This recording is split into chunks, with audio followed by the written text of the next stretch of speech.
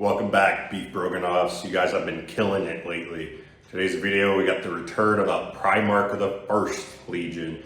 Before we get to that, don't forget to like, comment, subscribe, and check out the merch below. Now, let's get into action. The void was a graveyard, and the graves were still being dug. Lord Militant Corvin Hale stood upon the command deck of the Indomitable Faith and watched his convoy die. The air tasted of hot metal and recirculated fear, cloying on the tongue, thick with the stale incense pumped from brass censers along the vaulted ceiling. Picked screens wrapped the bridge in ghost light, each one a different angle, on the same drawn-out execution. Green icons winked out across the main hololithic display. Each fading rune marked a ship that had held men, armor, munitions, hope. Each became a smear of static as lance fire gutted another hull and spilled its crew into the dark.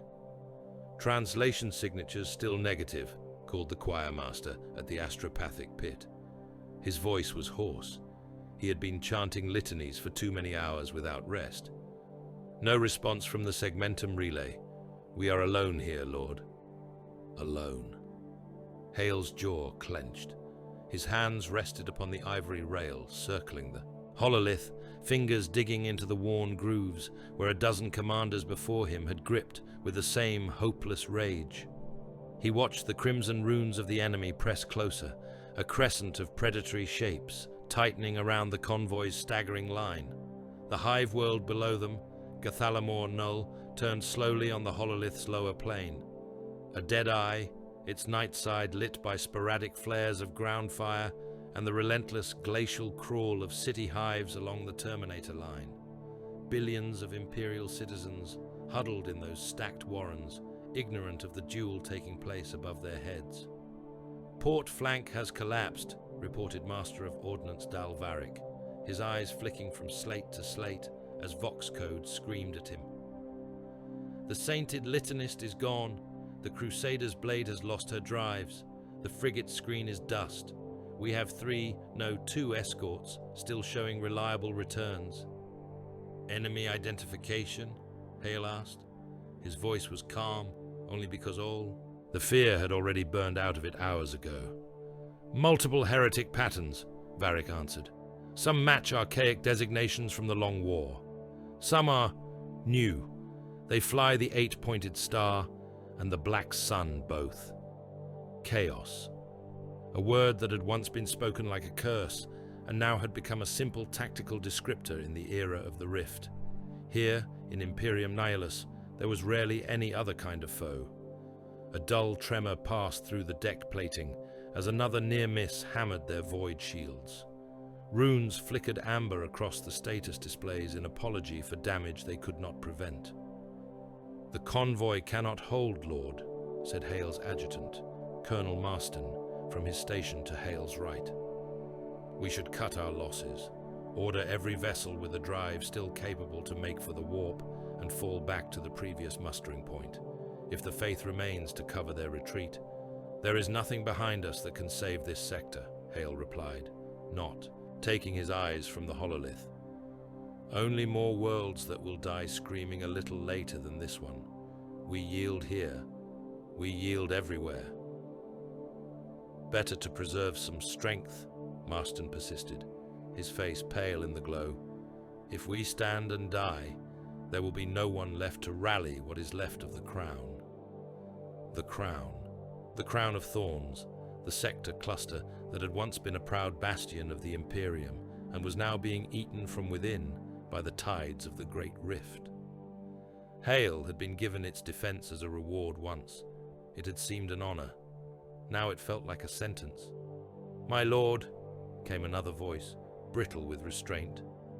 Navigator Primus Aurelian, his third eye hooded by a bronze mask inscribed with wards that had begun to crack and peel since the Rift's birth.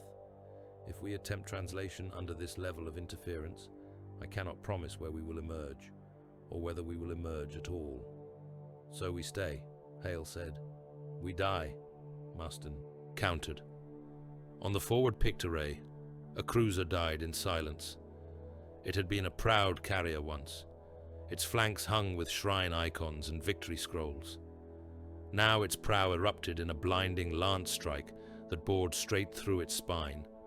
The vessel tore itself apart in silence, atmosphere and bodies venting in a frozen plume as fire consumed its decks. Its rune on the hololith flickered, shrank, vanished. A murmur ran across the bridge. Someone cursed. Someone else whispered a prayer. One of the junior officers made the sign of the Aquila with trembling hands. "Enemy flagship altering vector," Varric said. "She is bringing her full broadside to bear. Recommend we present our prow, brace for the storm, and pray." Hale exhaled. The sound felt like the last breath of something larger than him. "Signal the convoy," he ordered. "All vessels to close on the Faith. We make our stand here." There was a moment's stillness, as if the bridge itself were holding its breath. Then the Auspex stations began to scream. The sound was not mechanical, not entirely. The cogitator's alarm chimes overlapped with the raw, animal cries of the men tending them. Runes jittered and blurred. Lines of code overwrote one another in hissing streams of nonsense. "Interference spike!" shouted one augur officer. "Impossible mass signature translating in system." "Enemy reinforcements?" Marston demanded. "No," said Navigator Aurelian softly. The skin around his mouth had gone corpse white. "This is not a warp translation, not as I understand it." Hale tore his gaze away from the drowning hololith and strode down toward the Auspex pit, his boots clanging on iron decking worn thin by centuries of command crews. He leaned over the shoulder of the nearest officer, staring at the scrolling data. It looked wrong. Warp translations appeared on the augur as sudden spikes, jagged peaks of energy as reality shuddered and bent. This was not that. This was a slow build, a swelling presence that unfolded like the opening of a great wooden gate. Lines of rune code twisted into curves that his mind insisted on reading as branches and boughs, interlocking shapes forming the outlines of trees. "Is this a malfunction?" Hale asked. "There are no error codes, Lord," the officer whispered. Sweat ran in bright tracks down his cheeks. "The systems say this is real." Space ahead of the convoy began to change on the main pick screen. The familiar star-specked blackness clouded, as if smoke were pouring into the void from some unseen breach. That smoke thickened into a great wall of darkness, not empty like the void, but full. Hale stared, and in that darkness he thought he saw shapes, trunks, branches, an endless forest, rooted in nothing, stretching across the face of the stars. "Emperor, preserve us," someone murmured. In the depths of that impossible woodland, light flared. A point at first, then a line, then multiple flares, like fireflies igniting between the trunks. Each flare bloomed into a burning sphere as drive plumes bit, and the darkness fell away to reveal hulls, sliding into real space, without the violent wrench of a conventional translation. Vessels, warships, compact, heavily armed silhouettes, gun decks etched in emerald and bone. Old designs, older than any hull in Hale's beleaguered convoy, predatory shapes bearing the sword and winged icon of the First Legion. His heart stuttered in his chest. "Identification," he snapped. The machine spirits of the Auspex, still reeling from the intrusion, stabilized their returns. Runes flicked from unknown to allied. Names scrolled in high Gothic across the bottom of the screen, each one a fragment of history made manifest. Blade of Caliban, Oath of Redemption, Sable Hunt, other names, some unfamiliar to Hale, but heavy with the weight of antiquity. Battle barges and strike cruisers, all carrying the same heraldry, some marked with the chapter badges of successor brotherhoods of the Dark Angels, others bearing sigils that predated the age of apostasy itself. "All hands to battle stations," Hale ordered, though most of his crew were already there. His voice rang with something new, something he had almost forgotten he possessed. Hope. "Put me through to that fleet," he said. "Priority Alpha. Sector Command Authority. Now." The Vox Master's hands moved over brass toggles and bone keys. He recited the rites of connection under his breath, his lips moving in a steady stream of Binharic and Catechism. "Channel open, Lord," he said. "We are known to them. They have our ident codes." "Then why do they not answer?" Marston demanded under his breath. As if in reply, the main audio pickups crackled. For a heartbeat, there was only the familiar hiss of void noise, the background roar of the universe's dying remnants. Then that too fell away. A voice filled the bridge. "This is Lion L. Jonson, Primarch of the First," it said. The words were like a blade crossing a whetstone, each syllable honed and heavy. "You will hold." Hale realized he had forgotten how to breathe. The bridge crew stared at one another, eyes wide, some openly weeping. Men raised their hands in sign of the Aquila without conscious thought. Primarch, a myth given flesh and steel, a name out of the darkest days of the ancient civil war, when brothers had turned upon brothers and a galaxy had burned. A name most men knew only from the litanies of the feast days, spoken in the same breath as martyrs and saints. Hale swallowed. "Transmit our acknowledgement," he said, the words feeling clumsy in his mouth. "Confirm we stand ready to fight under his command." "Already done, Lord," whispered the Vox Master. He did not wait. On the hololith, the newly arrived fleet surged forward. The Blade of Caliban led the charge, its prow a great adamantine ram, crowned with the snarling lion of Caliban. Escorting it ran a screen of strike cruisers, their flanks bristling with weapon batteries and launch bays. They advanced, not in the cautious, shield-locked formation of the battered convoy, but like a hunting pack, darting in and out of the chaos crescent with contemptuous ease. "Enemy formation altering," Varric reported, his tone disbelieving. "They are trying to reorient to face the newcomers. They are too slow." The traitor ships, swollen with warp growths and crowned in brass, began to pivot. Their maneuvers were clumsy, designed for lumbering exchanges of broadside fire, not for quick reactive turns. The Lion's fleet sliced along their exposed flanks. Macro cannons spoke. Ancient guns boomed in thunderous salvos, their shells streaking across the void as incandescent spears that burrowed into corrupted armor and detonated deep within. Whole sections of heretic cruisers blew outward in gouts of metallic viscera. Lance batteries carved lines of stark white across the darkness, sawing enemy escorts apart like meat on an altar. "New translation spikes," cried an Auspex officer. "Short range, very short. This cannot be right, Lord. The readings are..." On the displays, reality blurred. The forest returned. It did not appear before the Lion's ships this time, but around them. For a heartbeat, the vessels of the First seemed to be sailing down shadowed avenues between Titan trunks, drive plumes painting the unseen bark in emerald and gold. Then the forest folded, as if some unseen hand had turned a page, and the ships were simply elsewhere. One moment, they were raking the heretic flank. The next, they were in the traitor's midst, prow to prow with vessels that had thought themselves safe behind layers of lesser meat. "By the throne," Marston breathed. They stepped, like the warp, but without the warp. Aurelian finished for him. His masked face turned toward them. Main screen, as if he could see with more than his mortal eyes. "These are paths I do not know. Paths through something older than the Immaterium, or far more new. On the flagship of the First, in a strategium older than most Imperial hives, the Lion of Caliban stood above his own hololithic display and watched the kill. His gauntleted hands rested lightly on the edge of a stone-carved table. The hololith's light painted his face in shifting greens and whites.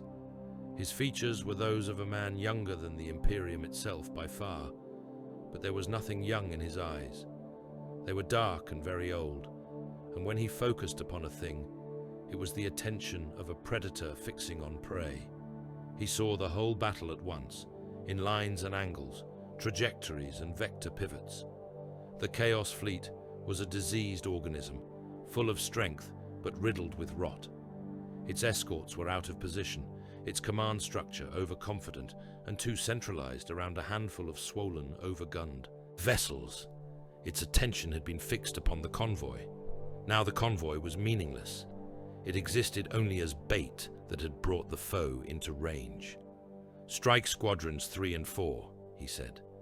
His voice was quiet, but the vox carried it to every helm and firebank, every cannon deck. "Angle down, sever their outer claw." Gunship runes shifted, acknowledging. The lion's mind leapt ahead of the movement already, reading the trajectory trees branching from that simple order. Macro decks on the blade and the oath, to concentrate on that grand cruiser's spine. Ignore the gun decks, break the spine, and the rest will follow. He did not need to consult range or firing solutions. Those calculations sang to him in the same way the wind through Caliban's forest once had. Distance, pressure, angle, the rhythm of prey in motion. "Shadow step on my mark," he said. "We cut their heart out from within." Beside him, Sir Malkiel watched in silence. The ancient Astartes stood in armor that was a patchwork of histories. The forest green of the first, beneath more recent obsidian, both overlaid with symbols carved into the ceramite in painful, deliberate strokes. Chains and seal scripts tied his plate together, marking him as fallen, judged, then risen. On his pauldron, a stylized lion's head had been etched over an old, defaced winged sword. "You are quiet, Malkiel," the Primarch observed. "I am remembering, my lord," the Astartes answered, his voice a low rasp. "The last time I saw you standing over a hunt. You were a little taller than your brothers even then, but you still wore only leather and mail. The beast we sought that day thought itself too vast to fear anything in the forest." "And did it fear?" the lion asked. "Not until you were already tearing out its throat," Malkiel said. "It died without understanding how you had reached it." The Primarch's mouth twitched. It might have been almost amusement, or something far colder. "Mark," he said. The forest came for them again. To mortal eyes, it was madness. Sensors screamed, logic broke, machine spirits gnashed their teeth in rage at the twisting of reality. To the lion, it was simple. He had walked these ways in his dreams long before he had ever sailed them with steel and fire. The paths between the stars were shadows of trees, and he moved along them with the same instinct he had once used to stalk great beasts beneath Caliban's canopy. The blade of Caliban and her escort pack blurred into darkness, into the memory of a place that no longer existed. For an instant, there was the scent of wet earth and sap, the sound of distant horns, and the rumble of something vast moving through undergrowth. Then the forest closed and opened again. The lion's fleet erupted into being in the dead heart of the Chaos formation. Enemy Vox channels howled in ruptured fury. Traitor captains cursed and screamed as emerald hulls loomed in, every direction, gun batteries already tracking, launch bays already vomiting out storm of attack craft. Macro cannon fired at ranges measured in handfuls of ship lengths rather than comfortable salvos. An entire heretic cruiser vanished under the blade's first full volley, its midsection vaporized, its twisted prow and stern spinning away from one another, trailing molten slag. Strike cruisers raked the flanks of a corrupted battleship, their lances sawing open armor grown like bone. Torpedoes bored into exposed guts and blossomed into suns. On the indomitable Faith, the hololith's representation of the Chaos Fleet dissolved into a chaotic storm of wreck markers and emergency runes. "He is not fighting them," Varric stammered. "He is butchering them." Hale leaned closer to the display, watching emerald icons dance through the red storm. "Signal all surviving vessels," he ordered. "We advance. Every gun that can fire, fire. Every torpedo that can be spat, spit. We join the slaughter. The Faith's ancient drives howled as they bit and dragged the wounded battleship forward. On the main pict, the enemy flagship loomed, a baroque monstrosity crowned with a brass fortress and studded with demon faces along its hull. Slave barges clustered around it, fat and slow, bound by chains of hard light and metal. They are using hostiles as shields, Varric said. Those barges are full of Imperial prisoners. Their life signs are packed, Marston finished, his voice sick. The Lions saw it too. On the Strategium hololith aboard the Blade, the cluster of barges burned in a different shade, their energy signatures distinct. The enemy flagship was trying to break away, burning hard, presenting its captives between itself and the guns of the first. Target those slave hulks, the Lion said. There was the briefest of pauses, only the barest hesitation. One of our salvos will gut all of them, Lord, murmured a gunnery, captain over the Vox, a mortal officer, brave or foolish enough to voice what many were thinking. Tens of millions of souls. If that ship escapes, the Lion replied, it costs more souls in the next campaign than you can count in 10 lifetimes. Fire. Macro cannon on the Blade's starboard flank roared. Shells the size of dropships screamed out, burning with captured suns. They hit the slave barges like an executioner's axe. On the Faith's bridge, Hale watched those target runes blink and vanish. He imagined the holds within, packed with men and women who had once worn his sigil on their sleeves, now smashed into paste and fire, without ever knowing their Primarch had walked in the same void as they did. He swallowed bile. Emperor, forgive us, Marston whispered. He will not, Hale said, not if this fails. The Chaos flagship, robbed of its living shield, took the next salvo across its prow. Armor cracked, shattered, then blew outward in a storm of metal and gore as magazines cooked off. The prow guns went to slag. Secondary explosions rippled down its spine, lighting its hull in a crawling chain of blue-white fire. Boarding range in moments, Varric said. There was iron in his voice now. The impact of victory had not softened him. It had simply given him something else to do, besides die. Multiple Astartes torpedoes already away. On the pick screen, Hale saw them, lines of silver streaking from the Emerald Fleet, each one a mailed fist hurled into the enemy's open mouth. Some were intercepted, shredded by desperate point defense batteries, or swallowed by explosion. Enough got through. Lord Militant, Vox crackled. The new voice was like stone on stone, deep and unyielding. This is Sir Malkiel of the First. The Primarch bids you witness. Hale blinked. Witness? He repeated. You command the mortal host of this crown, Malkiel said. You will see how he makes war in your name. You will understand the price that will be paid. I do not understand, Hale said. You will, the Astartes answered. A boarding party is about to depart from the Faith. Make ready, Lord. Your presence has been requested. Requested by whom hardly needed asking.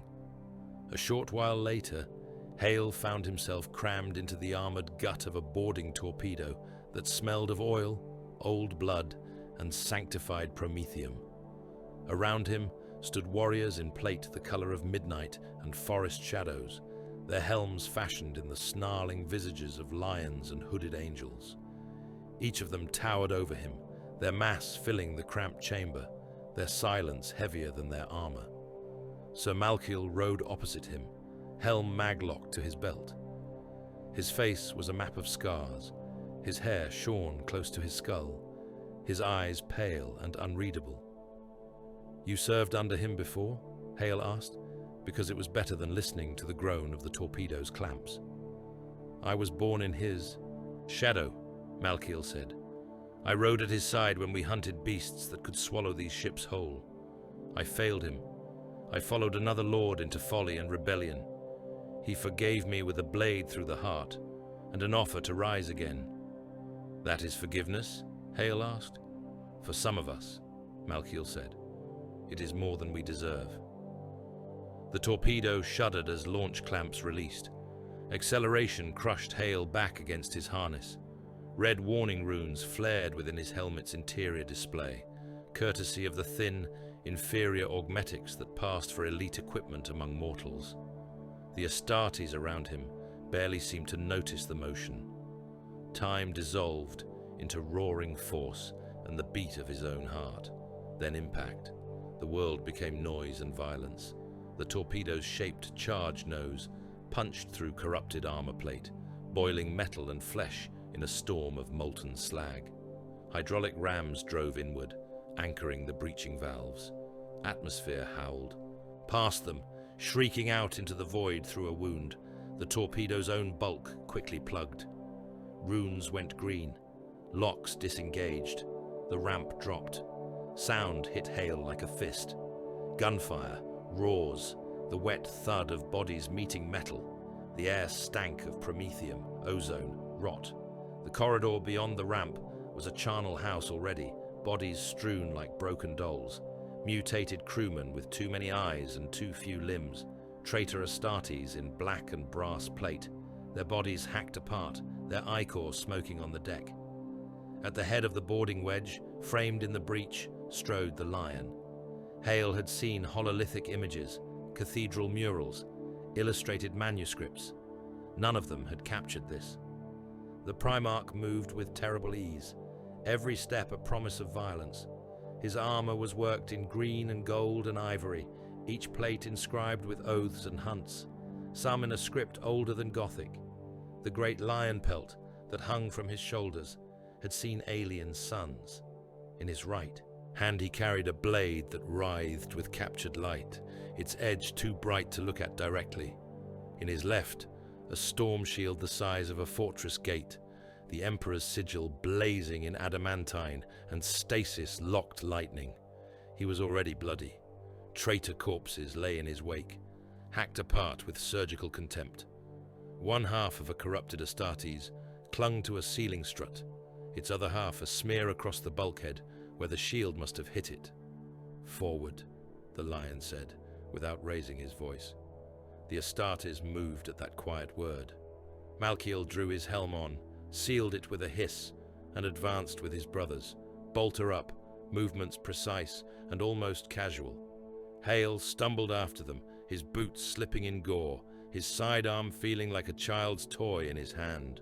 The corridors of the Chaos flagship were swollen with warped growths. Metal bulged like diseased flesh, studded with weeping eyes. Chains hung from the ceiling, some ending in hooks, some in skulls, some in things less easily named. Every surface crawled with corruption. The Lion ignored it all. A traitor Astartes rounded a corner ahead, bellowing a war cry in a language that tasted of rust. His armor was a patchwork of Legion colors, all overlaid with brass icons of the Dark Powers. His chain axe howled. Fealty's point took him in the mouth. The Lion moved too fast for Hale's mortal eyes to follow. One instant the traitor was there, roaring and charging. The next he was pinned to the wall by the Primarch's sword, his head split, the blade buried to the hilt. The Lion ripped the weapon free, bisecting helm and skull, and stepped through the spray without breaking stride. They met resistance at a choke point, where the corridor opened into a wider chamber. Gun nests had been carved into the walls here, heavy stubbers and Reaper autocannon already spitting death down the approach. Hale threw himself behind a jut of metal as rounds chewed the air. A mortal body would have been reduced to meat in heartbeats. The Lion lifted his shield and walked. Rounds screamed against the Emperor's shield in a storm. Sparks flared and died. Some of the heavy shells struck with force enough to crate a battle plate.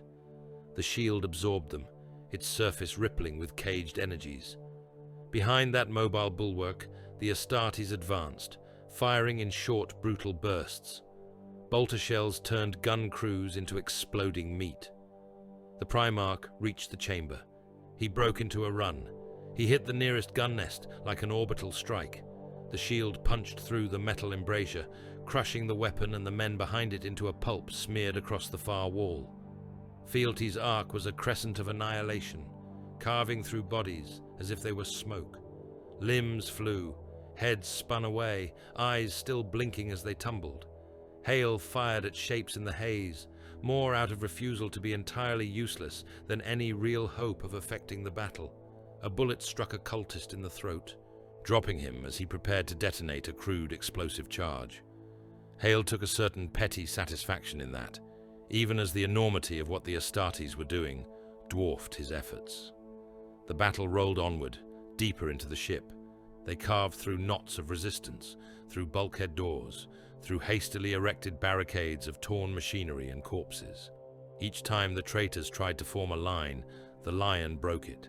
Each time they attempted a flanking move, Malkil and his Risen were already there, bolters growling, swords reaping. At last, they reached the bridge. The great portal had once been a proud slab of plasteel and brass, etched with the sigil of whatever loyal fleet this vessel had once belonged to before it had been twisted into a heretic's throne. Now it was a mass of welded plates and bone, skulls mortared into the gaps with dried gore. The Lion drove his shield into it, once, twice. On the third impact, the portal tore free, crashing inward in a storm of fragments. The bridge beyond was a cathedral of blasphemy. The command throne had been replaced by a mound of skulls and chained bodies, upon which a bloated figure in rusted power armor sat, cables and tubes writhing from his flesh into the machinery around him. Demon fire burned in his eye sockets. His arms had been replaced by cannon and claw. He turned as the Lion entered, and his voice boomed with warp-echoed rage. "You dare board my vessel!" he roared. "I have ground down 1,000 worlds in the name of the true gods.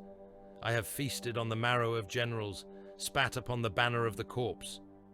The Lion crossed the distance between them in 3 steps. Fealty rose and fell. The heretic's tirade ended in a gush of blood and oil. The Primarch's blade sheared through armor, bone, and the throne beneath, cutting the corrupted lord into ragged pieces that slumped apart from one another like a puppet with its strings severed. Silence fell, smoke curled, from ruined consoles and shattered displays. Warp light guttered and died as systems collapsed. The bridge crew that remained alive cowered against bulkheads or lay prostrate on the deck, their minds broken. Corvin Hale realized he was on his knees. He had not intended to kneel. He had meant to stand, to meet this avatar of legend as one commander to another. Yet when he lifted his eyes, he found he had dropped to the deck without noticing, his hand still clenched around his sidearm, his knee pressed into the slick mix of blood and coolant. The Lion stood in the center of the bridge, his armor shining wetly, his blade dripping. His breath did not so much as hitch. His gaze moved over the ruin he had made, the dead enemy commander, the shattered systems. Those predatory eyes came to rest on Hale. "Get up," the Primarch said. Hale forced his legs to move. He rose, feeling the weight of the void and the war and all those dead souls pressing down upon his shoulders. The Lion watched him, expression unreadable. "The war has not even begun," the son of the Emperor said. Hale believed him. The astropath screamed until his throat tore. He hung in the center of the choir chamber like an offering, suspended in a cradle of black iron and bound parchment. Cables as thick as a man's arm burrowed into his spine and skull, drinking the dribble of his soul as it leaked across the void. His blind eyes rolled back until only the whites showed, his tongue swollen and purple between cracked lips. Other voices joined his, a dissonant chorus of broken men chained into a single servile mind. They chanted half-heard names and half-remembered star coordinates, their words slurring into one another as each tried to shed the visions tearing at them from within. The air was full of the taste of copper and burnt incense. Sigils burned on the walls, warding and binding both, holding the screaming tide of the warp at bay by sheer stubborn faith and the Forge's most brutal abuses of ancient science. The robed figure standing on the chamber's outer ring made the sign of the Aquila with one hand, the other clutching his staff, so hard the knuckles were white. "Again," he said over the wail of the choir. "Say it again." The focal astropath's head snapped forward as if struck. Blood ran from his nose in twin threads. "The lion," he croaked. "The lion walks the void without light. The lion rends the dark. The first returns." The robed figure, his skull-faced helm marking him as one of the inner circle's black-robed brethren, turned his pale gaze to the hololithic plate before him. Ghostly icons flickered there. Fragments of transmissions scraped raw from the immaterium. A battered battleship's ident rune. The echo of a call sign from a distant sector command. A wordless burst of awe from some unknown mortal vox. One symbol burned brighter than the rest. The winged sword, the lion. The old sigils of Caliban writ in psionic fire. The rock turned slowly in the dark between the stars, its cyclopean bulk catching distant starlight on obsidian battlements. Deep within the fortress monastery, in chambers carved from the heart of what had once been a dead moon's core, there were places older even than the chapter that now called this place home. In one of those places, Supreme Grand Master Azrael listened to the report and felt as if the weight of 10 millennia shifted upon his shoulders. The audience chamber of the inner circle was shaped like a spearhead, driven deep into the stone. Candles burned along its walls, their smoke thick with sacred oils. The light picked out the armor of those gathered, turning dark green and bone white and black into molten metals. Azrael stood beneath the great hanging statue of the winged sword, his helm mag clamped at his hip, his braid of service reaching nearly to his knees. The lion helm rested on the stand before him, its leonine visage snarling in eternal fury, its iron mane frozen mid-roar.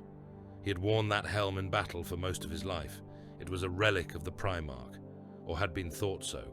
Now, perhaps, it was only a reminder. "So it is not just the tales of refugees," murmured Ezekiel, robed in the deep blue of the librarius, his hood shadowing his shaven head and the strange black tattoos that traced his brow. "Not merely the fevered ravings of men broken by the rift. We have confirmation, multiple confirmations." The choir master would not risk falsehood in this chamber, one of the robed interrogator chaplains said, his skull mask gleaming. Nor are astropaths capable of invention on this scale. They see what they see. "They see much," Azrael said, his voice even, betraying none of the turbulence that churned beneath it. "The warp wears many faces. The changer of ways delights in masks." "In this, I sense no deceit from the great enemy," Ezekiel answered. "The pattern of the messages, the emotional resonance, it is too focused, too coherent. It is like the sound of a single blade sliding from its scabbard in the midst of a battlefield's din." Azrael's gaze went to the hololithic display that dominated the chamber's center. It showed a rough projection of Imperium Nihilus that severed half of the Imperium adrift in the lightless shadow of the Great Rift. Whole swathes of space were marked in sullen crimson or void black, indicating regions where no vox or astropathic contact had been possible since the birth of the wound in reality. In one cluster, near the ragged edge of their partial charts, a handful of runes burned brighter, astropathic echoes, vox fragments, reports from surviving ships. Together they outlined something like a path. "Gathalamor Null," Azrael murmured. "The Crown of Thorns cluster. Lord Militant Hale's last reported staging ground." "Hale yet lives," said the robed brother who had brought the choir report. "He signaled confirmation. Ident codes match the archives. He claims to have fought alongside." He hesitated. "Say it," Azrael told him. "He claims to have fought alongside Lionel Jonson." Silence spread out from the words like a shockwave. They had all spoken the Primarch's name, in private litanies, in oaths, in the quiet of their own souls. To hear a mortal officer utter it as a fact, as something that had walked a deck and shed blood beside him, was different. It dragged the name out of myth and into the cold light of the present. "That is impossible," one of the younger masters said bluntly. His armor was marked with the icon of a successor chapter, but his knelt place in this chamber showed his admittance into their darkest brotherhood. The Primarch walked in the time of the heresy. He returned to the rock in the aftermath and took his vigil. There has been no word since, for 10,000 years. "For more than that," another murmured. "We have lost count of the exact span. It is simply called 10 millennia for convenience now. Facts are not constrained by what we think should be possible," Ezekiel said softly. His eyes were distant, as if he were listening to something only he could hear. "I have felt something moving in the current since the rift split the sky. A presence cutting against the flow, like a hunter walking upstream through a flooded river. I did not dare to name it." Azrael looked down at the lion helm. The sculpted eyes stared back, unblinking. "The Imperium is not what it was," he said. "A Primarch has walked among men again already. The Lord Commander of the Imperium bears his father's blood. Perhaps we are fools to be so surprised that another of the Emperor's sons would rise in this hour." "He is not any son," muttered an interrogator chaplain. "He is ours." "He is more than ours," Azrael thought, but he did not speak the words. "Summon the masters," he said instead, "and prepare the rock to translate along the nearest stable vectors we can calculate toward the crown.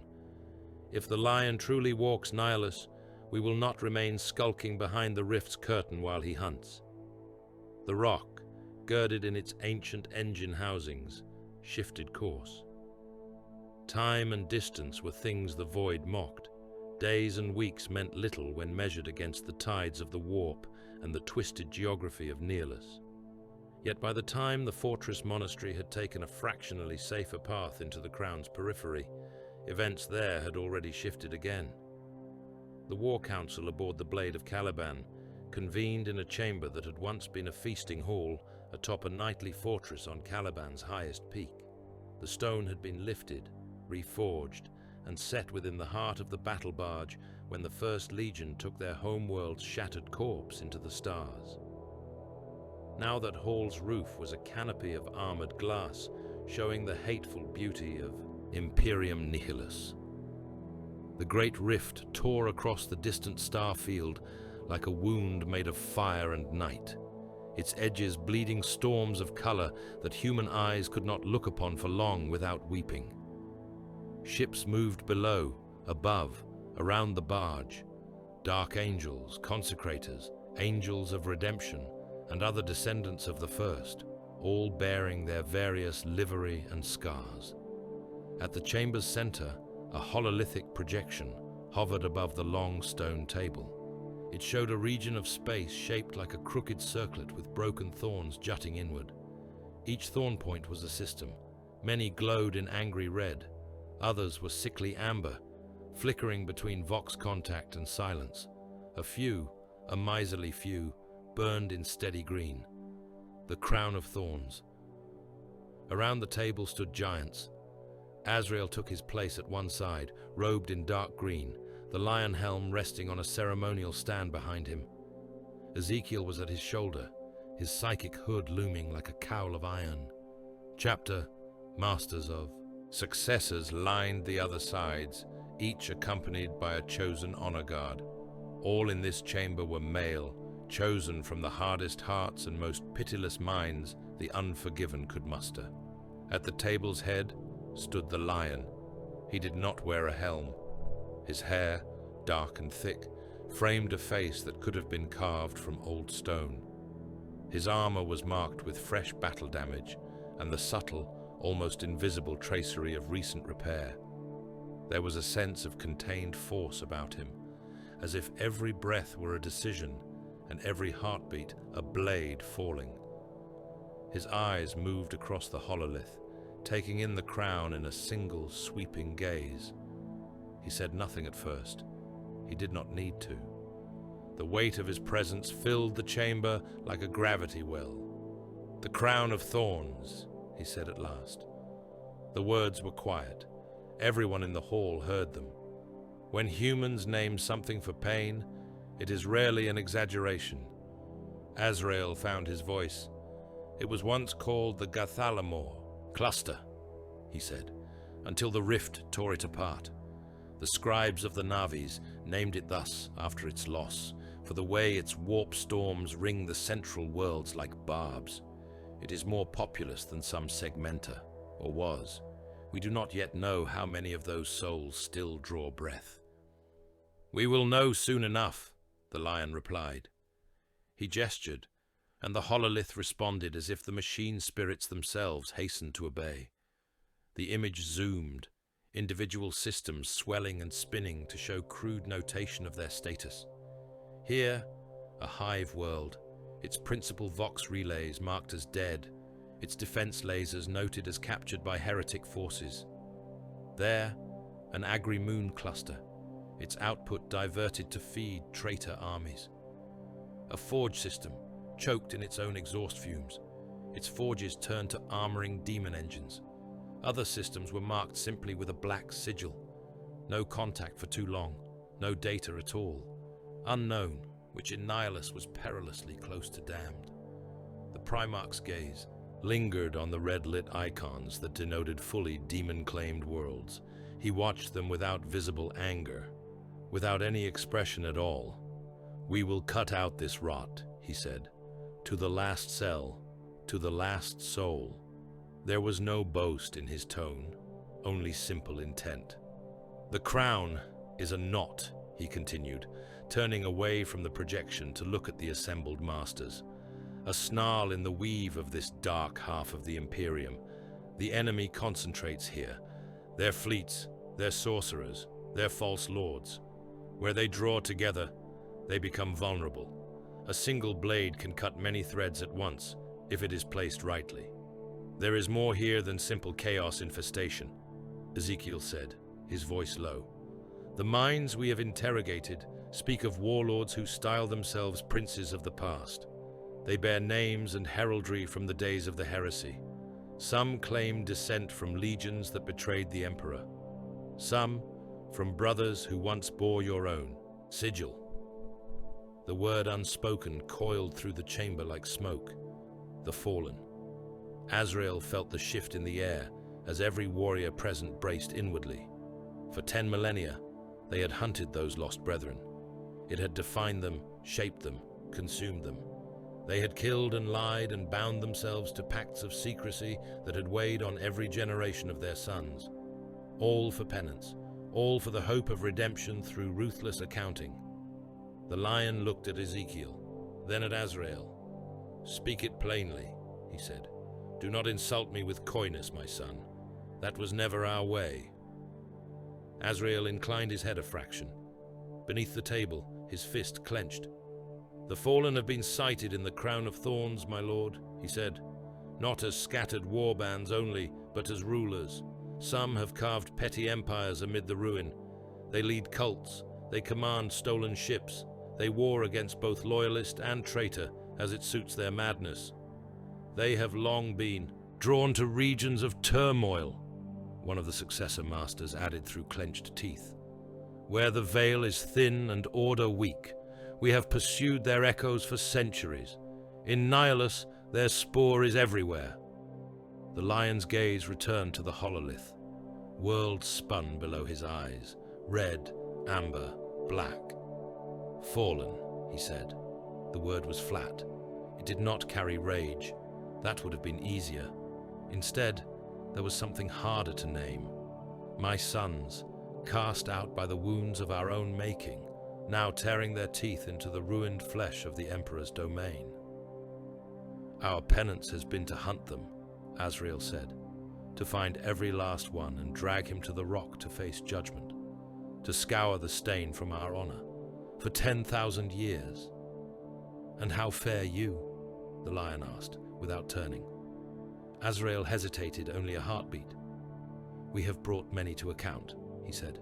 "Not enough, never enough. They are legion, scattered through space and time. Each one that survives is a knife lodged in our past. The Primarch nodded slowly. I have seen some of them already, he said, on worlds drowned in the rift's filth. Men who once rode at my side, now wearing rags of ancient livery over armor etched with dark sigils. They knelt for gods who were not the Emperor. They spoke to me of betrayal, as if they understood it. And you slew them, one of the interrogator chaplains said. It was not a question. The lion's eyes were Old Forest shadow when he turned to face them fully. I offered them choice, he said. Those that refused, I slew. Those that accepted. He inclined his head toward where Sir Malkiel stood among the honor guards. The Risen stepped forward without being called. The light caught the broken sigils on his armor. I returned them to their duty, the lion said. Scarred, marked, but wielded once more as blades. Unease rippled around the table like a low growl. Forgiveness, murmured one of the chaplains behind his skull helm. The words sounded like an accusation. Penance, corrected the lion. Forgiveness is a word for men whose actions harm only themselves. My sons harmed a legion, an imperium. They do not deserve absolution. They deserve the chance to die earning it. You have made an art of breaking them. I will make an art of using what remains. There are some crimes that can only be paid for in unending torment, the chaplain said, his voice as steady as a bolter's firing cadence. The fallen turned their blades upon their brothers. They spat upon your name. We have built our doctrine upon this truth. We are the unforgiven. And I am the one they wronged, the Primarch replied. His tone never rose, but the room seemed to grow smaller around his words. Your doctrine is a tower you have built on the foundations of my absence. It has kept you strong in ways. It has twisted you in others. Do not mistake the tower for the ground. Beneath, Azrael felt the burn of every eye. The secrecy was our burden, he said, meeting the lion's gaze without flinching. To hide our shame from the wider Imperium, to atone in silence. It has been the core of our brotherhood, the reason we stand apart even from those who share our gene seed. If we now turn from that, you will not turn from it, the lion said. You will expand it. The hunt for the fallen does not end. It becomes part of something larger. He extended one hand. Fingers splayed over the hololith. The projection of the crown swirled beneath his palm. This is the hunt of the crown, he said. A war of reconquest across these systems. Not merely to stem the tide of chaos, though that alone would be reason enough, but to draw the fallen into the open. They have grown fat here, in the shadow of the rift. They have grown bold. We will cut their roots from the soil. The words settled like a new oath in the air. A successor master, from the angels of vengeance, inclined his head slightly. Then our obsession becomes a crusade, he said, finally honest with itself. Behind him, an interrogator chaplain's hands tightened on his crozius. Beware, brothers, the chaplain murmured to his nearest fellow, so low only the Astartes around him could hear. We have lived by the hunt for ages. It has been our compass and our lash. If the Primarch makes of it only one weapon among many, if he spreads our sin across new campaigns, does he not risk lessening the fervor that has defined us? Another chaplain, older, his skull helm cracked and repaired many times, leaned closer. The Primarch's word is doctrine, he said. We are not the judges of his intent. We are its executioners. Then we must hope his intent does not lead us from the path we bled to keep, the first replied. At the lion's signal, the doors at the far end of the hall opened. Lord Militant Corvin Hale strode into the War Council chamber with the stiff gait of a man who had endured too much gravitic stress in too few days. His guard greatcoat was torn at the shoulder and stained in a dozen places with dried blood. His rank insignia sat crooked on his collar. He had refused a fresh uniform. Such things took time and resources best spent elsewhere. He stopped well short of the table and dropped to one knee. the regulation prayer of allegiance forming on his tongue before he caught himself. These were not merely Astartes. This was something else. "Rise, Lord Militant," Azrael said. His voice was kinder than it had been in centuries, perhaps because he remembered that, not so long ago, he too had been merely a man in the presence of a legend. "You are not a penitent before an altar. You are a commander reporting to your superior." Hale rose. His eyes were drawn irresistibly to the Primarch. The Lion watched him with the same attention he had given the Hololith. "You have walked the crown more recently than any of us," the Primarch said. "Explain its state." Hale swallowed. His vox-scarred voice rasped. "The crown of thorns comprised many score worlds," he said. "Hive stacks beyond counting, agri-moons, forge systems, a number of shrine worlds and fortress bastions. Its total population, in the days before the rift, was recorded as in the low trillions. Enough flesh to feed 100 crusades and still leave workers on every assembly line." He gestured weakly toward the Hololith. "Now, a significant portion of those worlds are either cut off entirely or known to be in direct heretic hands. Warp storms ring the cluster. Transit is treacherous. Communication is worse. We have confirmation that at least 100 regiments worth of Astra Militarum tithe have been subverted or destroyed. Several forge worlds now feed their output into traitor hands. The crown is a campfire of damnation in Nihilus, drawing every carrion lord for sectors around." "And yet you held," the Lion said. "There was no mockery in it. No praise either. Simply observation." "I endured," Hale corrected softly. "Holding implies control. I had none. I merely died slower than others." "Slow death is still resistance," the Primarch said. "Now we will turn it into attack." The Hololith shifted again. This time, certain worlds were outlined with a cold white halo. "These systems," the Lion said, "lie along the outer ring of the crown. Their strategic value is moderate. Their spiritual value is negligible. Their current status is contested or unknown. We mark them as expendable." Hale blinked. "Expendable, my lord?" he repeated. "Cordon worlds," the Primarch said. "They will serve as killing grounds and fire breaks. If demonic incursions swell beyond control in the inner systems, we will unleash orbital fire upon these worlds to create a ring of ash that contains the spill. Their populations will be spent to save those beyond the crown's reach." Hale stared at the highlighted worlds. He could not help but see them as they had been on his old charts. Names floated up unbidden. Hive cities where he had walked the battlements with planetary governors. Agri-plains where conscript levies had drilled under his gaze. Forge moons where tech priests had muttered Binharic blessings over tanks newly rolled from the Manufactoria. "How many souls?" he asked before he could stop himself. "How many do you consign to die as a cordon?" The Lion's gaze did not waver. "Enough," he said. Hale clenched his jaw. "These are not numbers, my lord," he said. "They are men, women, children, whole generations born under the Aquila. They are terrified already. If we burn them, even as a last resort, we—" "Do you value those lives?" the Lion asked. "More than the species they are part of?" The question fell like an axe. Hale opened his mouth, closed it. His mind skittered against the sheer scale the Primarch spoke from.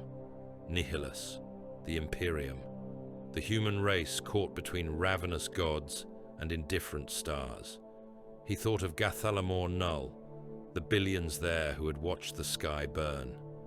He thought of all the others, further away, who would never even know they had been spared because someone else had died screaming in their place. "I value them as my duty," he said at last. It was a small answer. It was all he had. "But I am a Lord Militant. I will follow the war you set." "Good," the Lion said. There was no comfort in the word, only acceptance. Something moved at the edge of the chamber. Shadows deepened where there should have been none. forms the size of small men, cloaked in tattered robes that did not quite correspond to the laws of light, stepped from those shadows with silent tread. Their faces were hidden, their hands like gnarled roots. Watchers in the dark. The chamber's temperature seemed to drop a fraction. Even the Astartes straightened unconsciously when the ancient things glided forward. They bore relics in their twisted hands. Shards of stone worked in the old Calibanite style. A broken knight's shield, its heraldry split down the middle. An oath rod snapped in half. A fragment of sculpted relief showing a lion wrestling a serpent, the serpent's head shattered away. Without a word, the watchers laid these relics upon the stone at the lion's feet. Then they retreated, vanishing once more into corners that mortal eyes could not properly focus on. The Primarch looked down. His hand reached out, fingertips brushing one broken piece of stone. For a moment, his features shifted. Not softening precisely, but reflecting something that Hale, for all his ignorance of Caliban's lost history, recognized as memory. Caliban sends its omens still, the lion said quietly. The beasts we hunted then were of flesh and sinew. The beasts we hunt now wear worlds for hides and armies for claws. Yet the hunt remains. He straightened. This war is judgment, he said. Judgment upon the worshippers of the ruinous powers who have turned the crown into an altar. Judgment upon the fallen who have made of my son's shame a banner.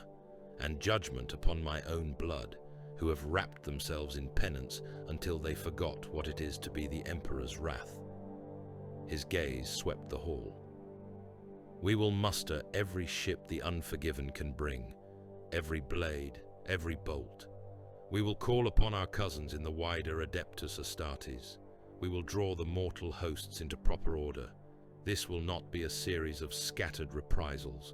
This will be a crusade. He turned and walked toward the far doors.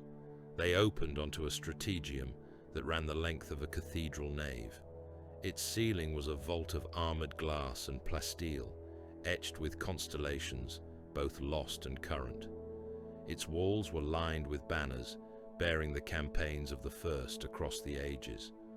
The floor was a mosaic of the winged sword, its blade pointing toward the hololithic dais at the room's center. The lion walked to that dais and placed his hand upon its edge. Machine spirits stirred. Hololithic star maps flickered into life, not just of the crown, but of surrounding regions. Fleet markers appeared as motes of light, each representing a warship of the Unforgiven or their allies. More appeared as the Lion's order went out across secure vox, astropathic whisper, and whatever shadowed paths he had begun to bend to his will. Summoning codes, battle standards, names written in cold fire. The rock responded, turning more of its hidden wombs toward war. Successor chapter fleets altered course, their masters already moving to answer the call. Astra Militarum marshals received sealed orders and began to divert troop trains and tank hosts toward new muster points. Titan legios stirred in their god engine cradles as ancient pacts were invoked. The strategium filled slowly with men in crimson-robed mechanicus vestments, in dark green armor, in sable plate marked with bone. Servitors clanked to their stations, cogitators hummed, cherubim fluttered, their perfumed fumes just barely masking the stink of oil and machine fear. Azrael stepped to the lion's side. "Your command, my lord?" he asked. The Primarch looked out over the growing storm of icons. "Summon them all," he said. "Every Unforgiven fleet, every mortal armada within reach. We will not nip at the edges of this crown. We will tear it from the brow of chaos and nail it upon our own." His voice carried through the great chamber, echoing from stone and steel and Saint Bone alike. Across the void, thousands of warships changed course. In garrison worlds and void docks, billions of men checked weapons, shouldered packs, and filed toward embarkation ramps, unaware of the name of the hand that had just signed their fates. The hunt of the crown had begun. Ephrael's crown had once been beautiful in the way that only a hive world could be, its continents flayed and reshaped into sprawling macro-hives, its seas boiled away to make room for manufactoria and ash plains. Seen from orbit now, it was a blasphemy written across its own skin. Lord General Militant Cast stood before a wide-picked window in his command spire and looked down upon the world he had stolen. The glass was armored, warded, layered with lenses and Auspex overlays. It turned the planet beneath into a ghost map of shifting runes and tinted fields. What had once been ocean basins were now vast plates of obsidian and slag, etched by servitor-guided excavation into the curving arms of 8 pointed stars. Entire continental plates had been blasted and rebuilt, hive clusters pushed into new alignments to form the barbed points. Where the geometry met, titanic warp beacons clawed at the sky, their pillars of crimson light stabbing into the low, cloud-choked atmosphere. From this height, the 8-pointed sigil of the dark gods was visible not as a symbol daubed on a wall, but as a scarament scored into the very crust. Each arm was a chain of hive cities, each point a bastion built from the bones of the old Administratum Cathedra and palace precincts. Void shield domes glimmered faintly over some of them, sickly green in the displays. Others flickered, their edges gnawed by repeated assault or ritual abuse. Cast smiled.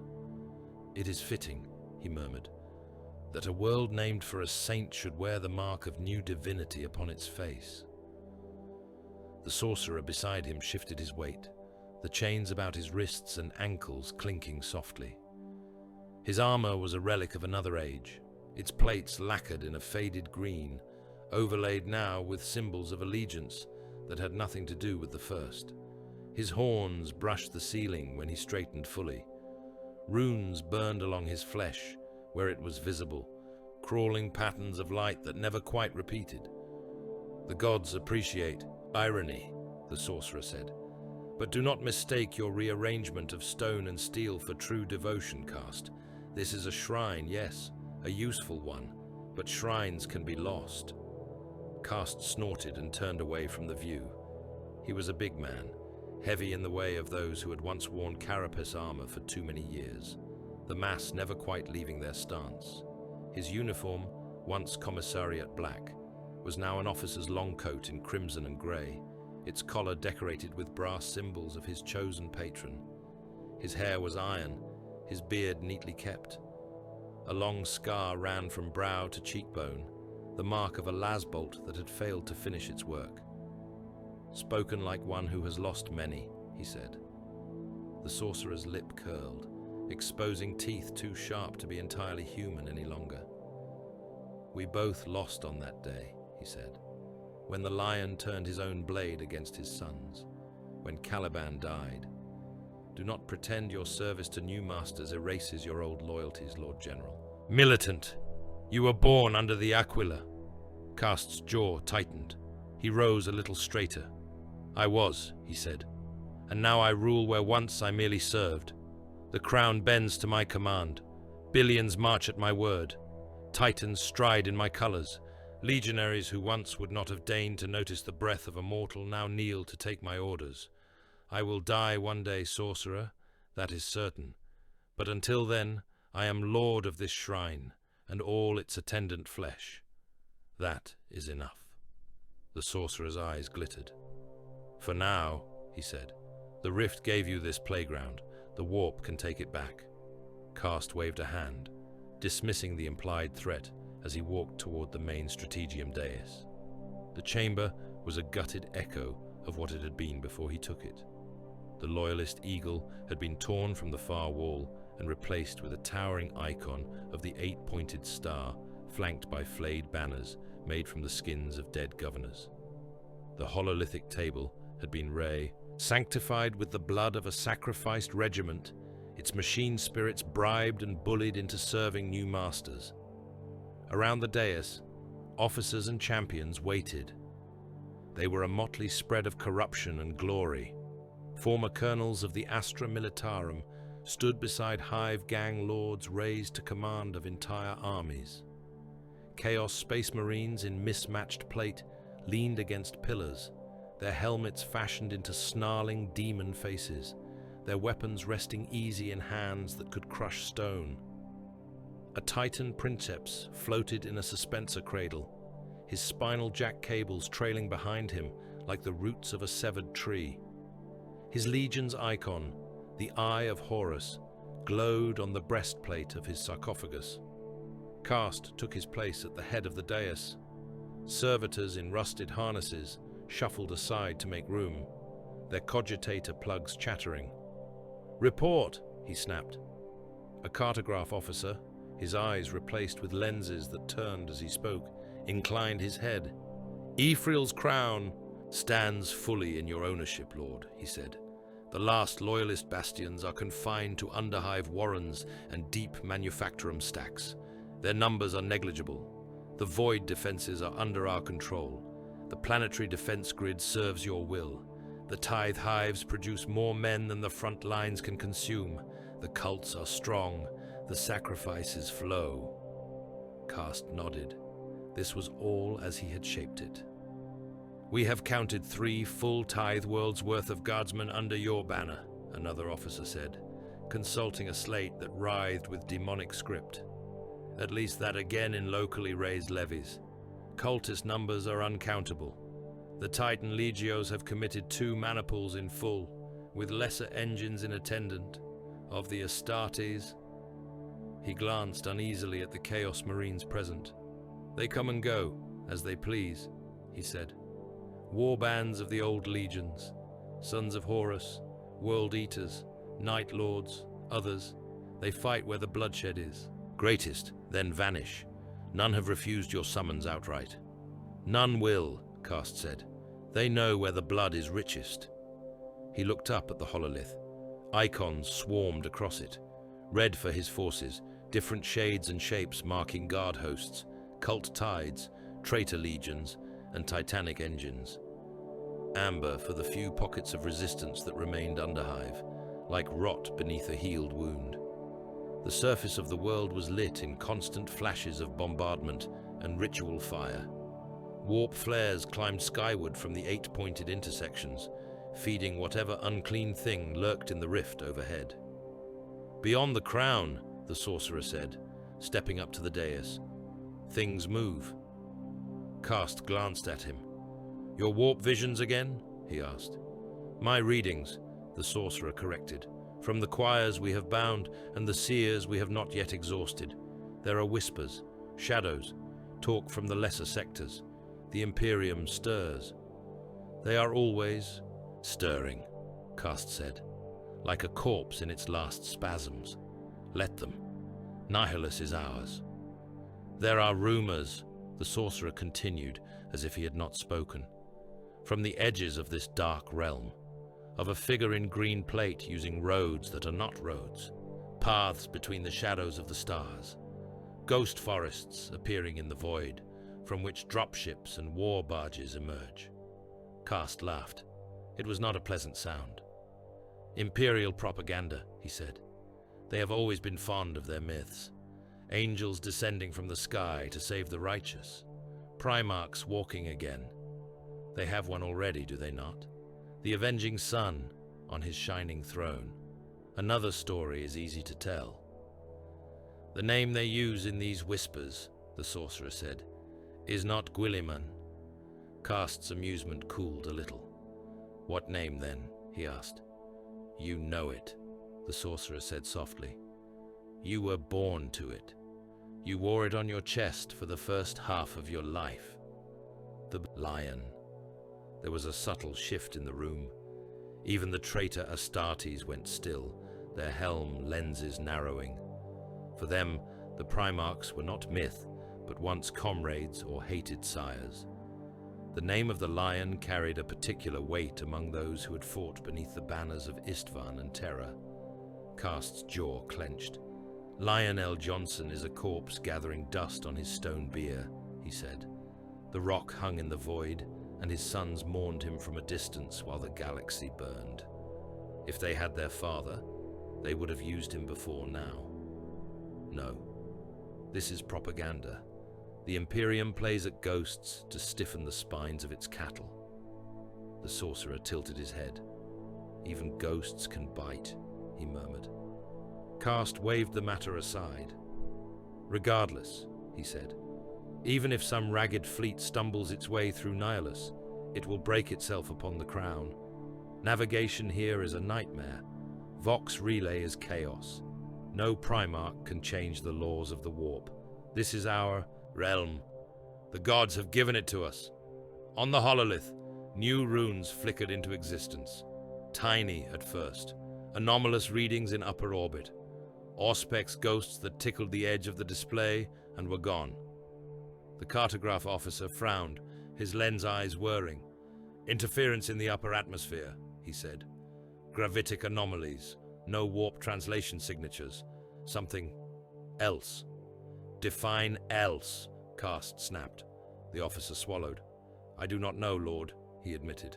The returns are... they are shaped oddly. Vague. Like trees. Karst felt a chill touch his spine. He stepped closer to the hololith. The display expanded the region in question. The upper atmosphere, where void and air met in a ragged seam, lit with thin bands of skein light as the world's shields flexed. Within that band, ghostly patterns moved. Not the sharp peaks of translation events, not the rolling eddies of warp storm interference. Something more subtle. Curving lines, branching, intersecting, branches, boughs, like the memory of a forest laid over the sky. Have the orbital defenses fire on the anomaly, he said. All of them. Bring the void shields to full. Launch the interceptor wings. I want anything breaking the upper atmosphere burned out of existence. Already done, Lord, the officer said, his hands moving across the input studs. Defense silos cycling. Titans receiving ready commands. Night households being roused. Orbital platforms reporting weapon locks. The anomalies are increasing, multiplying. They are resolving into... The picked Windows filters shifted. Karst looked up. His breath caught. Ships. They slid out of the clouded, unreal tree line in utter silence, their hulls gleaming in the sick light. Not the twisted, bone-grown carcasses of chaos warships, but clean lines and brutal practicality. Prows fashioned as rams, gun decks running the length of their flanks. Their colors were dark and deep, forest green, midnight, black and bone. On their sides, banners and markings in white and red, the winged sword, the lion, an armada in disciplined formation, bearing down on the world with the inevitability of a falling mountain. Karst's heart pounded once, hard. He cannot be here, he whispered. The sorcerer beside him smiled slowly. Apparently, he said, he can. In the void above Ephrael's crown, in a strategy chamber that had once been the hall of a Calibanite fortress and now hung inside the armored gut of the blade of Caliban, the lion looked down upon the same world through unblinking eyes. Holopics showed the 8-pointed scars carved into the planet's surface. The geometry of heresy was mathematically perfect. He could almost admire the work, in an abstract way, as one hunter might recognize another's cunning in the layout of a trap. Population? He asked. Row 97, a magos with more augmetic than flesh, inclined his hooded head. Pre-Rift census recorded Ephrael's crown at slightly under 30 billion registered souls, the tech priest intoned, his voice a stutter of vox-filtered syllables. Unregistered hive-bottom dwellers and undocumented factorum workers add an estimated 50% to that number. Current status is extrapolated from partial data. Our most conservative projections suggest that more than 9 parts in 10 of the surviving population have been compromised by heresy, mutation, or direct demonic influence. Enough to feed a god, the lion said. Hale stood at the edge of the hololith, his hands folded behind his back, the posture of a guard officer attempting not to show that his beliefs were being rearranged again. This world is a symbol, he said. "The traitors made it into one, a shrine. If we take it back, if we show that even a world this far gone can be broken to heal, the message will carry across the sector, perhaps even across Nihilus." "We do not take it back," the lion said. "We crush it under our heel. We grind the filth into paste and scrape what remains into new shapes. The message will be clearer that way." Azrael's gaze flicked to him. "You intend to make a spectacle," the Supreme Grandmaster said. "Yes," the Primarch replied. "The crown watches itself. Warlords and fallen both look here. They will see what happens to their brightest shrine. They will make choices based on that datum. We will shape those choices." Row 97's mechadendrites twitched. Standard Exterminatus would send a sufficient message, the Magos suggested. Atomics, cyclonic torpedoes, viral bombardment, all are efficient. The lion shook his head once. "No," he said. "Not yet. The enemy must see us walking upon the ground they believe theirs. They must see the first in the flesh. They must feel the fear that their myths have taught them." He pointed at the world. "We bleed them in public before we consider granting them the oblivion of fire." From the surface, the arrival of the crusade was first a feeling. Sergeant Joran Val crouched behind a slab of half-melted plasteel that had once been part of a factorum wall and tried not to breathe too loudly. The air stank of promethium and burnt meat. The floor of the underhive corridor was slick with a mixture of blood and oil that made every movement a risk. His lasergun's charge indicator blinked low amber.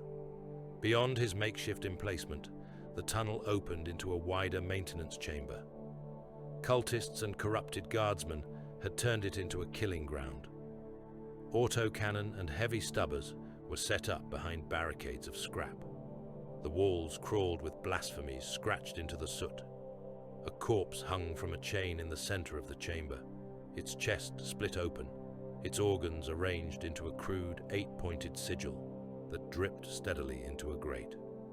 Val's squad lay around him. 10 men, stripped down to whatever armor they had managed to salvage, most of it scorched or riddled. Their faces were hidden behind rebreather masks and grime. Their names were just sounds now, battle curses and promissory oaths shouted in tight corridors. He knew each of them anyway, by the way they moved, by the rhythm of their breathing. "Ammo?" he asked over the squad vox, keeping his voice to a whisper. "Dry," came one reply. "2 packs left, Sergeant." "Half a charge," another muttered. "Been half for 3 hours now." "Knife sharp," said a third. "Always more comfortable with a blade than a gun. Do not need charge for that." Val grunted. "We hold," he said. "We hold this choke until the last." "The last what?" one of the men asked. "The last of us? Or the last breath before they gut us?" "The last bullet," Val said. "After that we use the knives." The vox on his belt crackled. He nearly tore it free, such was his surprise. For days now, the wider command net had been a graveyard, static, occasional bursts of screaming. Once, a voice chanting in a language that made blood run from the ears of those who listened too long. He had left it on anyway, out of habit more than hope. Now, through the hiss, came a voice he did not know, calm, clipped, not local. "All loyal elements, confirm status. Repeat, all loyal elements on Ephrael's crown, confirm status. This is Crusade Command. Call sign First Crown. Your world is under reconquest." Val stared at the Vox unit. "Say that again," he whispered. The Vox obliged. "Confirm status. This is Crusade Command. The First are inbound. The Lion walks. Hold your bastions. Reinforcements are descending." For a heartbeat, no one moved. Then laughter, wild and broken, barked from behind a rebreather. Another man made the sign of the Aquila so fast he almost knocked his own mask off. Someone sobbed once and turned it into a curse. "The First," one of the troopers breathed. "The Dark Angels." "The lion," said another. The word was reverent, disbelieving. "That is a legend, Sergeant, a saint's tale." Varl felt something stir in his chest that he had not realized was dead. "Legend or not," he said, "we have held this bastion against everything the traitors could throw at us. We can hold it a little longer. Hear me? We hold, because if we break now, we miss seeing whether that legend walks." In orbit, macro cannon spoke. The Crusades' opening barrage came not as a single curtain of fire, but as a series of hammer blows placed with surgical precision. The Lion had no interest in wasting ammunition on targets that could not threaten him. He targeted void shield generators, flak bastions, and the hardened redoubts that anchored the eight-pointed geometry. On picked feeds, titanic shells bloomed into incandescent suns as they struck their targets. Fortress mounds that had taken decades to raise were erased in heartbeats. Void shield domes shattered like glass, their failing fields shedding lances of lightning that crawled hungrily down hive spires. Each salvo killed millions. Each salvo also carved holes. Through those holes, the crusade fell. Drop pods screamed down through the atmosphere in tens of thousands. Their descent trails were meteors, their ceramite hulls glowing white-hot, shedding flaming fragments that rained across the lower hive levels. Thunderhawks followed in arrowhead formations, their engines howling, their holds full of battle brothers and war machines. Grav shoot regiments dropped in wide fans of black specks, the troopers beneath each canopy clutching their weapons and praying their grav plates held. The first wave hit the bastions closest to the eight-pointed intersection at the world's heart. There, traitor command structures were thickest. There, the Lion had decided, the first cut would be felt deepest. Sir Malkiel rode a drop pod, down at the head of the Risen.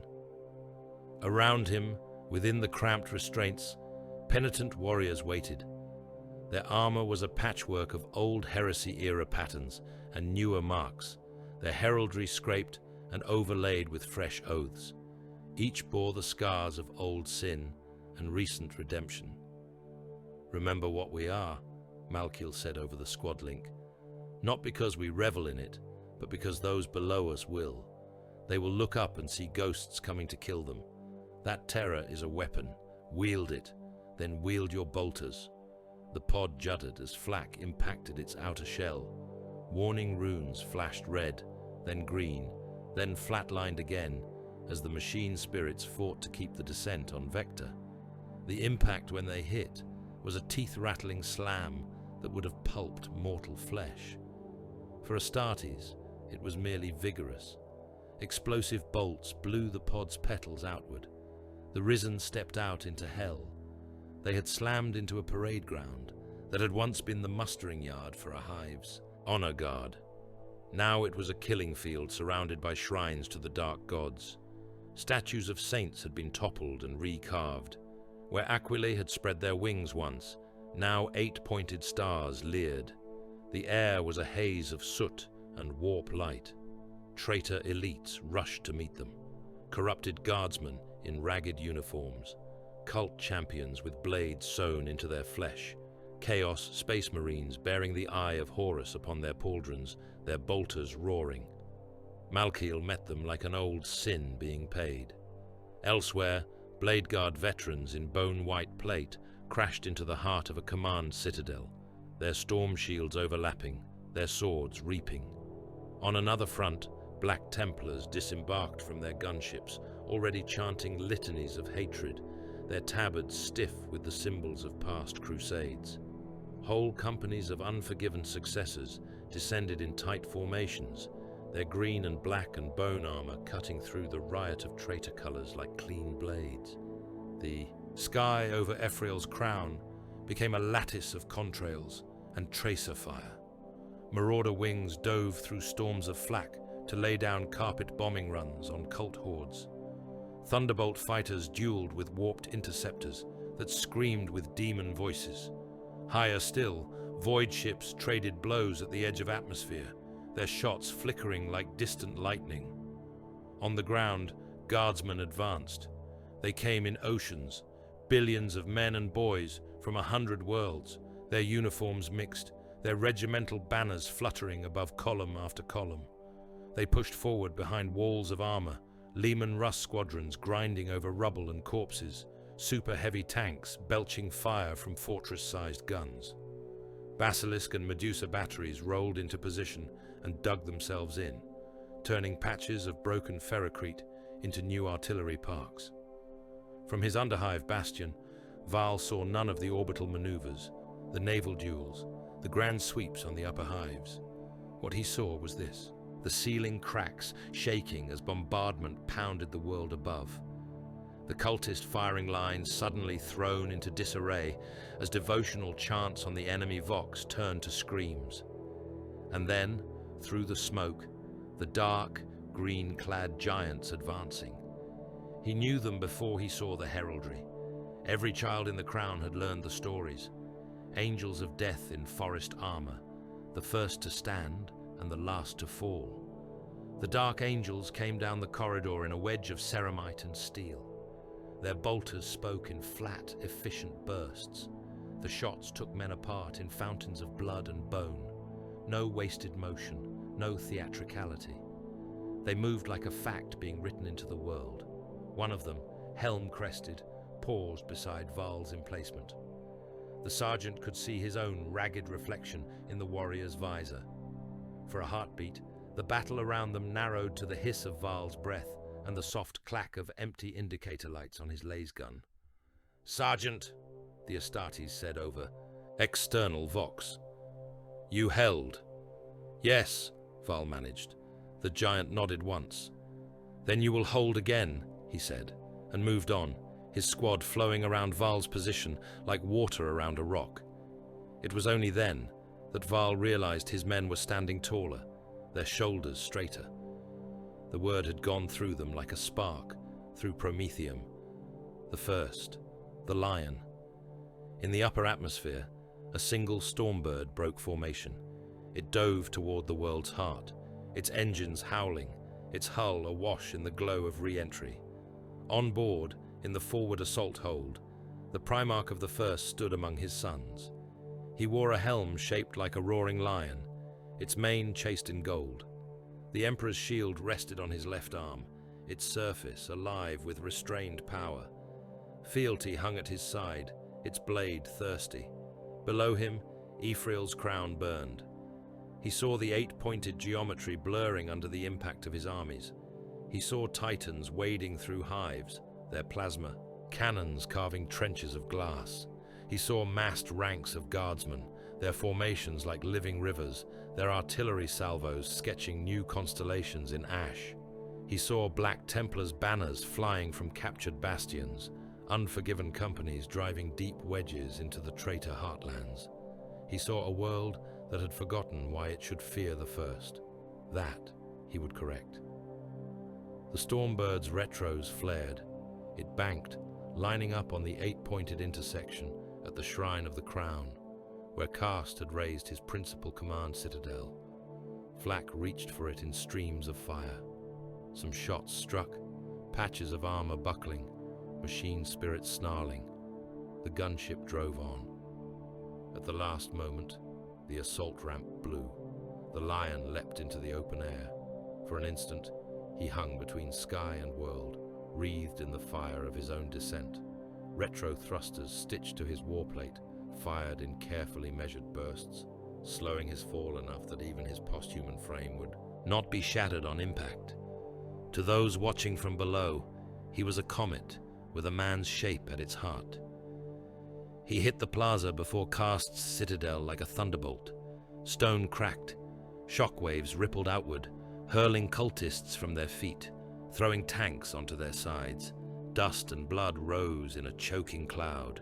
Through the storm, the Primarch's Vox carried, flat and clear on every loyal channel, and by deliberate design, echoing on captured traitor bands as well. "No quarter," he said. "No prisoners. This world will remember why it feared the first." The mustering world had no name that mattered. It had once, in the days before the rift, been a quiet administratum hub on the fringe of the crown of thorns, a place of slate skies and wind-swept plains where tithe ledgers were tallied and troop movements recorded in neat scripture. Now its air was a haze of exhaust and promethium fumes, its soil churned to mud and ash beneath the weight of a war the size of empires. Lord Militant Corvin Hale stood upon a gantry that stretched out from a mountainside bunker and looked down upon the crusade he had been told to assemble. It was like staring at the surface of a living world. Parade grounds the size of continents sprawled from horizon to horizon. Where once there had been grassland and scrub, now there were ranks of men, row upon row upon row, shoulder to shoulder in their billions. Regiment banners stabbed at the grey sky, each one a splash of colour and history in the uniform sea of flak armour and lace guns. Hale watched a single column of infantry wind its way across the plain below.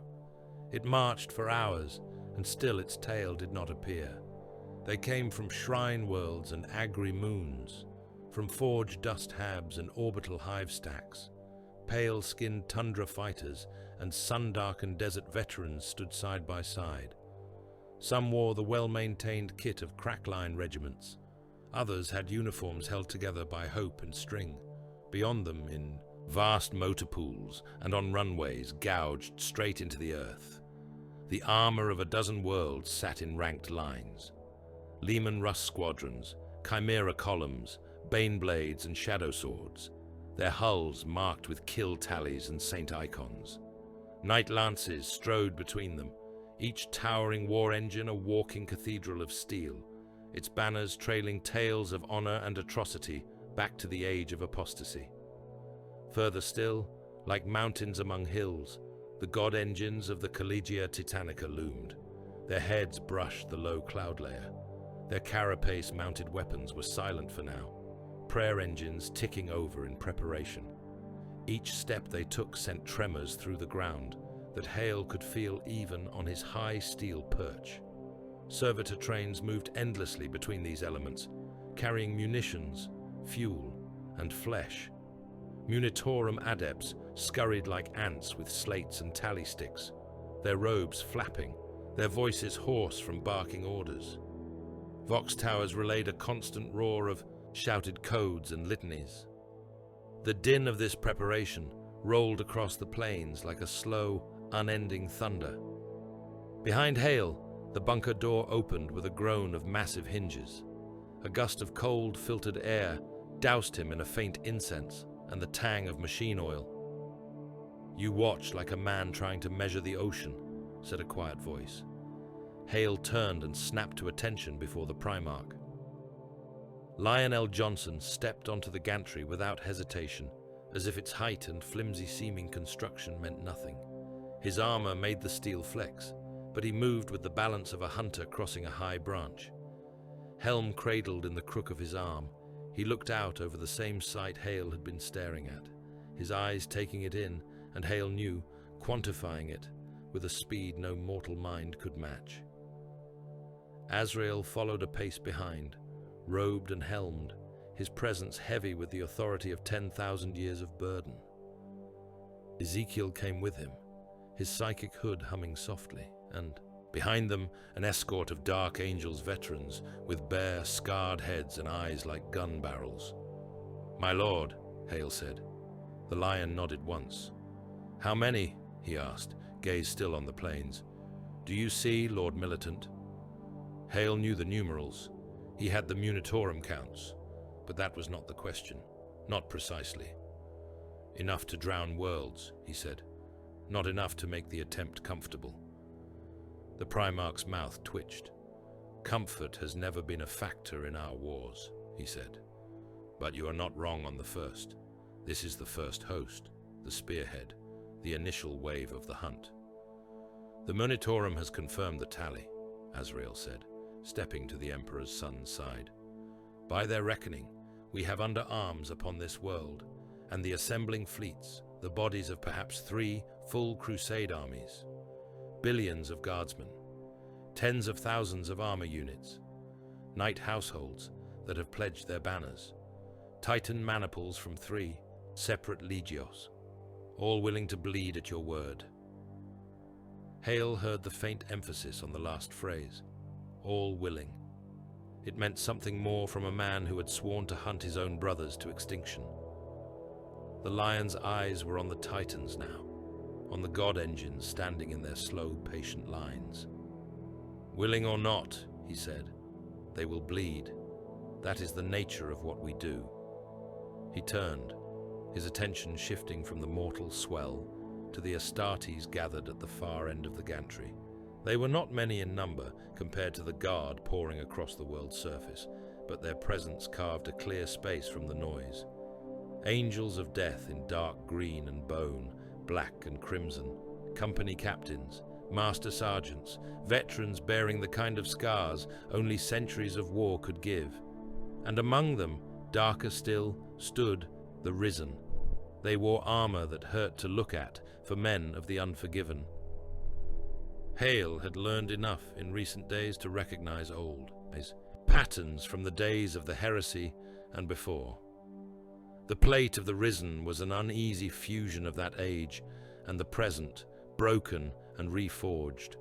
Old heraldry had been chiseled away, its ghost still visible under new oaths scratched in with blades and laser cutters. Chains laced some of them, binding pauldron to breastplate. Parchment sigils covered others, each script a record of sin and duty. Their faces, where they were bare, were older than most continents. Some bore tattoos in scripts Caliban had used when the Imperium was a distant dream. Others had branded marks, the traces of forges where they had been broken and pieced back together as penitent.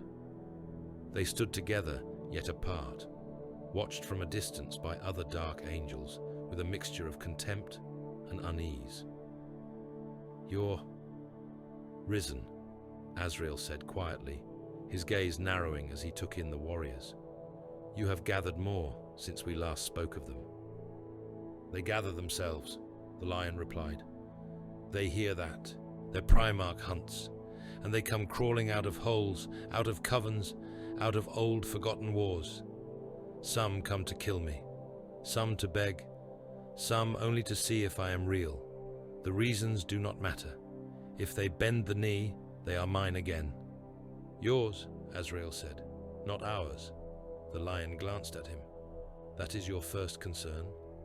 "My first concern," Azrael said, "is that every one of those men once raised his blade against us, against you.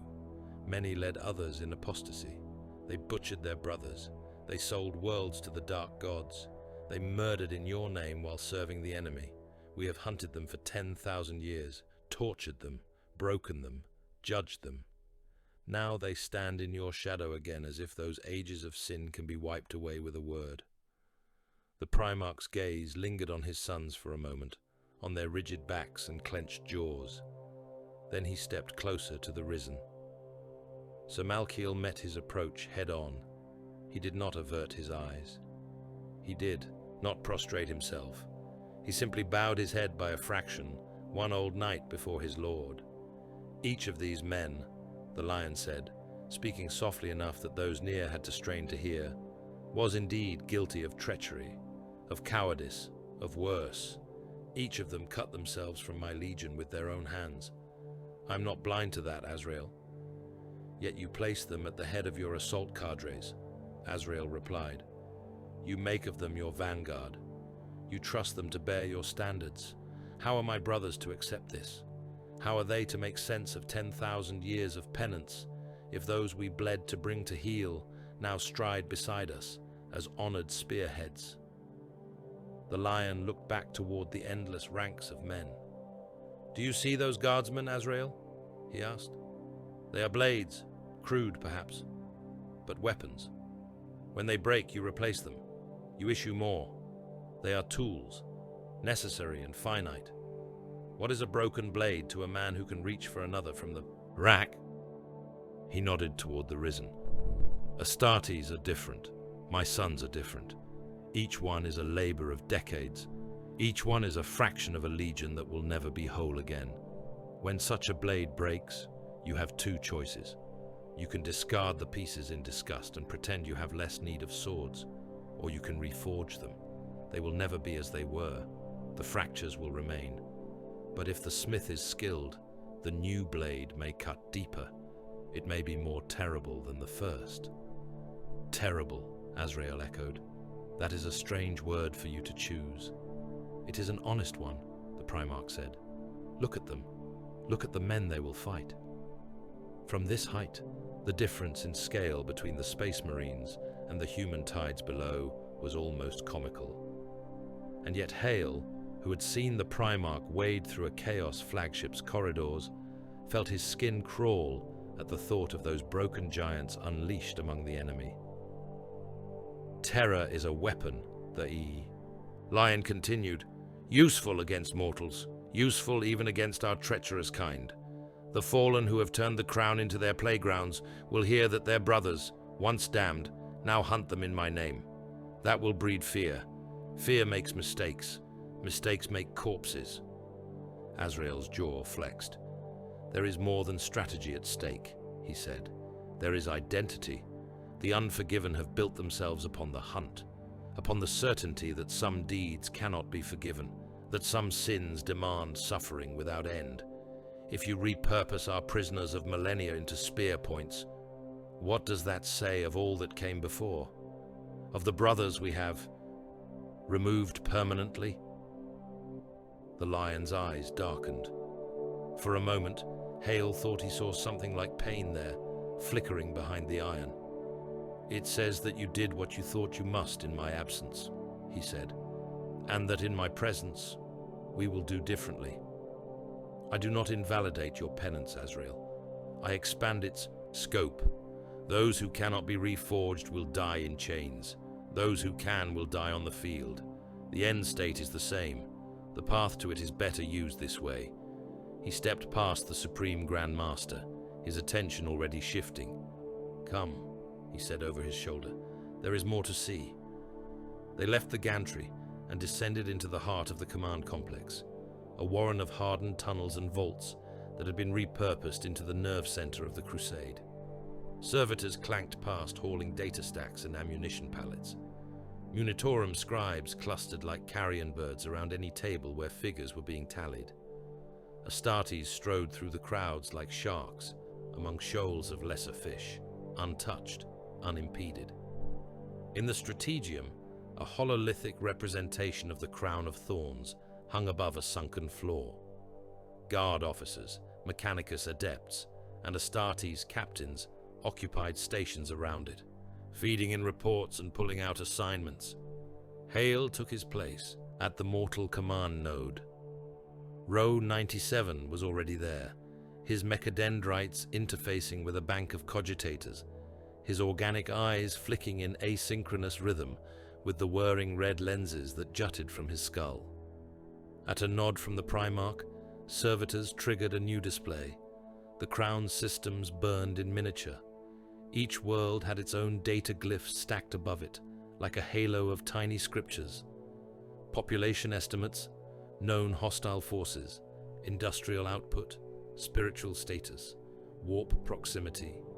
Whole clusters of the little sigils glowed in cold blue. Those were the worlds that would form the Crusade's core theaters. Others were marked amber, uncertain. A ring near the outer edge of the projection had been traced in thin white. These are the Cordon worlds you spoke of, Hale said, recognizing the shapes. Yes, the lion replied. The expendable ring. Their task is to catch anything that festers or escapes from the inner systems. Their defenders will be told the truth when it will best serve discipline. Or not at all, if that serves better. Hale forced his voice to remain level. You are assigning entire theaters to the role of firebreak, he said. You expect their garrisons to hold, fully aware that if they succeed too well, we may burn them ourselves to maintain the line. I expect them to die, the Primarch said. Their success or failure is a function of how much they slow the enemy. That is cruelty, Hale said, before he could stop himself. The lion's gaze found him. Explain, he said. Hale met that gaze. It felt like standing in the sights of a gun. "I have seen death on a grand scale," he said. "I have written off divisions, even armies. I have ordered bombardments that turned cities into glass. But always in my mind, there was a balance between what we spent and what we gained. A feeling, perhaps foolish, that I should preserve as much of my strength as possible. That each life had value beyond being a statistic in some cogitator's ledger. To assign whole worlds to die in place as part of a plan, with no hope of relief, seems beyond necessity. It seems cruel. A galaxy, the lion said, holds 1,000,000 worlds under the Aquila. More, perhaps, now that the warp has chewed and rearranged the map. On each of those worlds, billions live and die every generation. If I can spend a handful of those worlds to preserve the whole, I will do so. It is not cruelty. It is mathematics. Men are not numbers, Hale said. They are both, the Primarch replied. They are individual souls, and they are components in a species-scale equation. Cruelty would be to pretend otherwise, and to let the species die because you were too gentle to pay the necessary price. And who decides what is necessary? Hale asked. The lion did not smile. His expression did not change at all. I do, he said. Row 97's Vox grill crackled softly. If the Lord Militant requires further perspective, the Magos said, his tone utterly without inflection, I can present the projections. At the Primarch's nod, he extended a mechadendrite into the hololith's base. New data cascaded upward, lines of canted script and thin light. Based on current warp tides, enemy deployments, and the known rituals in place across the crown, the tech priest intoned, my calculations suggest that if the cluster is allowed to fall fully under heretic control, the resulting surge in immaterium activity will swell the Great Rift's reach to encompass no fewer than 10 adjacent sector clusters. Perhaps more. Astropathic silence will fall across those regions. Warp translation will become suicide for all but the most blessed or cursed. In practical terms, 10 times the number of worlds currently at stake will be cut from the wider Imperium, permanently. Hale stared at the expanding red stain on the hologram, the way it chewed, outward from the crown. The men of those worlds will die anyway, Row 97 went on, slowly as their supplies dwindle and their defenses falter, or quickly as warlords fall upon them. Either way, the numbers are clear. The Primarch's eyes were on the projection too. There was no triumph in them, no sorrow either, only understanding. Then no price is too high, he said. If we must spend a single cluster to save 10, we will. If we must spend 10, we will seek ways to spend them that take enemies with them. Hale rubbed at the scars around his collar. They had begun to itch when he had stepped onto this world. Now they burned. You speak of billions as a currency, he said. In a sense they are, the lion replied. The currency with which the Imperium buys time. Time to hold, time to rebuild, time to continue in the face of a universe that wants it extinct. Do not mistake my clarity for pleasure, Lord Militant. I do not enjoy this. Arithmetic. I merely refuse to lie to myself about it. Movement at the edge of the strategium drew his attention. Once more, the shadows thickened. Once more, cloaked figures the size of children but older than any man slid from the dark. The watchers in the dark padded across the stone floor without a sound, their presence a chill along the spine. They approached the Primarch, and with slow care, lifted something between them.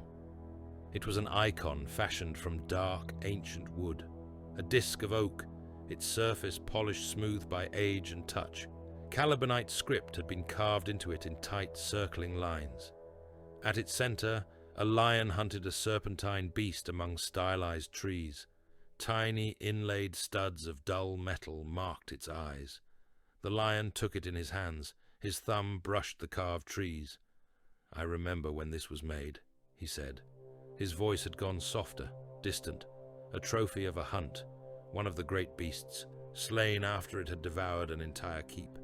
We carved its image and hung it in the hall so that all would remember what we had done, and what hunted such a beast. The watchers watched him with their blank, unseen faces. "This is no hall," he said, looking up at the crown once more. "But the beasts are similar, vast, mad, dangerous. The difference is that these beasts carry men and machines upon their backs, not nests of eggs. We cut them down, and entire worlds will die in the fall." He placed the icon reverently at the base of the hololith. The machine spirits did not complain. The data flickered around the small piece of wood, as if acknowledging it. "Caliban echoes even here," Azrael murmured. "Caliban is in everything we do," the lion replied. "We hunt, we judge, we execute. That is our nature. It is the nature of this crusade." Later, as the final stages of the muster wore on, the Primarch walked among the ranks. He moved through trench lines where guardsmen sat cleaning weapons and told themselves that they were not afraid. He walked past tank parks where crews slept in the shadow of their hulls. He strode beneath the titanic legs of knights and titans, their crews seeing only a fleeting green and gold shape on their auspex screens, some thinking it a glitch, others falling to one knee in their command thrones. Where he passed among foot regiments, men who glimpsed him dropped to their faces or stared in wide-eyed, almost hysterical awe. Some reached out as if to touch him, then snatched their hands back, afraid that such contact might be unforgivable presumption. Others whispered prayers, not sure if they were addressed to the Emperor or to his son. The lion saw them all and moved past them as a general surveying stock. His gaze weighed the width of their shoulders, the wear on their boots, the way their officers barked or coaxed. He spoke rarely, and when he did, it was to his captains. "Third and Fourth Army groups to the inner ring worlds," he told Hale at one point, indicating swathes of regiments with a single sweep of his hand. "They will bleed hard. They are line breakers. Do not waste their lives anywhere but in the thickest fighting. They are already wasted by your own arguments," Hale said. "Let us at least give them victories to die around." "They will have them," the Primarch said, briefly. He assigned entire worlds' worth of conscripts to sacrificial tasks with the same clinical efficiency with which he placed Astartes' strike forces. He rearranged regiments by theater and practicality, not by shared culture or comfort. Men who had never met were welded into new corps under new banners. Because their previous ones did not fit cleanly into the lines he drew across the crown. By the time the last transport had lifted from the mustering world, the crusade was a single organism. A vast beast of metal and faith and flesh, its limbs the countless divisions and companies, its organs the fleets and supply lines, its brain the will of a son of the Emperor. In the final hours before departure, the lion stood once more before a viewing port aboard the Blade of Caliban. Void stretched beyond the glass, a velvet field pricked by distant stars. Closer, within the same system, warships burned like slow candles. Battle barges, strike cruisers, escort squadrons. The rock itself, hanging like a jagged asteroid crowned in gun batteries and cathedral spires. Between and around these great shapes drifted the countless silhouettes of troop transports, supply hulks, Mechanicus service vessels, night carriers, Titan barges, tiny by comparison to the fortress ships, but essential, the veins through which the Crusade's lifeblood would flow. Hale stood behind the Primarch, hands clasped at the small of his back. Azrael and Ezekiel flanked him. Row 97 was present via a hovering projection skull, his organic body elsewhere. "This is what we bring to bear upon a single cluster," Azrael said, quietly. "Once, such an armada would have been spread across 100 war zones. Once," the lion said, The Imperium could pretend that it had time and surplus. It no longer can. Now we strike where it matters with everything we can spare, and trust that the rest holds a little longer. He placed his palm against the viewing port. The armor plates of his hand rang softly against the transparent adamantium. "All ships," he said, his voice reaching through the voxnet with ease. "This is the Lion. Engage the paths. Carry the forest to their throat." Ephrael's crown burned on every horizon. From the high atmosphere, the world was a storm of muzzle flashes and exhaust plumes that blurred the line between night and day. Hive crowns glowed like coals buried in ash. Macro spires that had once been monuments to the Imperium's reach now rose as sacrificial knives, their stained glass replaced by flayed banners and 8-pointed icons. Between the hives, the ash wastes were a patchwork of bombardment craters and trench networks so dense they looked like veins under sick skin. On one front, a hive stack the size of a mountain smoldered where a Titan's plasma blast had sheared its upper third away, raining 1,000,000 tons of hab block and screaming flesh into the levels below. On another, thunderhawks roared along manufacturum avenues, their heavy bolters chewing lanes through cultist mobs packed so tightly their bodies formed walls in death.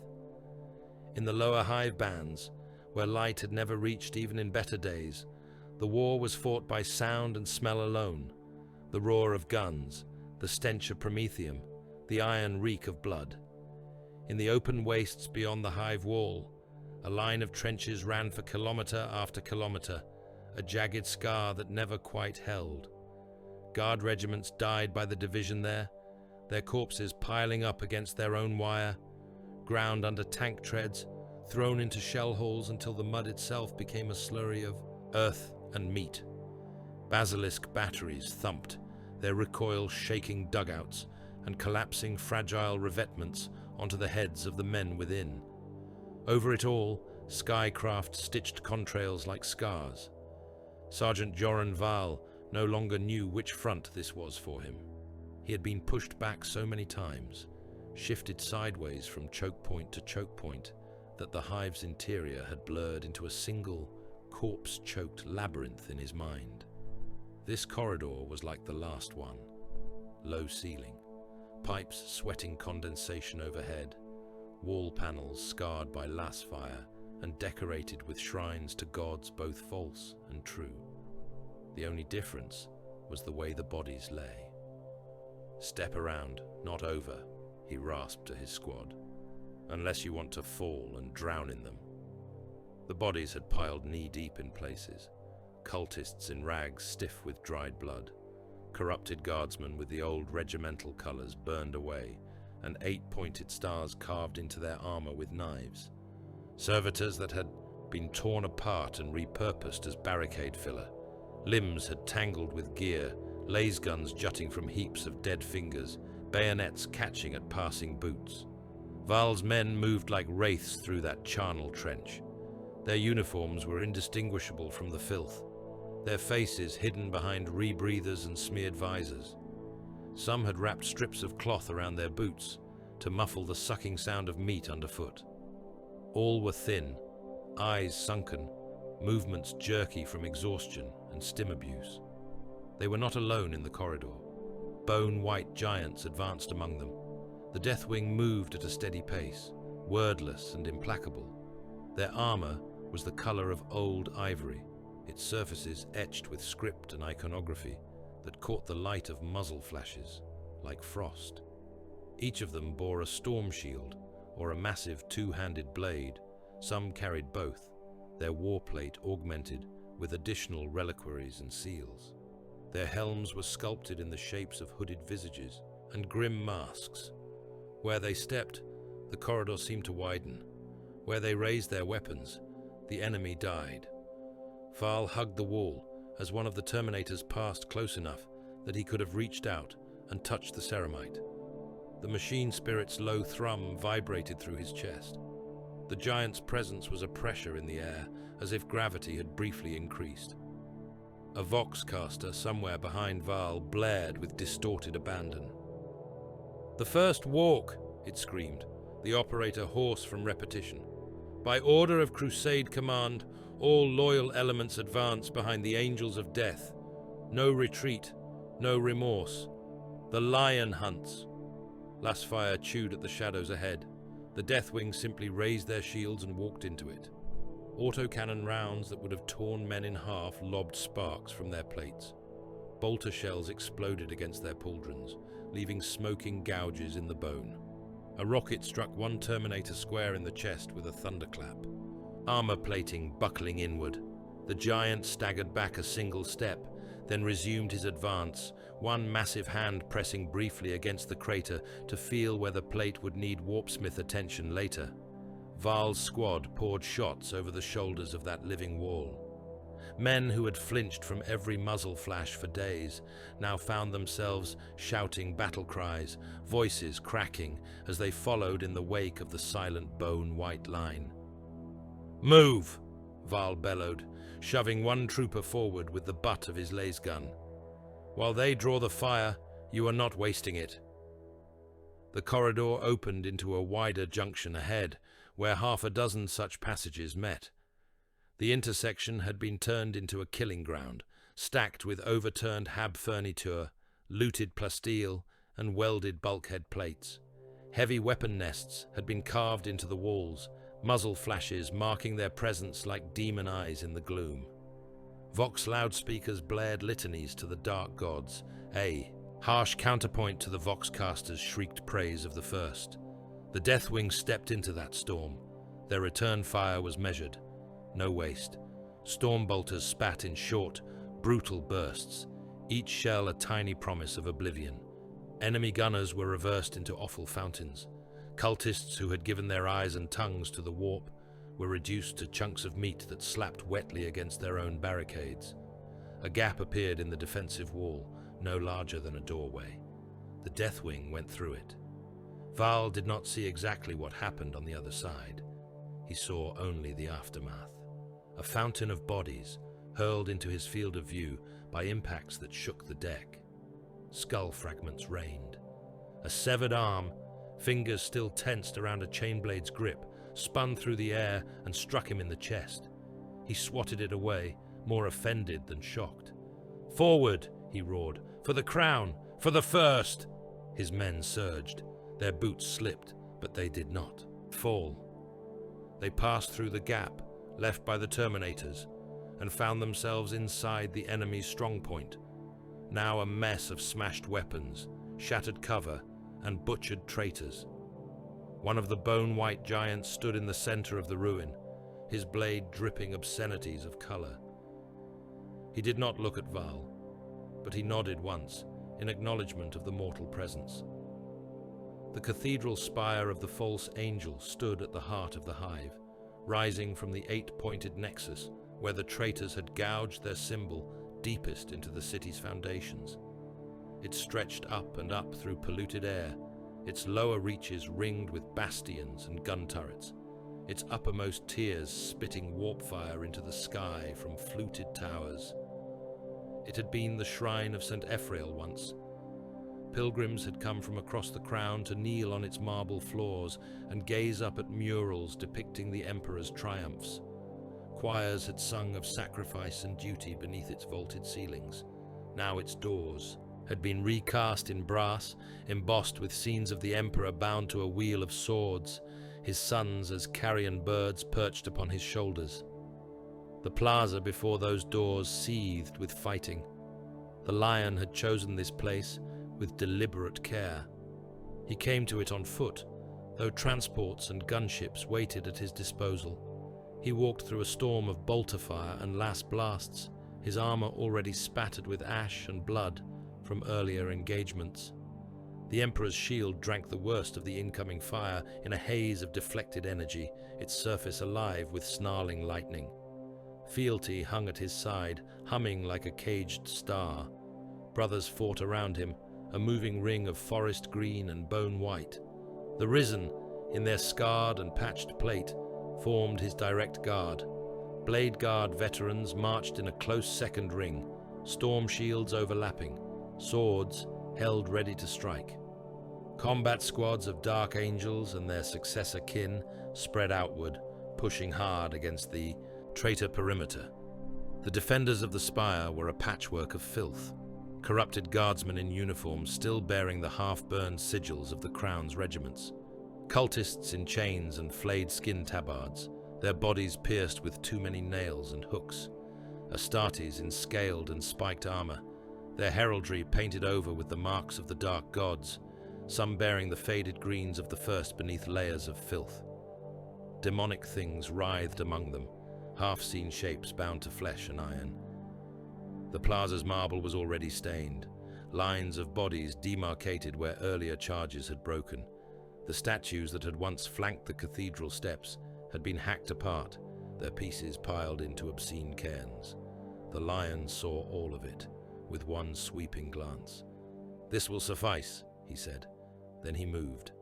Fealty cleared its scabbard in a hiss of disrupted air. The blade's edge flickered with captured lightning, and something older, something darker, bound into it by entities without names. The Emperor's shield came up, a wall of adamantine and crackling wards.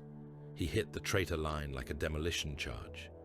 The first rank of cultists did not even manage to scream. The shield's edge smashed into them, crushing torsos into paste, snapping spines, flinging bodies aside like broken dolls. Those directly in front of the Primarch simply ceased to exist in recognizable form, their meat driven into the marble in a spreading fan, limbs twisted into shapes bones had never been meant to take. Fealty's arc was a brutal, economical sweep. It did not dance, it did not flourish, it cut. The sword severed arms, heads, and torsos with equal indifference. And Astartes in Baroque black plate raised his chain axe, bellowing only for the weapon, his gauntlets, and both his forearms to part company with his body in a single, precise stroke. Another traitor tried to bring his bolter up and saw his own hands tumble past his visor, fingers still on the trigger. The press of bodies in front of the lion did not slow him. Where the crush became too tight for wide swings, he stabbed instead, Fealty's point darting like a serpent. Each thrust found a throat, an eye, a gap in armor. The sword's passage cooked blood into steam. The Emperor's shield did as much work as the blade. When a demon engine bellowed and barreled down the cathedral steps, brass jaws snapping, the lion met its shield first. The impact rang through the plaza. Marble beneath his boots shattered, spiderweb cracks racing outward. The demon engine's skull snout crumpled like tin.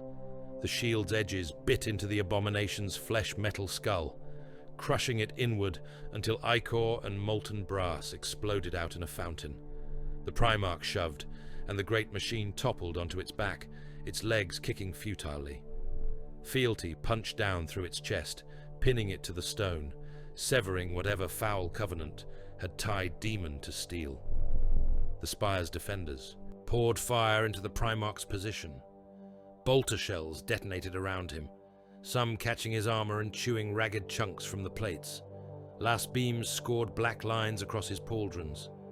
A plasma burst glanced from the shield and ricocheted into a cluster of cultists, blowing them apart in a smear of blue-white. The lion did not slow. His breath came in steady, measured pulls. His strides were constant. Where he trod, marble ground beneath his heel, sinking as the layer of fluids thickened. Before long, the plaza's white paving stones were gone.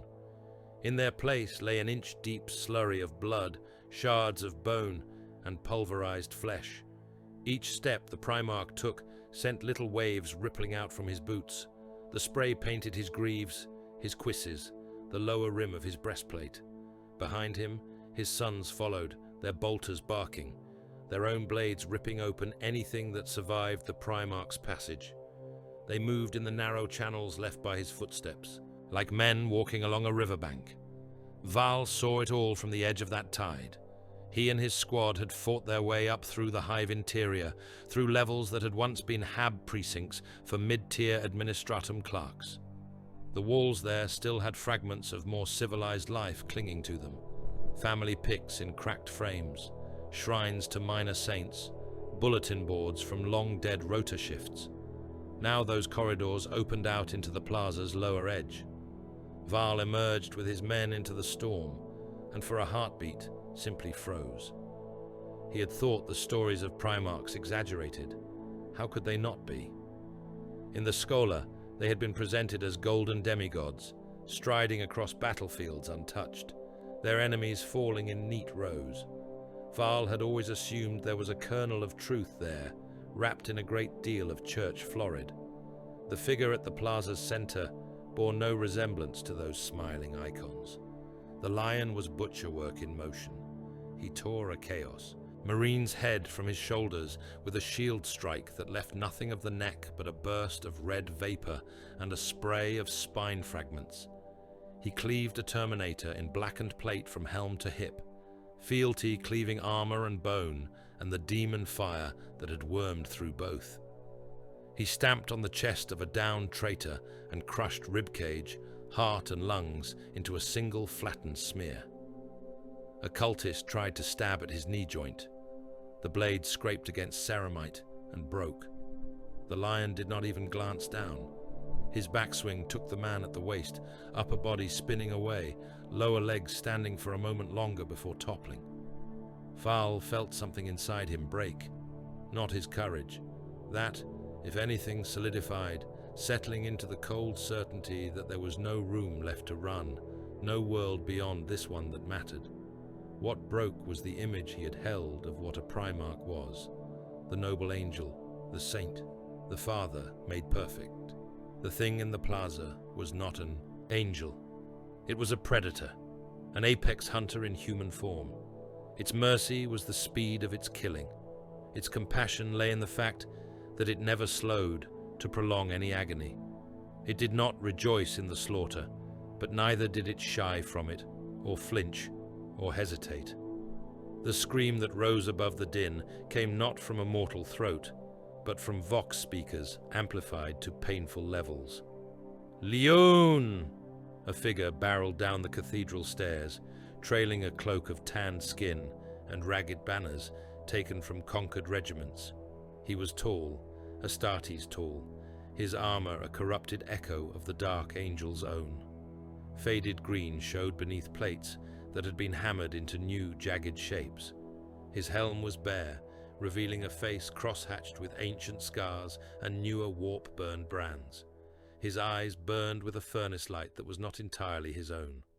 Around his neck, on a chain, dangled a cracked piece of stone, bearing the faint outline of a winged sword.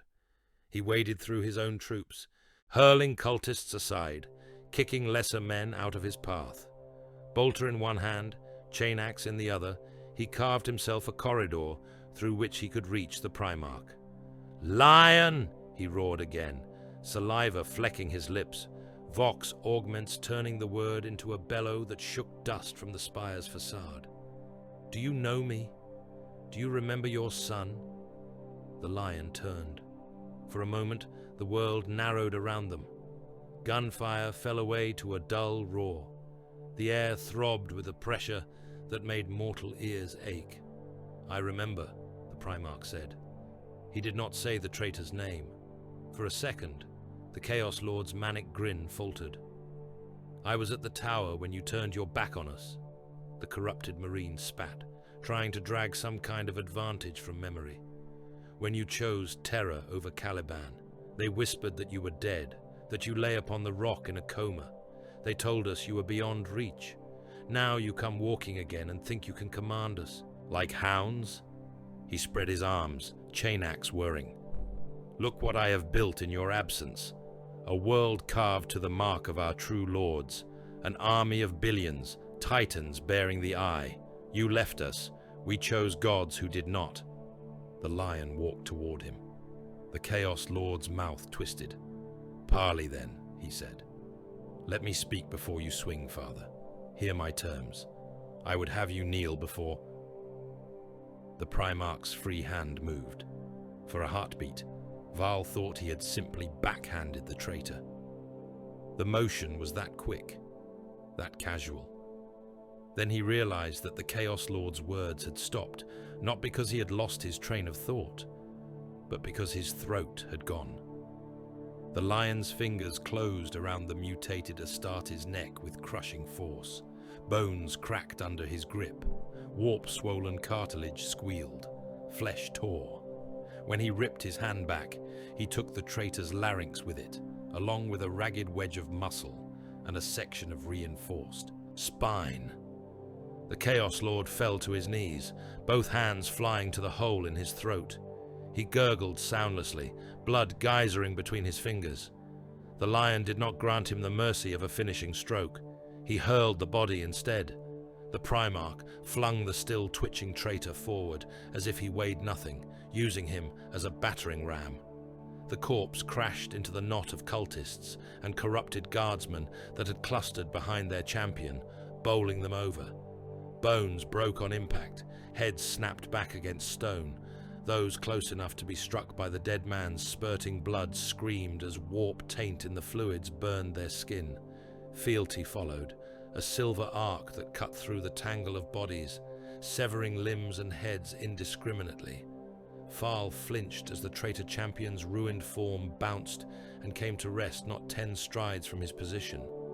The Chaos Lord's eyes rolled, still alive for a few heartbeats more, something like comprehension dawning as he watched his own entrails unspool. Then the light went out. The battle raged on, but the defenders' will had broken. Without their champion, the traitor line at the cathedral steps collapsed inward. Some cultists tried to flee back through the doors.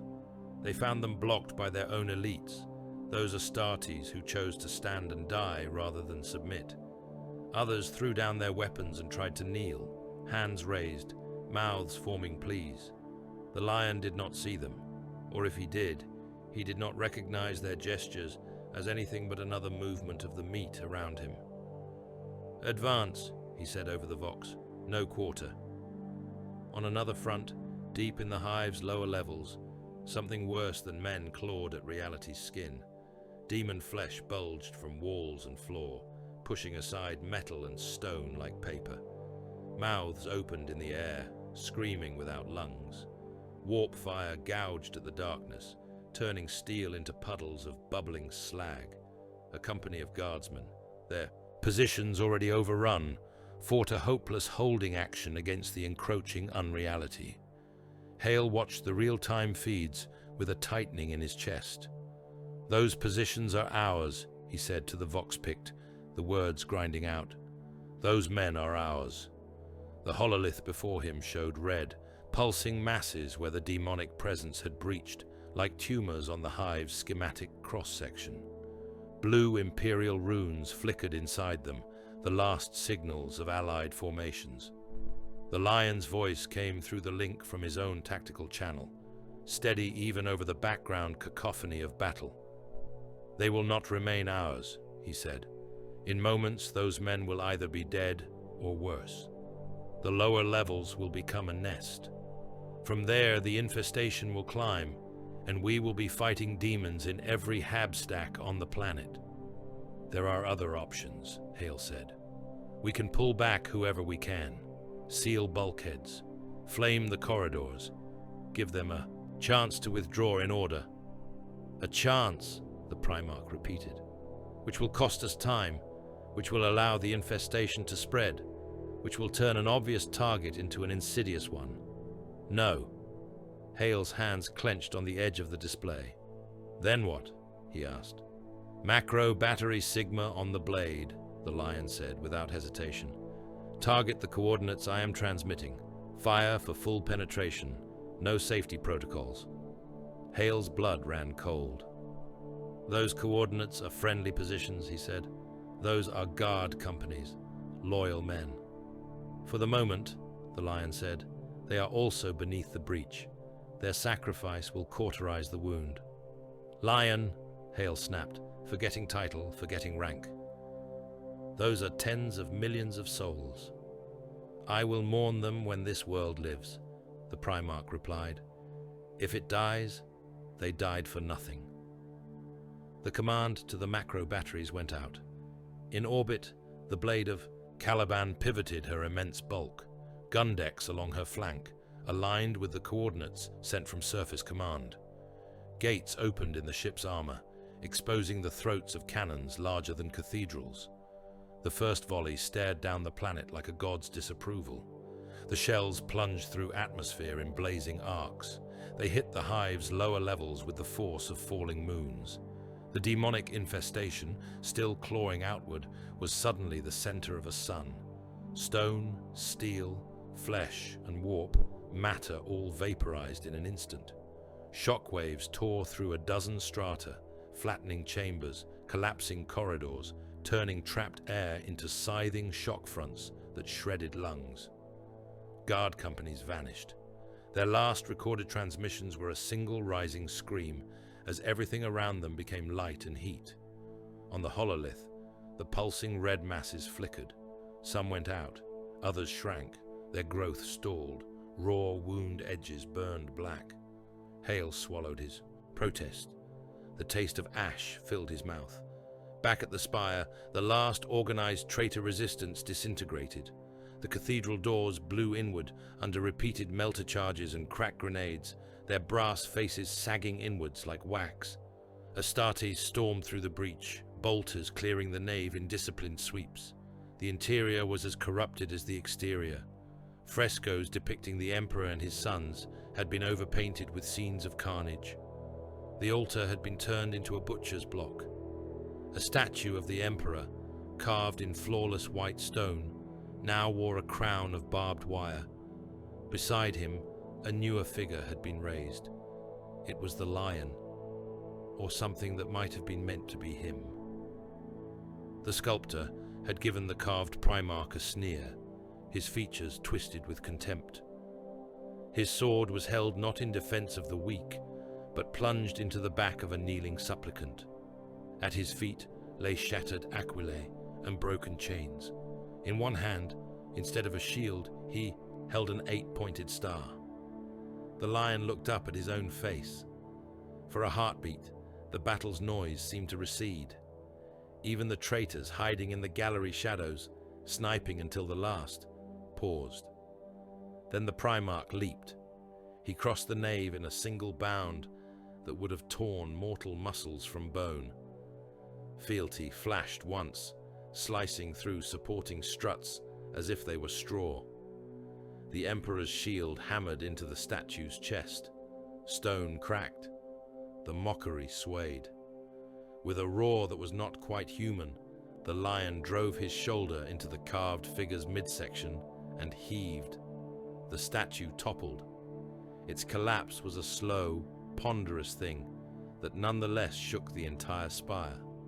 It smashed through the rail of the high gallery and crashed down toward the abyss that opened where the cathedral floor had been torn away for some vile ritual. The statue of the Emperor, still standing beside the hole, cracked as the falling mass struck it. Marble limbs snapped. The false lion and the broken image of his father tumbled together into the void. The sound of their shattered remnants was lost in the roar from below. Silence followed. Small, scared faces peered from behind shattered pews. Traitor guardsmen, those who had thrown down their weapons at the first breach, knelt with their hands raised. Some wept. Some whispered prayers to gods who no longer listened. "Prisoners?" one dark angel asked over the vox, his voice distorted by his helm. "Lord, do we take them?"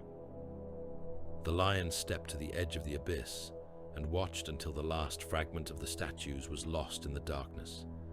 Then he turned back to the nave. "Kill them," he said. There was no anger in his tone, no heat. It was an instruction like any other. The traitor guardsmen had time to understand. That was all the mercy they were given. Some tried to run. They were cut down in moments, las bolts and bolter rounds tearing through backs, dropping them in lurching jerks. Others tried to plead, hands outstretched, mouths open. In some cases, Astartes' blades severed those hands mid-supplication. No surrender term was heard, no quarter granted. Varl watched from the rear of the Astartes' ranks, his own men held back by a raised gauntlet and a single flat look from a hooded veteran. He saw a boy, younger than many of his own troopers, on his knees in a pool of his own urine, eyes wide and empty as a bolt round turned his skull into a spray of bone and brain. "Already chosen their side," the hooded veteran said, as if reading Varl's unspoken protest. "Pity wastes bullets." Outside the spire, the armies of the Crusade consolidated their foothold. The 8-pointed nexus at the hive's heart had been broken. The cathedral's warp beacon guttered and died. Vox reports of traitor command nodes collapsing filled the airwaves. Cult strongholds, deprived of orders, fought on in uncoordinated frenzies or tried to flee through already sealed routes. By the time the day cycle bled into the next, the cathedral spire of the false angel had been renamed on imperial auspex as the Shrine of the First Wrath. Ephrael's crown, though far from pacified, had suffered its first major loss to the crusade. The casualty lists were longer than the victory communiques. In guard command posts, dug into the shadows of broken habstacks, adepts worked themselves towards collapse, tallying the dead. Data slates filled with names and tags. Whole battalions were reduced to single lines reading simply, "Lost with all hands." In some cases, even that was a kindness. For many, there would never be confirmation, only statistical assumption. Hale read through as much of it as he could stomach before his eyes blurred. Whole columns marked as annihilated in the macro strike. Regiments whose senior surviving officer was a corporal. Knight households reduced by half their banners. The death toll for this single engagement would have been a campaign's worth of loss in the less savage centuries of the Imperium's past. He set the slate down and rubbed his temples. Outside the command post, the world stank of victory, burning fuel, blood, the sour tang of fear sweat that lingered even after the wearers' bodies had cooled. The concrete plaza around the spire was carpeted with corpses, stacked by servitors into pyramids ready for incineration. The soil beyond, where there was soil, had drunk so much blood that it had turned to a dark, clinging mud. The lion walked through that harvest as if through tall grass. His boots left bloody prints in the mire. Men followed in those prints, not daring to stride ahead. Some tried to speak as he passed. Few managed more than a stammered title and a half-voiced prayer before his gaze moved on. He paused only once, beside a row of guard dead laid out for identification. Their faces had been uncovered, their tags arranged neatly on their chests. Varl was there, overseeing the process with a weariness that bent his shoulders. The Primarch's shadow fell over him. "Sergeant," the lion said. "Lord," Varl answered, forcing himself straight. "You saw the spire fall," the Primarch said. "Yes." "Remember it," the lion said. "Speak of it. When men ask you what their sacrifice buys, you will tell them that their blood paid for this, for the fall of a shrine to treachery, for the first cut in the crown. They must understand that their deaths purchase more than numbers on a slate." Varl nodded slowly.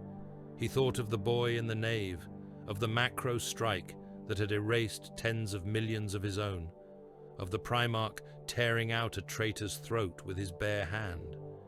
He thought of the shrine falling. "I will tell them," he said. The lion moved on.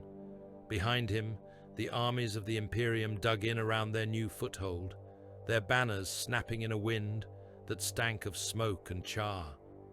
Above, the Angelus in the sky, the fleets of the Unforgiven and their allies held their orbits, macro cannons still warm, lance arrays cycling. Ephrael's crown had learned, in blood and ash, why it had once feared the first. The rest of the crown of thorns would learn soon enough. The war on Ephrael's crown did not end with the fall of the false cathedral. It shifted. The hive still burned, Trench lines still crawled with dying men. Titans still strode through hab stacks and manufactorum towers, their footfalls turning whole districts to rubble. But for the Lion, this world had already served the purpose he required of it. It was an example. Now he reached for the other weapon that the age had given him. On the command deck of the Blade of Caliban, the hololith of the Crown of Thorns turned slowly, its systems picked out in pale light. Red-stained glyphs showed demon worlds and heretic strongholds. Amber runes flickered over contested spheres. Thin bands of cobalt marked imperial planets under partial occupation. Their status, precarious, their vox signals choked with panic and prayer. Around that slow, spinning ruin, lions walked. The Primarch stood at the hololith's edge, one hand resting lightly on the stone lip, as if it were the parapet of some old Calibanite fortress. His eyes tracked the turning cluster with patient attention. Behind him, Hale and Azrael and a scattering of captains watched and waited. "The forest is not only a road between ships," the Lion said at last. "It is a road between everything." Hale frowned. "I saw your fleet use it in the void," he said. "Short steps, jumps without the stink of the warp. That alone is blasphemous enough. But you are saying we can do more?" "I am saying the forest touches every shadow," the Primarch replied. "Every world, every hollow in the void between. Caliban was a crucible where I learned the shape of the hunt. That lesson did not die with the planet." He raised his hand. The hololith shifted. Worlds swelled in. Turn. Brief glimpses of their surfaces projected in ghostly light. A shrine moon wrapped in chains of gun platforms. A forge world belching black smoke through holes torn in its crust. A hive like a forest of towers, rooted in a poisoned sea. "We can bleed ourselves taking each of these one by one," the Lion said, "grinding from orbit to hive to underhive, or we can tear out their hearts and let the carcasses twitch themselves to death." He gestured, and new icons flickered to life above certain worlds. Each was a simple symbol, a stylized tree, its branches forming a crown. "These are command nodes," he said. "Primary war councils, dark mechanicum manufactories, sorcerous nexuses, fallen warrens. We will reach them along paths the enemy does not yet understand."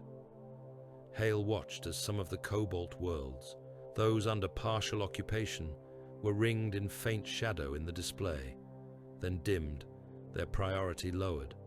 "And the others?" he asked. "The others?" "Scream and bleed," the Lion said. "They will continue to do so. Their suffering holds enemy troops in place. Their terror keeps enemy champions focused on the meal already in their teeth, not on the knife at their throat." "You are turning whole populations into bait," Hale said. "I am turning their ongoing torment into a resource," the Primarch replied. "They are lost for now. That loss can either be pointless or weaponized. I choose the latter." He looked to Sir Malkiel. "Gather your risen," he said. "We hunt between the stars."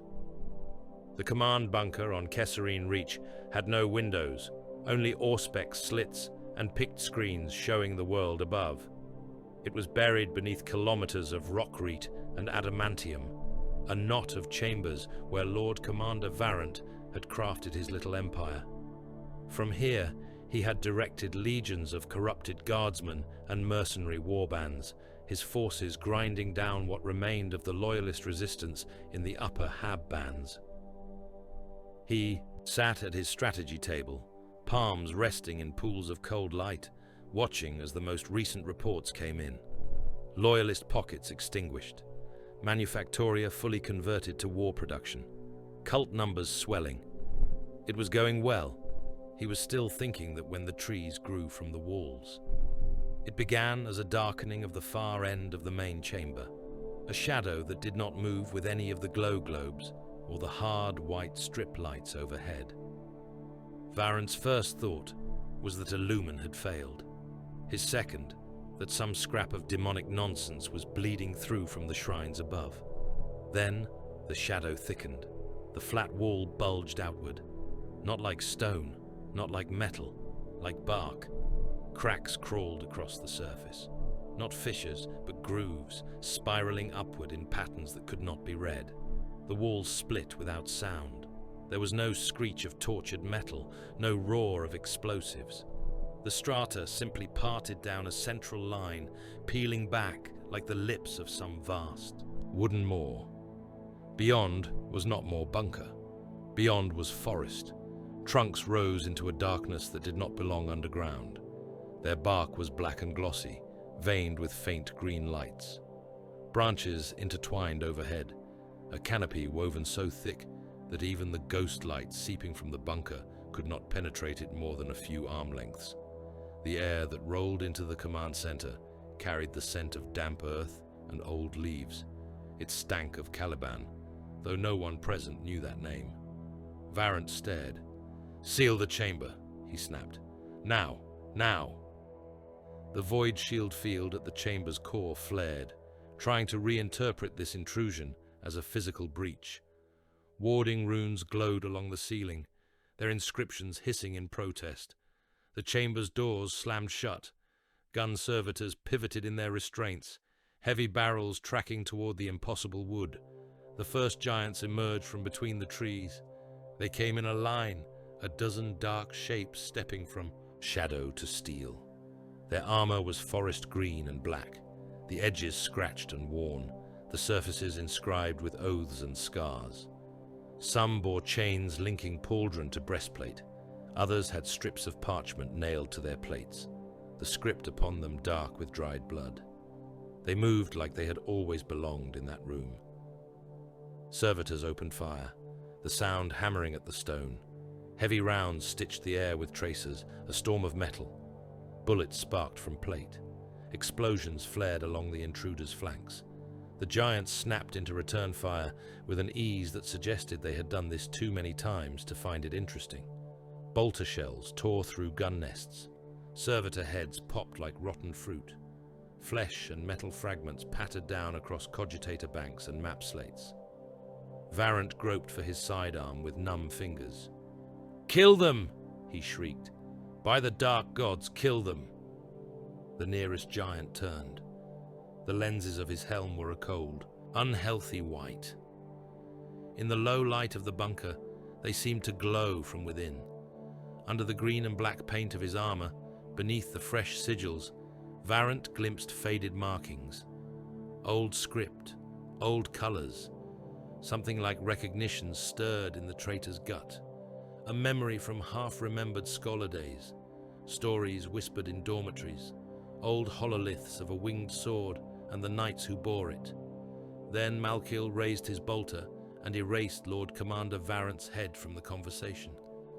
They moved through the bunker with methodical efficiency. The forest remained, a living corridor in the rock, its edges blurring, its shadows deeper than they should have been. Remember, don't forget to like, comment, and subscribe. Support helps. Astartes passed between bunker rooms and Calibanite paths with each step. One moment they were in the artificial light of lumen strips, the next in the gloom beneath ancient boughs, the next back in hab-carved stone. The Watchers were there too.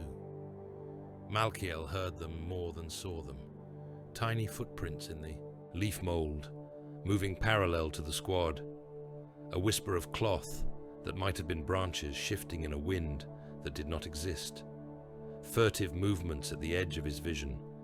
Cloaked shapes ducking behind roots far thicker than his chest. "Eyes forward," he voxed. "Do not let the spirits unnerve you." "Spirits," murmured one of the risen in reply. "Is that what we call them now, Sergeant?" "Call them what you like," Malkiel said, "so long as you obey when they tug at your elbow." As if in answer, a small clawed hand closed on his greave. Malkiel glanced down, more out of habit than surprise. A Watcher looked up at him from the forest floor. Its hooded face was shadowed, features unreadable. It pointed with its other hand, a stubby finger, indicating a direction slightly off their current path. "Change of course," Malkiel ordered without hesitation. Left, 2 degrees. The squad shifted, their boots whispering through leaves that had never fallen on this world. "Do you ever grow used to this?" one of his brothers voxed, softly, as they moved. "Walking in a world that is not there?" "I was born here," Malkiel replied. "Under these boughs, on Caliban. I learned to hunt with these trees above my head and these shadows at my feet. If anything, it is the steel corridors that feel unnatural." He did not add that this was no longer just Caliban.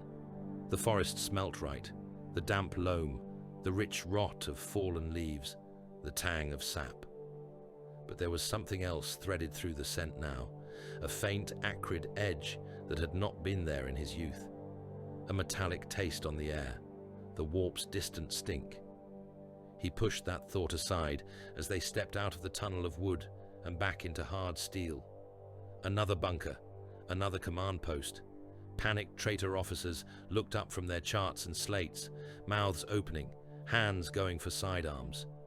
Malkiel and his squad shot them down like vermin in a cellar. Elsewhere, in another world's sky, forests bloomed in the void. A chaos fleet held position above a half-dead shrine world, its hulls bristling with guns, its vox boys vomiting out propaganda sermons.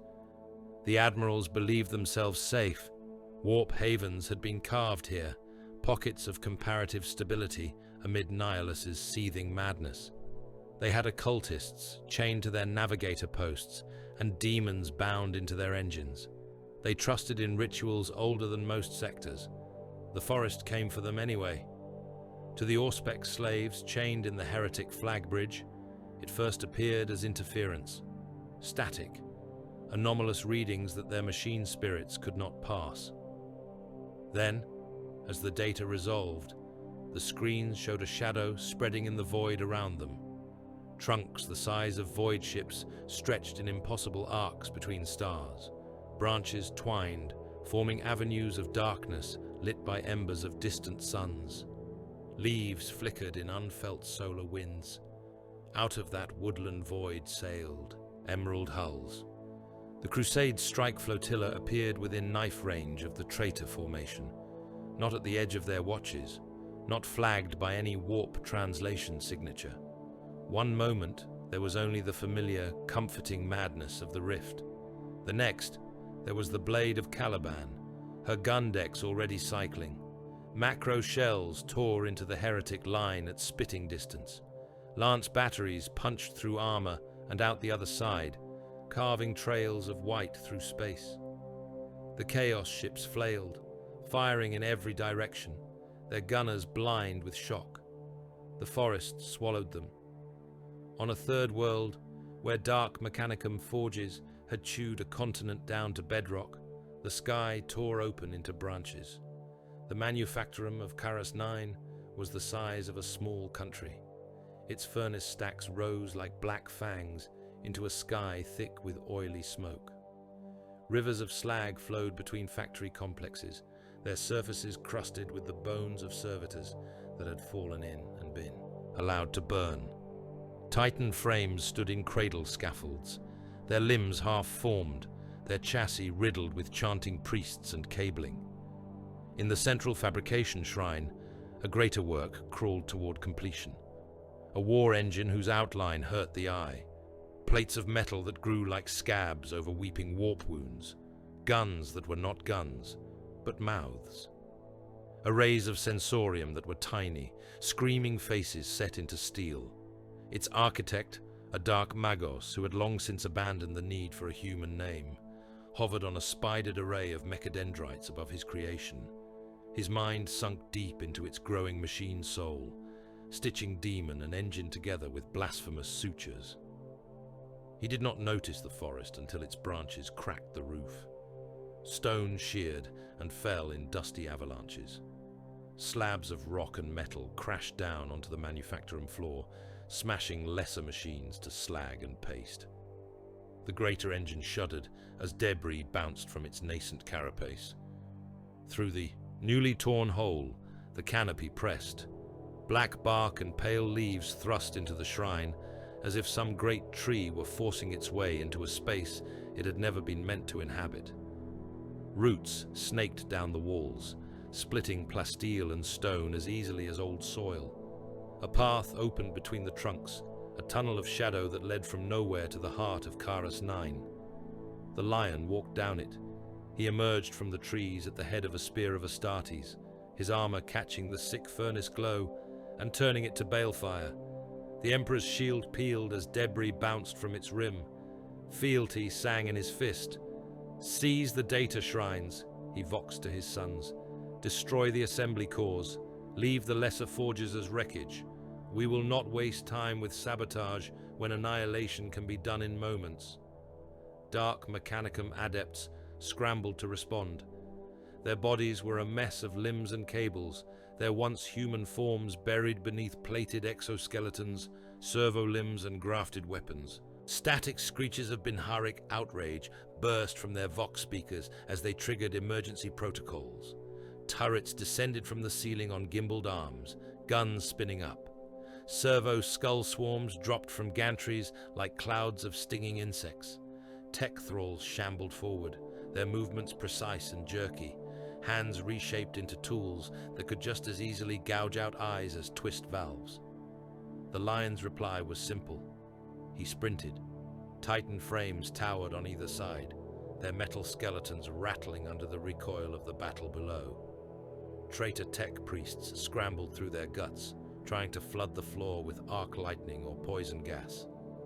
Some succeeded. The Risen took the brunt of those surprises, their armor sparking under sudden energy discharges, their enhanced lungs filtering toxins that would have killed men in heartbeats. Malkiel saw 3 of his brothers reduced to charred statues when a bank of plasma conduits ruptured above them, bathing them in blue, white fire. He saw another cut in half by a whirring auger limb that had been a servitor's hand a moment before. He saw the lion plow through it all, his advance an anchor around which the rest of the squad rallied. They reached the great engine's cradle. Up close, the abomination's scale filled Malkiel's sight. Its carapace was stitched with runes that crawled and writhed.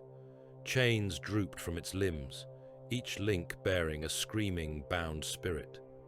Where a titan would have had a faceplate, this thing wore a curtain of flayed skin. The dark Magos descended to meet them, his mechadendrites flaring, his body a spidery mass of metal, tubing, and shriveling flesh. His Vox grill spat static that tried to be words. The lion hurled himself at the half-formed war engine instead. The Emperor's shield crashed into one of its support struts, snapping it like a twig. The enormous frame buckled, leaning, the gantries around it shrieking as their load shifted. Tech priests clung to cables, their mechanical limbs flailing. Fealty bit into a joint the size of a bunker. The blade's edge glowed brighter, its energies snarling as it sliced through metal, demon flesh, and whatever sick amalgam lay between. The joint parted. The engine sagged, that limb collapsing, dragging the rest of its body down. It struck the manufacturing floor in a thunderous cascade of steel and stone. The impact shook dust from the ceiling in choking clouds. Shockwaves rippled out, sending men and machines tumbling. The dark Magos howled. He flung out his mechadendrites, flooding the space with warp fire. Reality thinned, edges bleeding into unreality. The forest's roots, still thrust through the shrine's broken roof, blackened where the unnatural flame licked them. Sparks of purple and blue crawled across the trunks. Malkiel felt the forest flinch. The path behind them twisted, its edges blurring, the trees' silhouettes shuddering in a way that made his ocular implants. Ak! The Magos' shriek turned from outrage to triumph.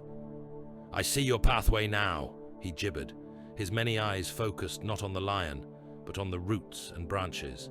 "Your secret road, your unnatural corridor. The dark gods thank you for bringing such a gift to us. We will chain it. We will turn it. Your forest will burn and become ours." The lion moved. He crossed the distance between them in a heartbeat. Warp fire snarled around him, licking at his plate, peeling paint, scorching purity seals into ash. It did not slow him. He seized one of the Mago's extended mecha dendrites in his free hand, reversed his grip, and yanked. The Dark Mechanicum Lord, surprised to be treated like meat, jerked forward helplessly. The lion dragged him off his support limbs, off his hovering throne, off balance. Then he pulled him into the trees. The forest's edge was a line in the air, a place where Karas 9 ended and something else began. The lion stepped over it without hesitation, hauling his struggling captive with him. For a few paces, Malkiel could see them. Dark trunks loomed around them, impossibly tall. The Magos thrashed, his limbs flailing, sending sparks of warp energy spitting against bark without effect. He squealed in machine tongue, calling on gods who did not answer. Then, the shadows closed. The Primarch's silhouette faded as if swallowed. The Magos screaming cut off mid-screech. The forest shuddered. Somewhere in its depths, something moved. Malkiel heard it in the way the leaves rustled without wind, in the creak of enormous boughs, in the faint wet sounds that followed. Even an Astarte's imagination was equal to certain images. The thought of being left in that place, between worlds, as a plaything for whatever walked those paths when the lion did not, was enough to make hardened warriors shift uneasily within their armor. When the Primarch stepped back out, alone, there was no blood on his gauntlets. There did not need to be. "Secure the forges," he said, as if nothing had happened. "Then burn them." Hale watched the campaign unfold across the cluster, with a sense that he was observing not a war, but a vivisection. World after world flared on the hololith as the forest paths opened. On one Agri moon, Traitor Command dug into a fortified silo complex, found their inner sanctum suddenly hosting a Calibanite glade. Thunderhawks swooped through the canopy and out into their sky, disgorging kill teams in the midst of their officers. In another system, a heretic admiral's personal war barge, anchored in what the warp seers had proclaimed an unassailable eddy, died screaming as dark angels manifested within his sanctum and executed him before his fleet could react. The reports came in fast and bloody: decapitation strikes, lost warlords, manufactories silent, sorcerous nexuses shattered. In between those bright flares of violence, other icons pulsed steadily, imperial worlds, their Vox channels still broadcasting distress, population estimates still rolling in terrifying numerals, enemy force markers still heavy upon their surfaces. Hale saw how the lion's gaze slid over those. "You pass them by," he said quietly one campaign night, when the strategium's bustle had lulled and only the senior officers remained. "You use the forest to reach behind, to strike the commanders, the forges, but you leave those worlds where they are, under occupation, bleeding." "Yes," the Primarch replied. "They call for us," Hale said. "They beg, they pray. There are children on those worlds who have never seen the sun because the hives are burning, men who still fight in hab corridors, hoping for the sound of drop pods in their sky. We could reach them. You have shown we can reach anywhere." "And what would you have me do?" the lion asked, turning to face him fully. "Abandon the hunt for the heads to chase tails? Spread this host thin across every scream we hear, so that we fail to silence any of them properly? I would have us remember that the Imperium is more than its command structures," Hale said. "Without the people, there is nothing to command. You use their suffering as a lever, as a distraction. You count their terror as a resource. Does that not trouble you?"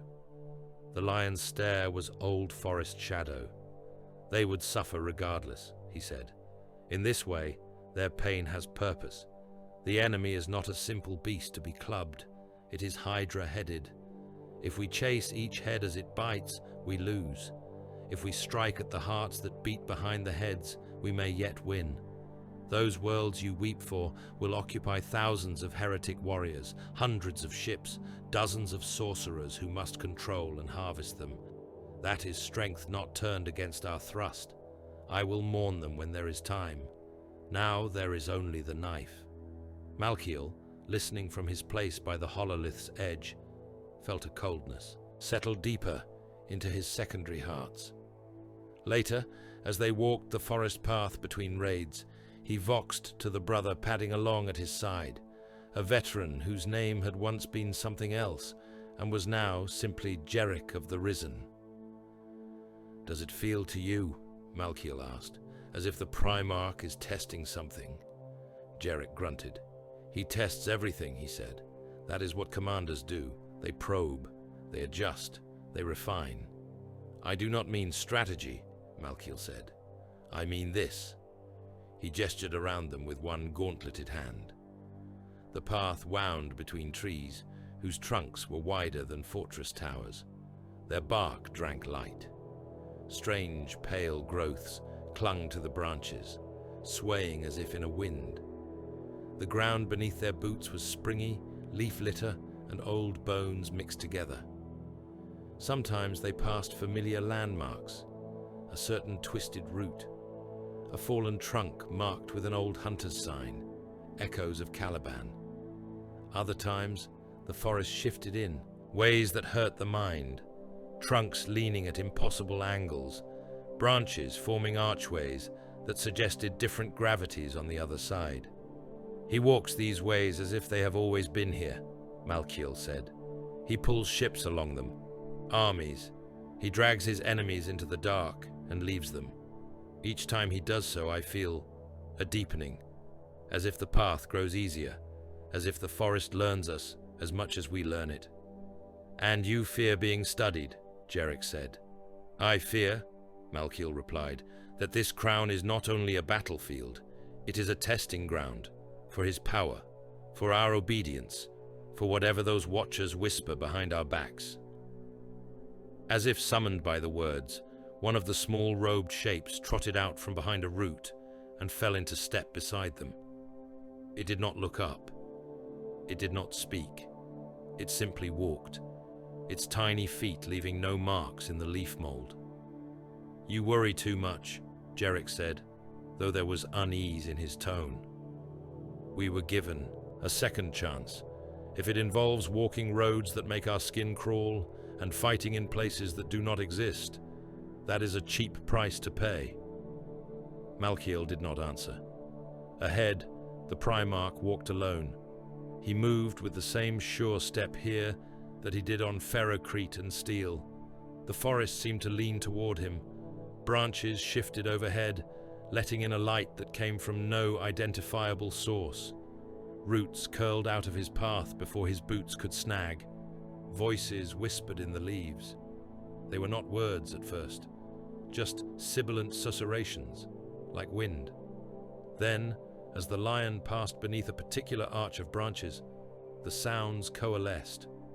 Old oaths. Malkiel heard fragments. Pledges sworn in Caliban's old tongue, the one the Order had used in their fortress halls. Vows of loyalty to the lion, spoken by men long dead. Promises to stand against beasts and traitors alike. Another voice threaded through the rest. Luther's. Not clearly.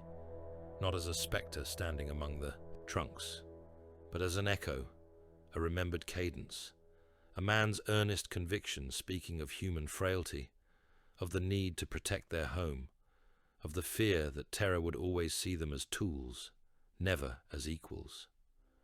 The foliage bent closer, leaves brushing the Primarch's pauldrons. "You failed," the whispers seemed to say. "He failed. You both did. The planet broke. The Order died. The beasts were not all without. Some were within." The lion stopped.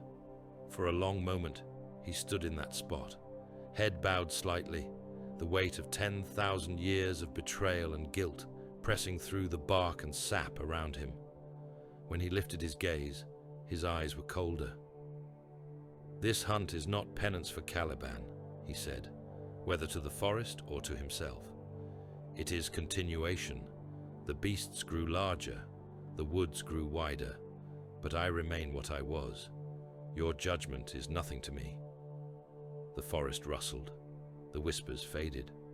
when the lion stepped from between the last pair of trunks. He emerged onto a balcony of black stone, overlooking yet another unsuspecting enemy sanctuary. An astropathic tower on a demon-touched moon. A war council bunker. A sorcerer's ritual circle. Each time, the decapitation was swift, precise, and merciless. News of these attacks spread with a speed that defied the broken communications of Nihilus. Traitor Vox nets buzzed with rumors. Officers whispered of green and black giants appearing in the heart of secure facilities, killing everyone present, then vanishing as suddenly as they had come. Dark Mechanicum adepts refused to work alone in their inner sanctums, fearing that the walls might split and disgorge hunters at any moment. Sorcerers cast futile wards against trees and shadows. Among Imperial survivors on occupied worlds, the tales were different. Men spoke in hushed voices about forests appearing in the corners of hab blocks, doors opening onto leaf-strewn paths instead of alleyways. Some claimed to have seen a figure in lion, crested armor stride past them under boughs that should not exist, leaving bloody footprints that faded as soon as he had passed. Others swore that when the traitor governor of their world died, he did so in his own private chapel, alone, the door sealed, his body found hanging from a branch that had grown from the ceiling overnight. In the crown of thorns, fear took on a new shape. It was no longer just the fear of the warp's tides, or of demons breaking through reality, or of titans stepping on hives. It was the fear of the forest between the stars, and of the predator who walked its paths. The First's Primarch could step through shadows anywhere, at any time, and he was hunting. The prisoner screamed until his voice became nothing but a flayed rasp. He hung upside down over the pit, chains sunk into his ankles, skin mottled with bruises, and the brown slick of dried blood. His ruined uniforms, what remained of them, marked him as once Astra Militarum. The tattoos burned. Into his flesh since then marked him as something else entirely. The chamber stank of burned nerves and old oil. Electro-litanies crackled from the interrogation rigs. Runes glowed a dull red along the walls, feeding vox snatches and psychic residue into the cogitators clustered like iron fungi at the room's heart. An interrogator chaplain in black plate stood before the dangling traitor, Crozius resting butt first on the deck, helm shaped like a skull tilted as if in contemplation. His rosarius swung gently with each of the prisoner's convulsions. Again, the chaplain said. The servo arms descended. Hooks and blades and needle-tipped cables slid into flayed muscle. Current arced. The traitor jolted. His eyes rolled, showing only whites webbed with burst vessels. Voices spilled from his mouth, not his own, fractured vox echoes, broken battlefield reports, sermons of heresy, names, coordinates, pleas for reinforcement, cries of victory. The chaplain waited, patient, while the machine spirits passed the noise. At the edge of the chamber, Hale watched, jaw clenched. He had seen men tortured before. He had ordered it when the calculus of war required. But the Unforgiven had elevated the practice into a ritual art, tied to 10,000 years of obsession.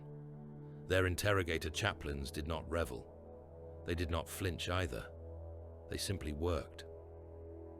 Azrael stood near one of the cogitator banks, helm held under his arm. He watched as the machine spirit's murmurs consolidated into clearer speech through vox speakers. For the glory of the Lord of the Crown. Cadriel orders, Cadriel commands, Thornhold, all hail Sir Cadriel. The name repeated. Different voices, different throats, the same syllables over and over, rising in a kind of manic litany. Stop, Azrael said. The chaplain raised a gauntlet. The servo arms froze. Current died. The traitor hung limp, steam rising from his skin. Azrael stepped forward, eyes on. The prisoner, though Hale sensed his attention, was on something much further away. Cadriel, the Supreme Grand Master said quietly, It has been a long time since I heard that name. Hale frowned. One of yours? He asked. Azrael did not answer him. He looked past the dangling man to the Primarch standing in the half-light at the far side of the chamber. I remember him as Sir Cadriel of the Order, the Lion said, before Azrael could speak. He was a knight when I came to Caliban, older than me by some years, skilled in the hunt, too skilled perhaps. He liked the killing more than the justice. His gaze was distant, tracking something only he could see. A forest, a fortress hall with banners of beasts and broken lances. After the unification, the Primarch continued, he took to the Legion well enough, wore the plate, took the oaths, vanished into the great machine of the Great Crusade. And later, Azrael said softly, he fell. The Lion's eyes hardened. Yes, he said, so it seems. On the cogitator's main slate, data assembled into sense, snatches of intercepted vox, astropathic impressions ripped from the minds of other prisoners, fragmentary auger returns, all of it organized by the machine spirits into a single, ugly picture. Thornhold, a world fashioned into a fortress nodal, controlling a cycle of warp routes and subroutes from the crown's bleeding heart to its ragged edge, orbitals bristling with guns, orbital patterns showing docks, shipyards, defensive bastions. At its center, a single rune, an 8-pointed star fused with a winged sword. A fallen holding court, Ezekiel murmured, drawn by the psychic stink of the data. In the midst of this cluster, no mere raider king, a lord in truth. They call him Lord of the Crown, the interrogator chaplain said, voxing the last filtered phrases. Sir Cadriel, first of the faithless, heir to the first. Azrael's jaw clenched. Blasphemy, he said. The word was almost a growl. A symptom, the Lion said. The disease is deeper. He represents more than simple treachery. He is a failure of mine, a knight I did not see clearly enough, a warrior I did not break when I should have. Now he wears my name in his mouth while he tears apart my father's realm. He turned away from the cogitator glow. Summon the council, he said. We will decide how long he gets to keep breathing. The strategium was lit in greens and whites, hollow projectors painting Thornhold in mid-air. It hung there in the darkness of the chamber, larger than life, a planet wrapped in chains of steel. Gun moons ringed it, each a small world unto itself, hollowed out and bristling with macro cannon and lance bastions. They sat in precise orbits, overlapping fields of fire, turning the space around Thornhold into a killing sphere. Assaulting ships would need to weather that hail long enough to close, or be torn. Apart at distance, on the world's surface, fortresses like teeth jutted from the crust, gun emplacements, void shield projectors, titan hangars, manufactoria, hab blocks piled on hab blocks to house the billions pressed into Cadriel's war machine. Warp energies seethed in the upper atmosphere, slicks of unreal color swirling around demon bastions that stabbed up from the planet's crust like black fangs. Sorcerous nexuses, sacrificial pits. Thornhold was not simply fortified, it was festering. The Lion studied the projection as he might have once studied a map of game trails. Azrael stood at his right hand. Hale lingered just behind, the mortal representative of the crusade. Interrogator chaplains lined the chamber's periphery like carved skulls, their crozier staves resting against their shoulders. Ezekiel spoke first. Every piece of intelligence we have managed to pry from the enemy points here, the chief librarian said. Every command thread, every major ritual, every fallen lord and traitor general of note. Thornhold is their anchor in the crown. And Cadriel sits at its heart, Azrael added. The Lion nodded. Then we cut, he said. Deep. And once. Capture teams must be arranged, Azrael said. Interrogator cadres. We must have him alive if possible. His information will be invaluable. 10,000 years of betrayal. Names, locations, routes. If we can break him, we can unpick an entire spider's web. The Primarch's gaze slid from the hololith to his son. Alive, he repeated. You want him on the rock, in your dungeons, to be another skeleton in your closet of sins and obsessions. Azrael did not flinch. Yes, he said. That is our mandate. The fallen must be brought to judgment. He is the greatest of them I have yet heard of, Lord of the Crown. Disgust laced the title. He will know much. He will be made to speak. Like Luther, the lion said. The word hit, the room like a dropped slab. Hale felt the hair on his arms rise. The interrogator chaplains did not move, but something in the way their hands tightened on their weapons betrayed tension. Azrael's face tightened. Luther is secure, he said. He has been our focus for longer than most of us have been alive. From his lips we have taken truths and lies both. Cadriel will add to that corpus. With both of them you could... He trailed off. The lion's expression was an unreadable mask. I have listened to Luther's words, he said. There was no warmth in his voice, no lingering affection, only tired contempt. I know his justifications and his regrets.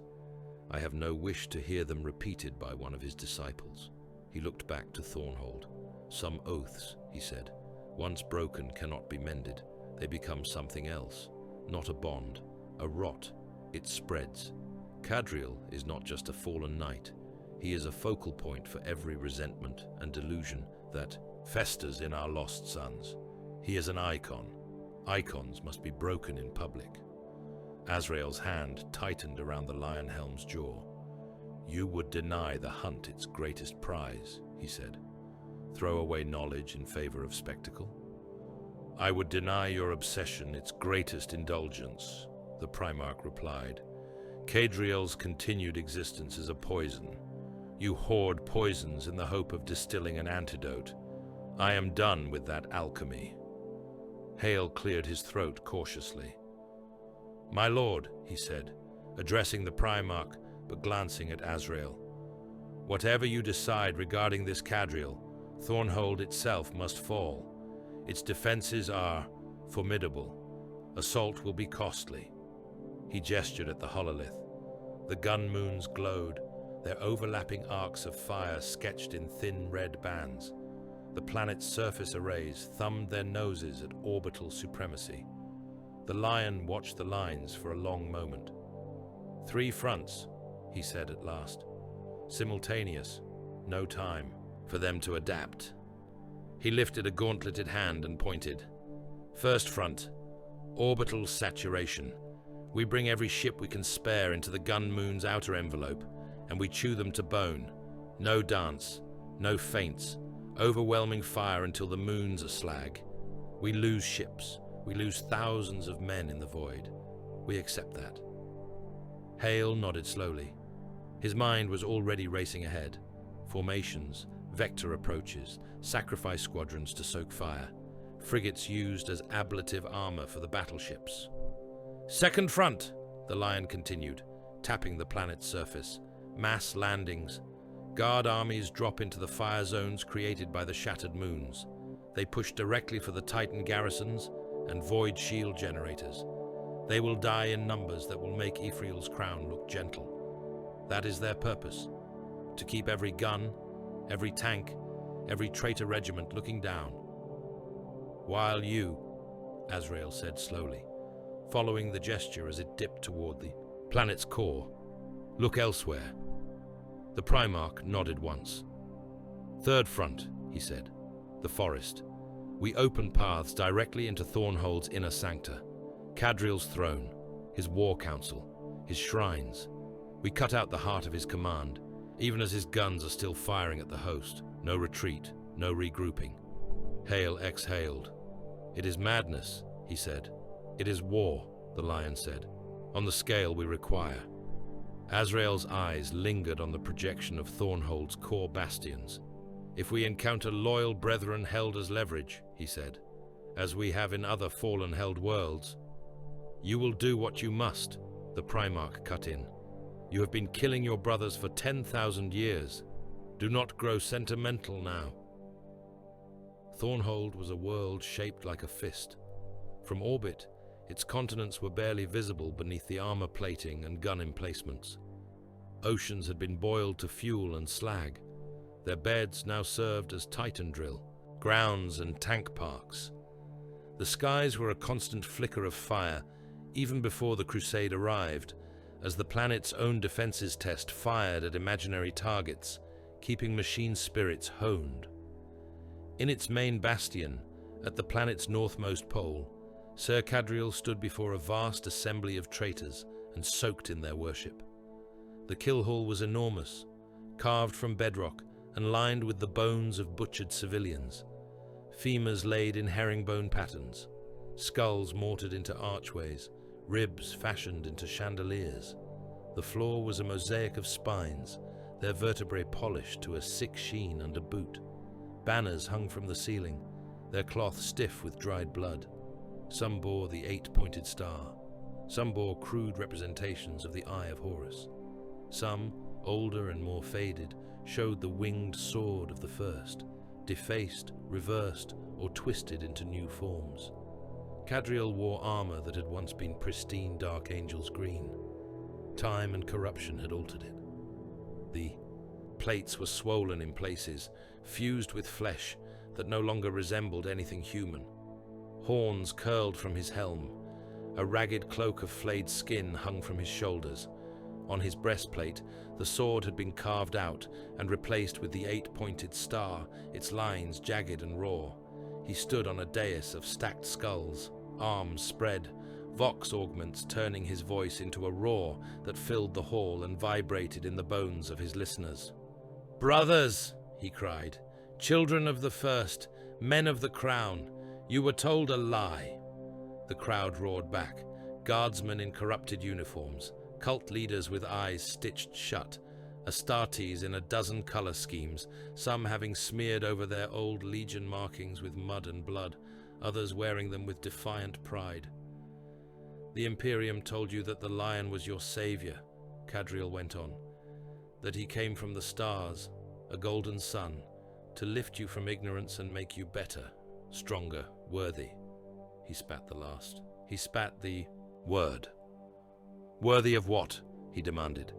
"Of being spent in the wars of terror, of dying on alien soil under alien suns, of fighting for an emperor who saw you as beasts broken to his saddle. When your home cried out, did he answer? When Luther and those of us who remained begged him to return, what did he do? He spread his arms wider, as if inviting the hall's hatred. He pointed his blade at us," Cadriel said. "He chose terror over Caliban, father over sons. He broke our world rather than hear our plea. That is your savior. That is your noble Primarch." He paced the dais, each step grinding skull fragments beneath his boots. "They say he has returned," he said, voice dropping to an almost conversational tone, made monstrous by amplification. "They whisper that he walks again, that he comes through forests between the stars, like some ghost from a forgotten hunt. They tell you to fear him." He paused. "I do not fear him," he said. "I remember him. I know his limits. I know his arrogance. I was there when he turned his back on us. I watched him bleed. I saw that he is not a god. He is a man shaped for war, and men can be killed." The hall roared. Some slammed weapons against armor.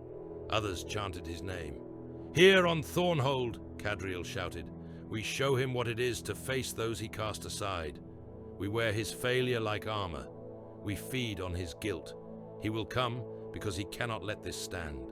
When he does, we will break him, and when he falls, the first will have a new lord, one who did not abandon his sons." He raised his weapon, an enormous chain blade etched with sigils, its teeth stitched with chapters' worth of trophies.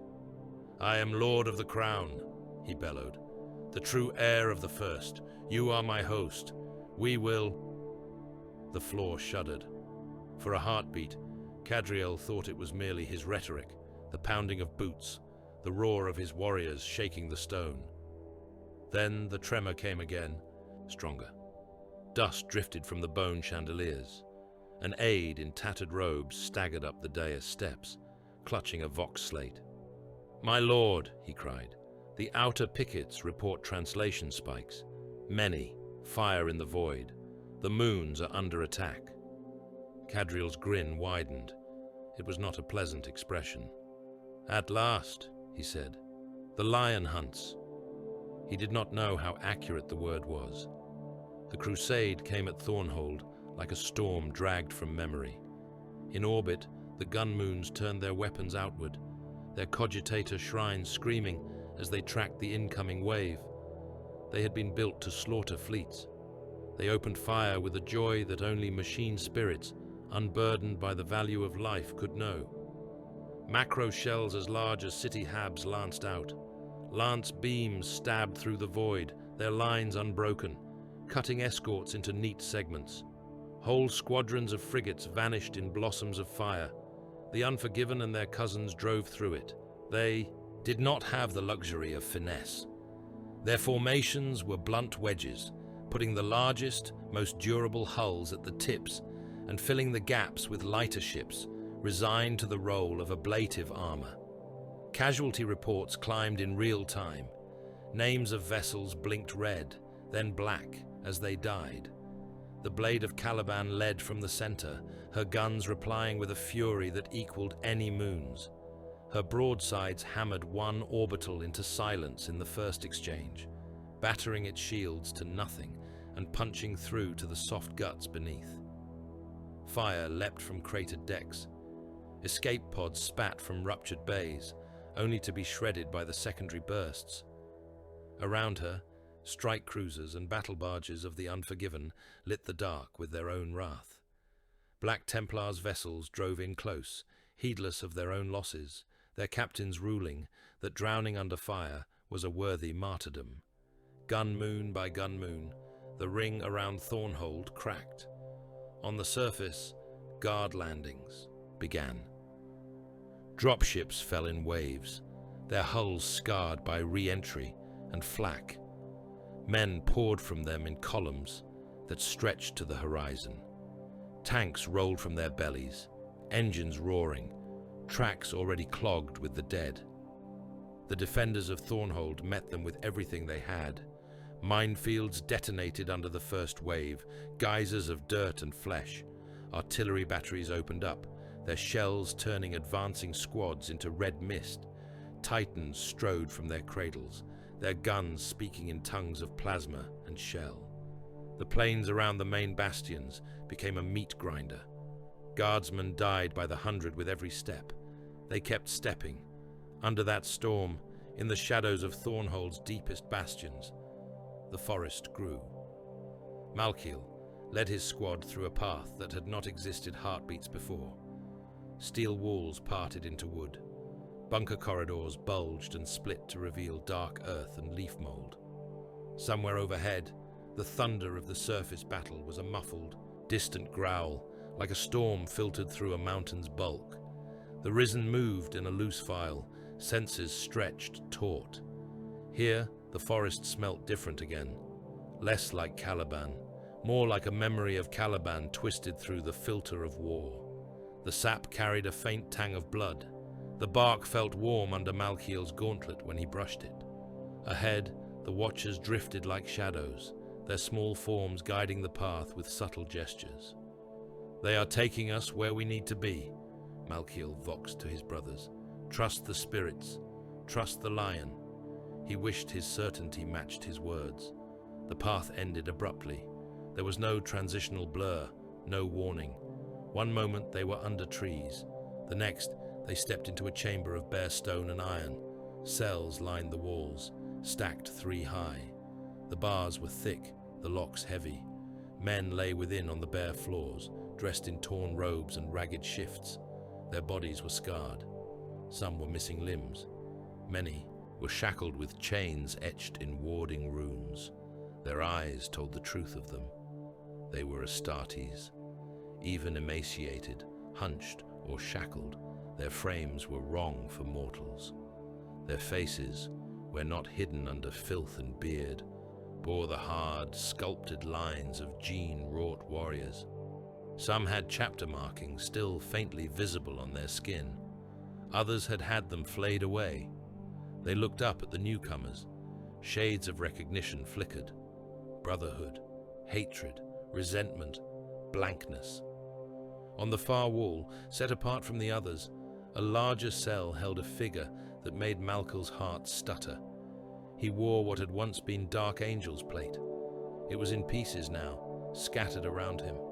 Shackles welded to the wall bound his limbs. His hair hung in filthy ropes. His face was a ruin of scars and burns where someone had tried to erase his features. Even so, Malkiel recognized the lines of his jaw, the set of his brow. "Master," he breathed. The prisoner laughed. It was a raw, broken sound. "Do not call me that, Malkiel," he said. His voice was hoarse, but the cadence was unmistakable. "Not after all this." Azrael, or what remained of him after Thornhold's tortures, looked up at the Risen. "Cadriel keeps his trophies close," he said. "He likes to parade them when he speaks of his triumphs. The mighty humbled, the unforgiven caged, the lions chosen brought low. It amuses him." Cold swept through Malkiel's gut. "Lord Azrael," he said, stepping toward the cell, "we will free you. We will—" A hand closed on his arm. "Jerek." "Sergeant," the Risen said, his voice flat over the vox. "Think. Time." The squad was in the heart of Thornhold. Their path back was as uncertain as the forest allowed. The Lions' plan relied on timing. Every moment they spent here was a moment the enemy might use to shift. Still, the instinct was strong. Save the captured master. Retrieve the head of the unforgiven.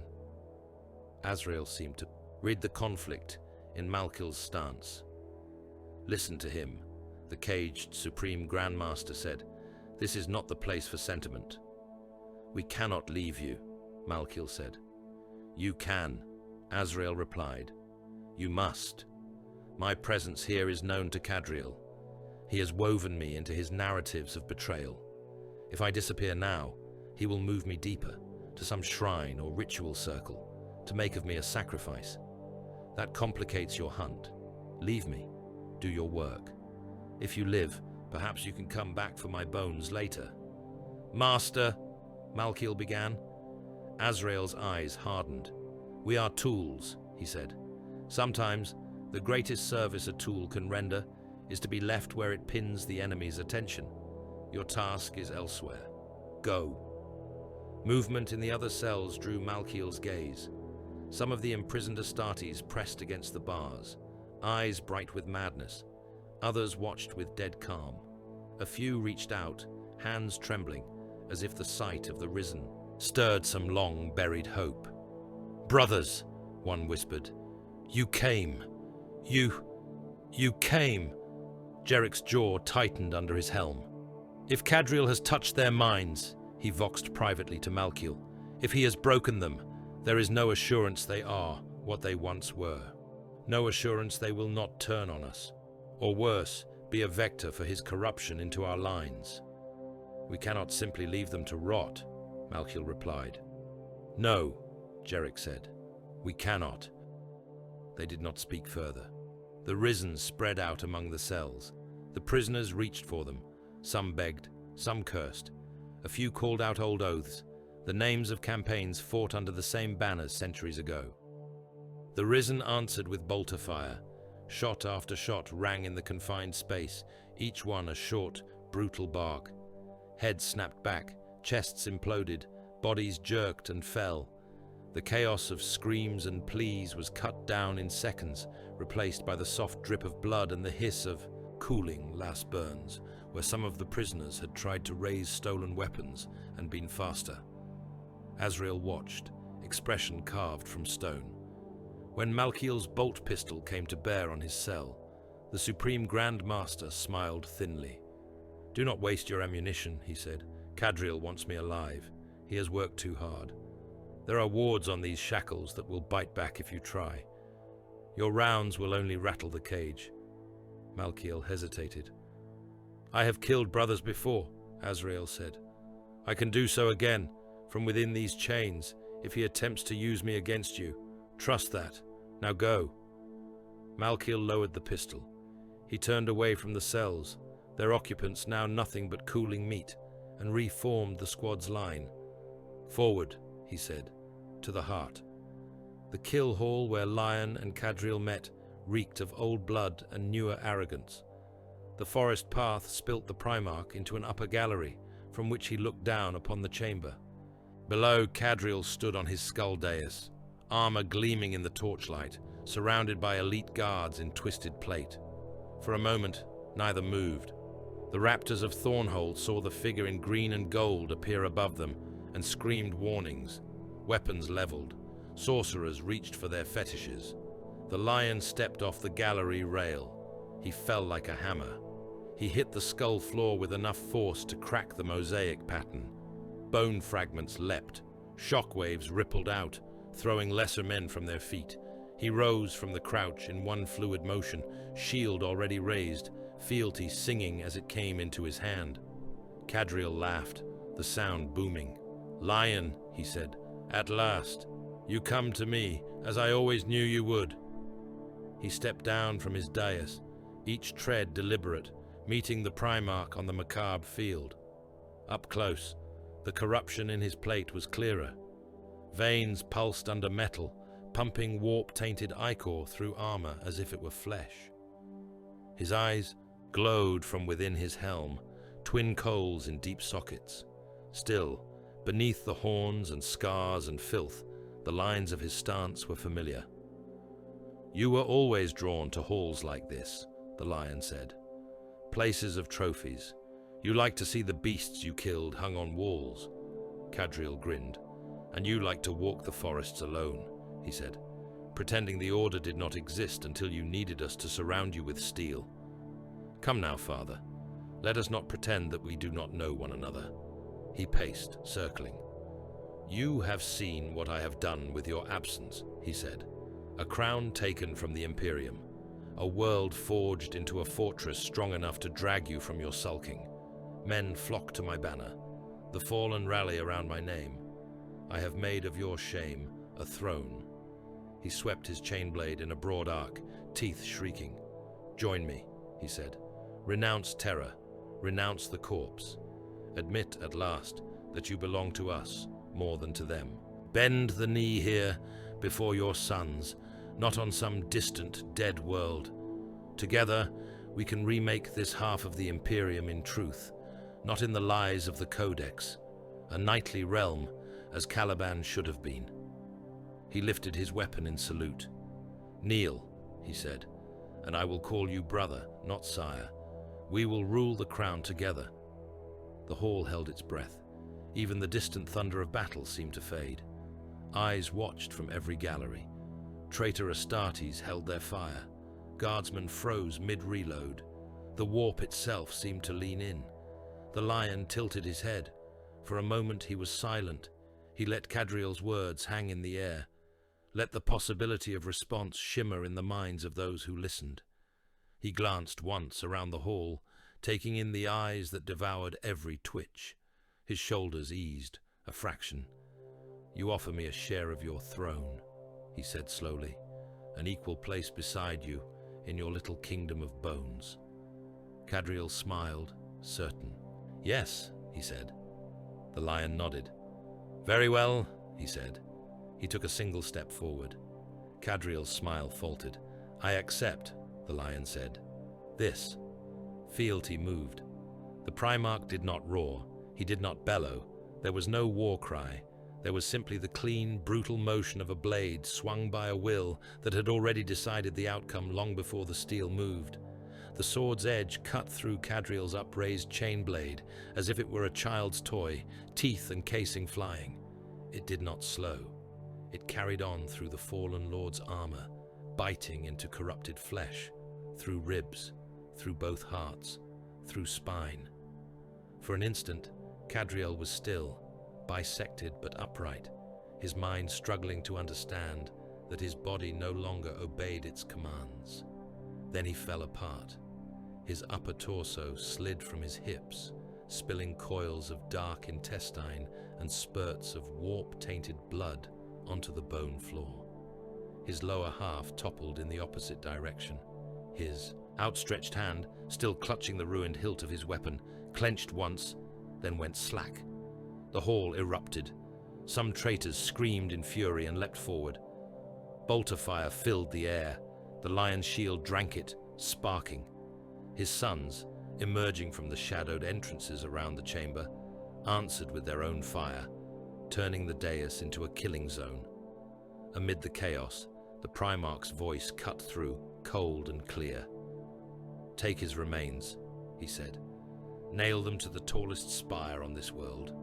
Let every man who looks up know what becomes of those who style themselves heirs to the first without my leave."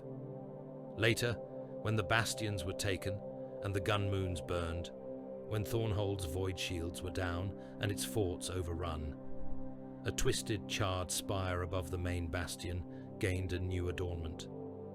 Sir Cadriel's bisected corpse hung there, pinned by adamantine spikes driven through bone into black stone.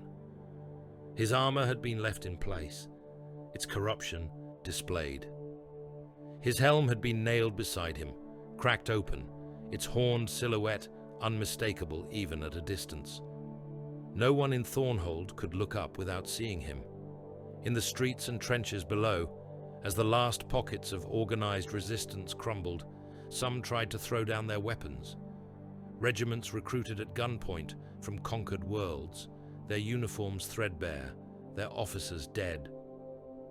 Press-ganged workers from the Manufactoria, dazed by the sudden collapse of the regime that had owned them. Cooks, clerks, drivers, conscripted en masse and handed lasguns they had never been trained to use. They knelt in the mud. They held their hands up. They cried out in a dozen dialects, pleading for mercy, for re-enrollment, for the chance to die under the Aquila instead of the 8-pointed star. Hale saw it from his command Leviathan, picked feeds showing columns of men kneeling, weapons laid out before them. He opened a Vox channel. "Lion," he said. "They are trying to surrender.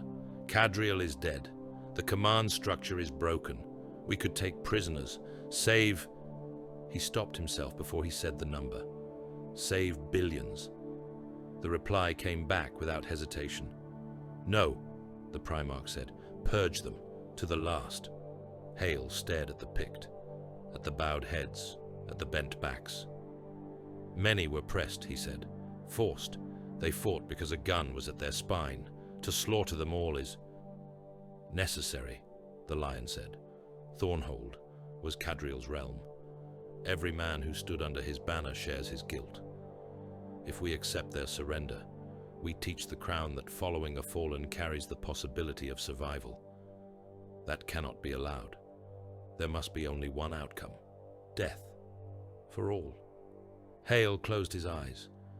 He thought of Ephrael's crown, of the boy in the nave, of macro strikes on their own positions, of the Primarch's hand wrenching a traitor's throat free. He opened his eyes. "Understood," he said. Orders went out, in trenches and plazas, on manufactorum floors, and in shattered shrines. Men who had thrown down their weapons died with their hands still raised. Astartes walked the lines, bolt pistols issuing single rounds at point-blank range. Guard squads, faces pale, fired into crowds of kneeling captives until the magazines clicked dry, then reloaded and fired again. Some units hesitated, others did not. Resistance was rare. Most of the conscripted simply closed their eyes and waited for the shots. When it was done, Thornhold was a world of corpses. The fortress stood, scarred but largely intact. Its gun emplacements and bastions could be repurposed for Imperial use. Its manufactoria could be cleansed and brought back into service. Its population, the tens of billions who had served Cadriel's war machine, lay in mass graves or unburied heaps, food for carrion things. Above it all, nailed to his spire, Ser Cadriel swung in the poisonous wind, the broken oath he represented, finally silenced. The message to the crown of thorns was clear. Follow a fallen, and there would be no surrender, no mercy, only ashes. The death of Sir Cadriel rolled through the crown of thorns like a shockwave, on demon worlds and heretic flag bridges, on shrines carved in the guts of murdered hives. The news spread by vox and sorcerous whisper both. Lord of the crown, fallen heir of the first, nailed to his own spire like a butchered beast, his realm burned out from under him. Some laughed, brittle and frightened, others howled. In a chamber of bronze and bone aboard a ship whose name had been forgotten 5 Black Crusades ago, a conclave of warlords howled loudest of all, champions of the ruinous powers, their armor a riot of spikes and crawling sigils, pounded fists and weapons against the floor until the chamber shook. "They think this breaks us," snarled one, his helm sculpted into the face of a snarling wolf. "That killing Cadriel ends the crown." "They think their mongrel Primarch makes them strong," spat another, a sorcerer whose flesh writhed with embedded runes. "They do not understand that his return is a gift to the gods, another sun to break." At the hall's far end, seated upon a throne of fused skulls and chain-wrapped ceramite, a figure watched with eyes of banked fire. He was massive, even by the standards of the traitor Astartes around him. His armor was a carapace of crimson and black, its plates layered and overlapping like scales. Where skin showed between joints, it was the color of wet meat. Horns curled from his helm. His wings, folded behind him, were ragged membranes shot through with veins of molten brass. Varkan the Red had once borne another name in a legion that did not speak it now. Those who tried to recall it found their tongues burning. "Enough," he said. The word came out half raw, half word, his voice a grinding of stone on steel. The warlords fell silent. Varkan rose. "Cadriel was a useful tool," he said. "He drew the lion's eye. He showed us how far the first's fatherless sons would go to erase their shame. Now he is meat on a spike. That changes nothing of what we are." He stepped down from his throne, each tread making the deck plates groan. "The crown remains," he said. "Its worlds burn, its shrines bleed. The Imperium pours itself into the furnace to stamp out a fire it cannot even see clearly. And in the midst of that furnace there is a place where iron and blood are one." A hololithic projection flickered into life at a gesture of his clawed hand. A world appeared, a sphere of gunmetal grey, its surface a patchwork of manufactoria, artillery planes, and blackened scars. No oceans, no green, only heat and guns and smoke. "Malphara Prime," Varkan said. "An industrial world turned entirely to war. The Imperium bleeds there already. Their lion bleeds them there. Their Titan legios, their guard hosts, their Astartes, all packed into trenches and gun pits, firing until their bones turned to dust." He smiled. It was not a human expression. "We will answer Cadriel's death there," he said, "with a slaughter so vast that the gods will drink it for a century. We will bring every engine of war we can scrape from the crown, every daemon-forged weapon, every ship. We will break their crusade on that anvil. And when the lion comes to hold the line together, we will take his head." He spread his wings. "Rally the fleets," he commanded. "The crown marches on Malphara." Malphara Prime was a planet-wide gun deck. Its crust had been peeled back in layers over millennia. Every strip of rock turned into foundry feedstock or ground into ferrocrete. Great factory complexes sprawled across its surface in tangled chains, their chimneys vomiting out black smoke that turned the sky the color of old bruises. Between those hives of industry lay artillery fields, endless ranks of earthworks and gun pits, each one bristling with cannon. Basilisk batteries sat in trenches deep enough to hide their hulls, their long barrels elevated toward the horizon. Medusa siege guns crouched like toads in reinforced bunkers. Earthshaker platforms, so large they blurred the line between tank and static emplacement, reared on artificial hills. Beyond them, Titan bays gaped like wounds in the earth. Their entrances were framed in adamantium teeth. Within, god machines slept standing up, their carapace plates covered in sigils of the Collegia Titanica, their void shields humming, their crews praying. War had raged here since before the Lion's return. When the rift tore the galaxy, Malphara had been an asset too valuable for either side to relinquish. Imperial commanders had poured troops down onto its plains. Chaos Lords had matched them regiment for regiment, gun for gun. Trenches had been dug and redrawn and dug again. Lines had shifted forward and back by kilometers at ruinous cost. By the time the first host reached it, the world was a scar tissue battlefield. Guard artillery regiments fired until their barrels warped. Guns that should have been cycled out of action after a set number of volleys had been pushed far beyond safe limits. Earthshaker shells thundered day and night, the tremors from their recoil turning hab stacks to rubble on the far side of the planet.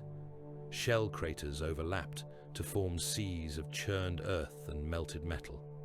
Some shells fell into older craters and detonated in eerie containment, sending geysers of dirt and bone geysering straight up. Casualty counters ticked in the Munitorum vaults, their dials spinning like crazed clock hands. Each mark represented a regiment. Each sweep represented another column going dark. By conservative estimates, Malphara had eaten more men in the last years than Ephrael's crown had birthed in a century. The numbers no longer meant anything except to cogitators. From orbit, the planet looked like it was on fire.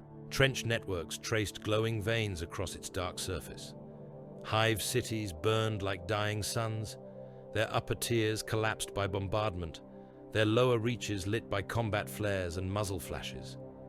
In some places, the lines were so close that macro-picked feeds showed Imperial and traitor trenches separated by only a few dozen meters of cratered ground, both sides so entrenched that even the shells falling among them could not force a decisive shift. In the blade of Caliban's strategium, the hololith of Malphara rotated above the stone table. Hale stared at it and remembered other worlds. He had thought Ephrael's crown had been the worst he would see in his tenure. He had not yet seen Malphara then. "Every front is engaged," he said, voice hoarse from too many briefings, too many shouted orders. Outlying manufactoria still turn out munitions, but the main belts are contested. We hold this ridge, the traitors hold that one. In between there is only artillery and death. He gestured to the sweeping red and blue lines tangled across the projection. "The casualties we have already sustained here would have ended past Crusades," he added, "and that was before your order to commit the first host in full." The lion's eyes tracked the shifting symbols with that same predatory stillness. "Then we will not treat this like the wars of the past," he said. "We cannot afford to." He indicated a ridgeline on the hololith, one among many. It jutted like a spine from the battered plain, bristling with gun emplacements and shield generators. "This ridge commands the approaches to the primary forge cluster," he said. "As long as the enemy holds it, their supply into the front is uninterrupted. We have nibbled at it for years, probing, attacking in battalion strength. We will take it now in one cut." Hale's brow furrowed. "Taking that ridge will cost us hundreds of thousands," he said. "Perhaps millions. We will need days to concentrate enough troops. Our supply lines—" "You misunderstand," the lion said. "We do not have days. Varkan is moving." He tapped a new rune into being above the planet, a crimson icon, fleet-shaped, edging across the system diagram. "By the time his war host reaches Malphara, this ridge must be ours," the Primarch said. "When he arrives, he will bring enough firepower to turn any halfway measure into suicide. We cannot fight him on ground that favors him. We must already be inside his teeth." Hale tasted dust in his mouth. "You propose a full frontal assault," he said. "Across open ground, under guns that have had years to sight their range in, against entrenched traitor positions. We will have to throw men away by the army to gain meters. Yes, the Lion said. Hale stared at him. Corps strength, he asked. Army strength, the Primarch replied. Hale's fingers dug into the table's edge hard enough to ache. We will burn hundreds of millions, he said. An entire world's worth of men to crack one ridgeline. The world lives or dies by this battle, the Lion said. The crown lives or dies by this world. What are hundreds of millions weighed against that? He turned his gaze fully on the Lord Militant. Your task, he said, is not to preserve men. It is to spend them where their deaths buy something of worth. This ridge is worth their deaths. On Malfora's blasted plains, the order translated into movement. Trumpet codes blared across trench networks. Vox orders crackled. Regimental commanders stared at their new directives and felt the blood leave their faces. Whole divisions were assigned to sectors measured in single kilometers. Artillery lifted fire from some sections, the guns swinging to pound the ridge itself instead of the enemy trenches. The sudden silence along those sections left men shaking. They had grown used to the constant roar, the way it drowned out thought. In that stillness, they heard only their own hearts. Sirens wailed, whistles blew, men went over the top. They climbed ladders slick with mud and old blood. They vaulted parapets 5 bodies thick. They ran, boots slipping in the churned mire, laser guns clenched in white-knuckled hands. Machine guns that had waited for this moment opened up. The ridge's emplacements poured fire. Heavy stubbers, autocannon, massed las batteries. Men died in the first strides from their trenches, sheared apart before they reached the first line of shell holes. Others made it into those craters, huddling in the brief shelter, only to be smashed into paste when artillery corrected its aim. Regiment after regiment went forward. They advanced under banners that had seen a dozen other assaults. Banners that had been repaired and stitched and reblessed more times than any tailor could recall. Banners that now fell as their bearers were shredded, to be picked up by others or trampled into the mud. The ridgeline did not fall in a day. It fell inch by inch. On its slopes, guardsmen clawed their way into enemy trenches, fighting hand to hand in tunnels clogged with bodies. Flamers washed over dugouts, filling them with burning men whose fat ran like tallow.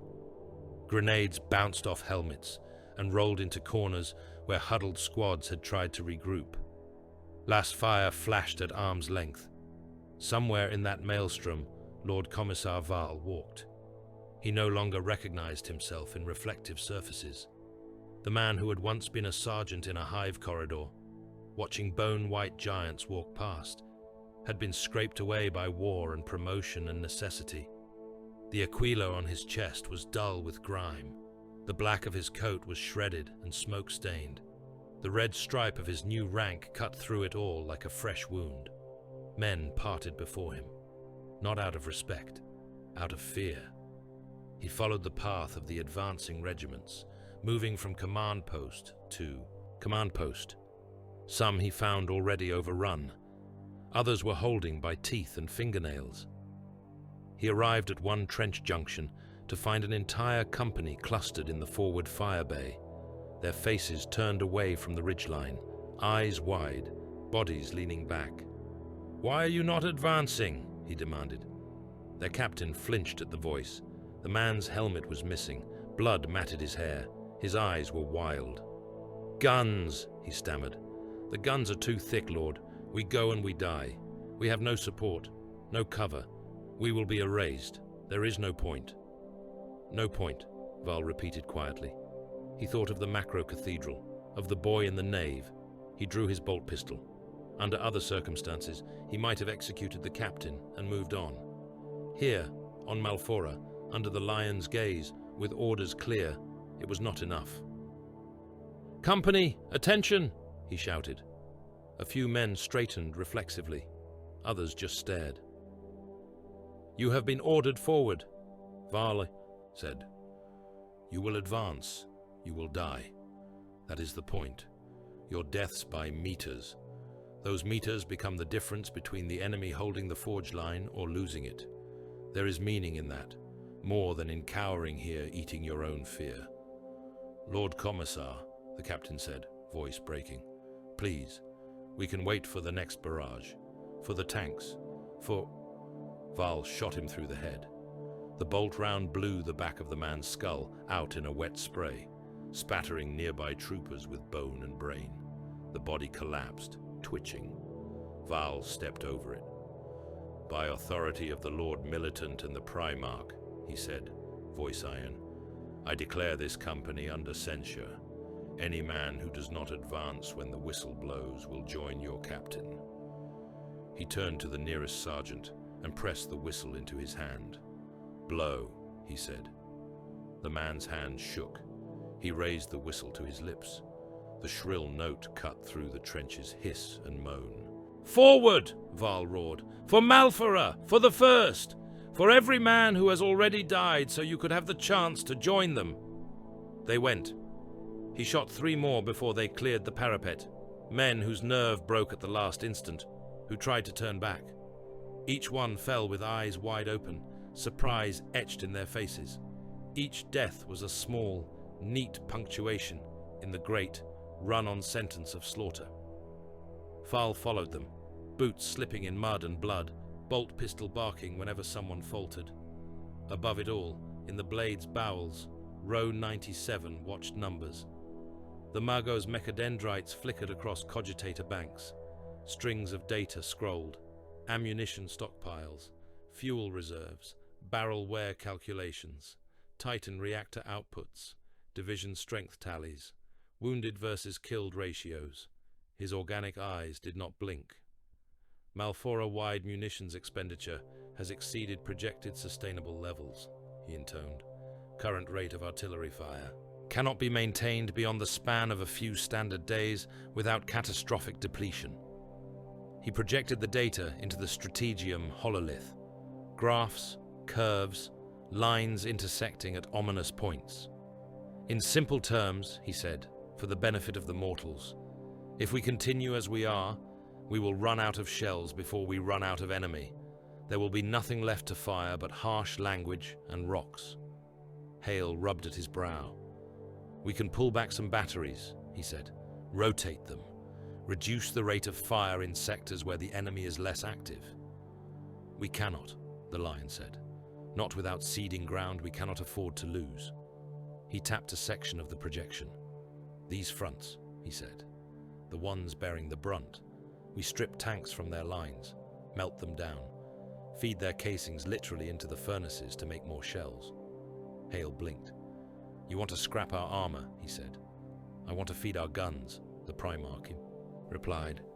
Tanks without shells are statues. Artillery without shells is useless. We have platoons that have been used as static gun platforms for so long, they no longer remember how to maneuver. We will convert them fully. Hulls into munitions, crews into infantry. Those crews are some of our most experienced fighters, Hale said. Tankers are not line grunts. Their skills are specialized.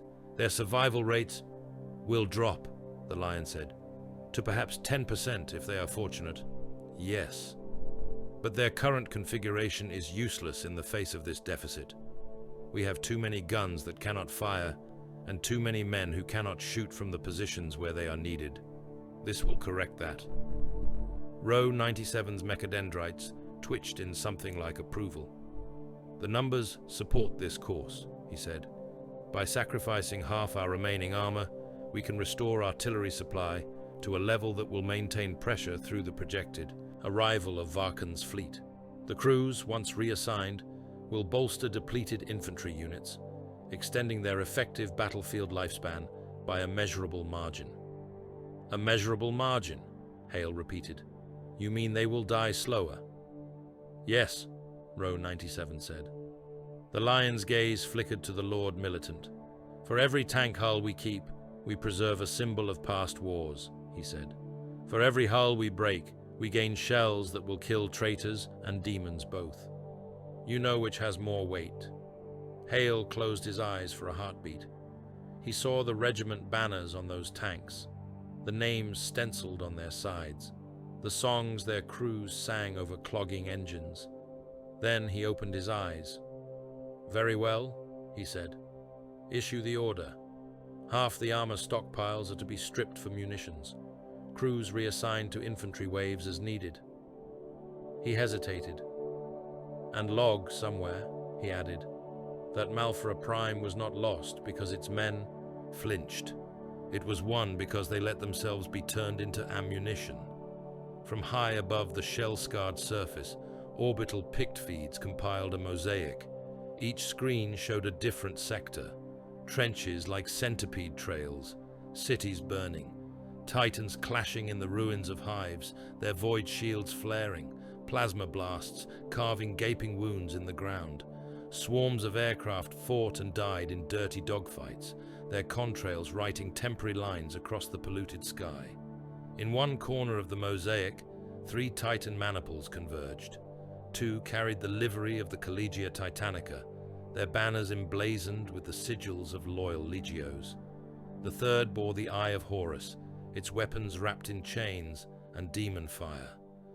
They met in the shattered corpse of a hive city. The towers here had been broken and rebroken. Their upper halves lay as jagged islands of ferrocrete and twisted metal. Streets had become canyons of rubble. The Titans strode through it like gods of broken mountains. One loyal engine, a warlord clasped in the colors of a legio sworn to Mars, fired its main gun. The plasma annihilator spat a sun-bright lance that tore the traitor Reaver's arm clean off, sending the severed limb crashing through the remains of a habdome. The enemy engine staggered, its own return fire chewing chunks from a loyal warhound. Around their titanic legs, human soldiers fought in the shadow of their duel, ants in the path of gods. Through that chaos, a single Storm Raven gunship knifed in. Its engines screamed as it skimmed under a tracer wall, armor flaring as shrapnel raked it. For a heartbeat, it flew between the legs of a striding Titan, the god engine's step missing it by a margin so small the gunship's crew could have reached up and touched adamantium. Inside, the lion stood in the hold, hands braced on the restraints. Around him, a small cadre of his best, Terminators and Blade Guard and Risen both, checked weapons with the calm of men about to step into a nightmare of their own making. The Storm Raven rose, clearing the wreckage, aiming straight at a jagged rise in the distance. There, Varkan's forward command bastion squatted, a black, many-angled structure like a tumor of metal. Warp fire licked from its seams. Gun turrets tracked the sky, spewing flak. "Shields!" the pilot voxed, voice tight. "We will not survive a second pass." "We will not need one," the lion said. He keyed the teleport beacon built into his armor. Reality pinched. For the crew, the world went white as the teleportarium snatched the Primarch and his chosen from the Storm Raven's hold. For an instant, the gunship bucked as its mass changed. Then it barreled on, slamming straight into the bastion's flak tower in a flower of fire. The teleport flare dropped the lion into the heart of Varkan's bastion. He appeared in a storm of light in the midst of the command chamber, his boots cracking the obsidian inlaid floor. The Emperor's shield was already up, deflecting the first panicked shots. Fealty's edge carved a perfect horizontal line through the nearest gun servitor and the traitor officer standing behind it. Around him, his warriors arrived in their own flashes. Thunderhammer heads lit with caged lightning, storm shields locking into place. The bastion's occupants had only a heartbeat to understand that death had arrived in their sanctum. Then the Primarch got to work. On Malphora's plains, the front lines barely moved. For all the artillery, for all the men, for all the Titans and tanks and demon engines, the ridges and trenches and bastions changed hands by meters. The price for each meter was counted in regiments. In the Blade's hololith, the lion shifted those regiments like pieces on a board. "Kill ratios are improving," Row 97 observed. "For every 2 guardsmen we lose, we kill 1 traitor. With the additional shells from the stripped armor, we may reach parity, perhaps even tip the balance to favor our side on some fronts. Project the likely lifespan of the 7th Army, the Lion said, eyes on a particular ragged section of the line. Data whispered. On current attrition, the 7th will be combat incapable in less than a week, the Magos answered.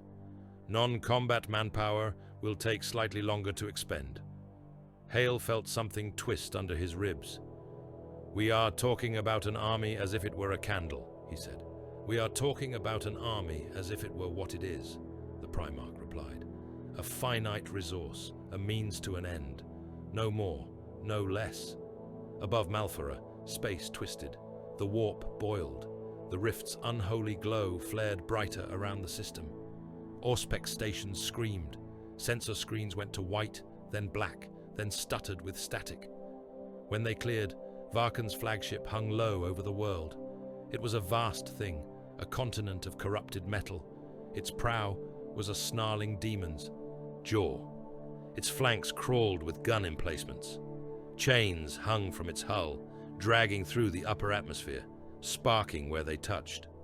Demon engines swarmed around it like flies around a corpse, shrieking in a chorus of warp noise.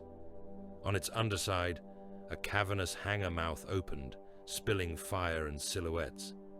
The howl of its arrival echoed through voxnets and in the minds of every astropath within reach. In the blade's strategium, the hololith trembled. Hale stared up at the new crimson icon that had appeared above Malphora, dwarfing the others. Varkan, he said. The Lion's gaze was fixed upon it. All reserves, he said. Everything we have. Commit them. There will be no second battle. Either we end the war here, or the crusade ends with us. The guns did not stop when Varkan came. They screamed louder. Malphora Prime shook under the weight of its own fury. For days upon days the world had been one endless barrage. Earthshaker rounds pounded the ridgelines until stone flowed like water. Siege mortars howled. Flak stitched the skies so thick that aircraft fell not as individuals but in swarms, wings torn from the air like burning leaves. Then the warp brightened. The wound in the sky above the planet swelled, colors no human tongue had words for seething across the firmament. Vox nets filled with howling static. Auspex returns went mad, every rune a screaming error code.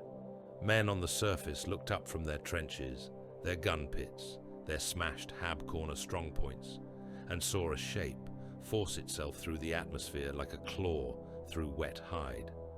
Varkan the Red descended wrapped in his own storm.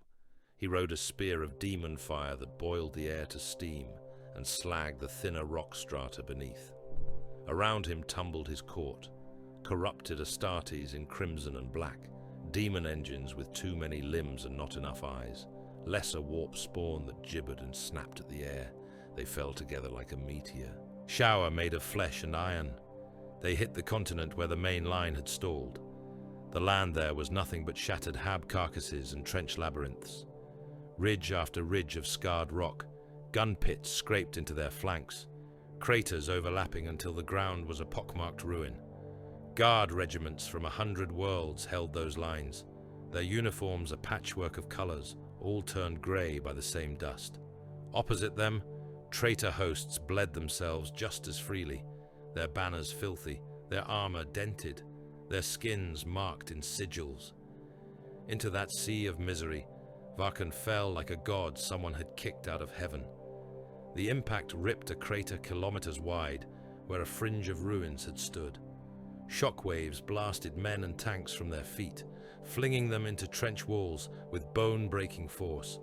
The light of the impact turned everything stark white for a heartbeat. Those who had been too close simply ceased to exist, their bodies unmade into a spray of ash and bone dust. When the dust cleared, the Daemon Prince stood at the crater's heart. He was taller than a warhound titan. His wings unfurled, membranes crackling with warp lightning, spanning the width of a hab district.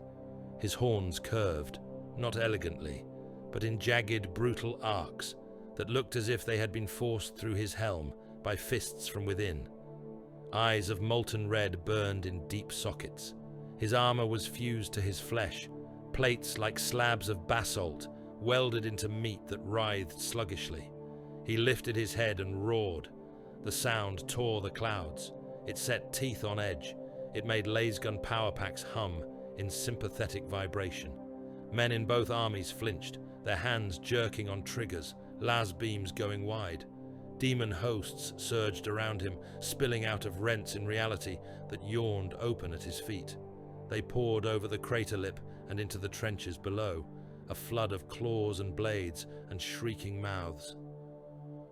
On the blade of Caliban, the hololith spiked with new energy. "Varkan has made groundfall," Row 97 intoned. "Estimated mass and warp signature match prior projections.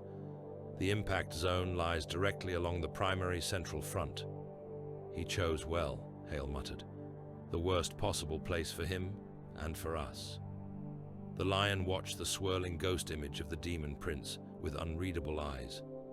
"He chose where the blood already runs deepest," he said. "Where the veil is thin and the men are too tired to scream. He wants to make this a ritual, an offering. Then he will get one," Hale said grimly. "Ours." The Primarch shook his head. "No," he said. "He will give one." He turned away from the hololith. "Prepare me a path," he said. "Groundside, no Stormbird, no teleport. I want them to see me coming." The Watchers heard him. They did not speak. They never did.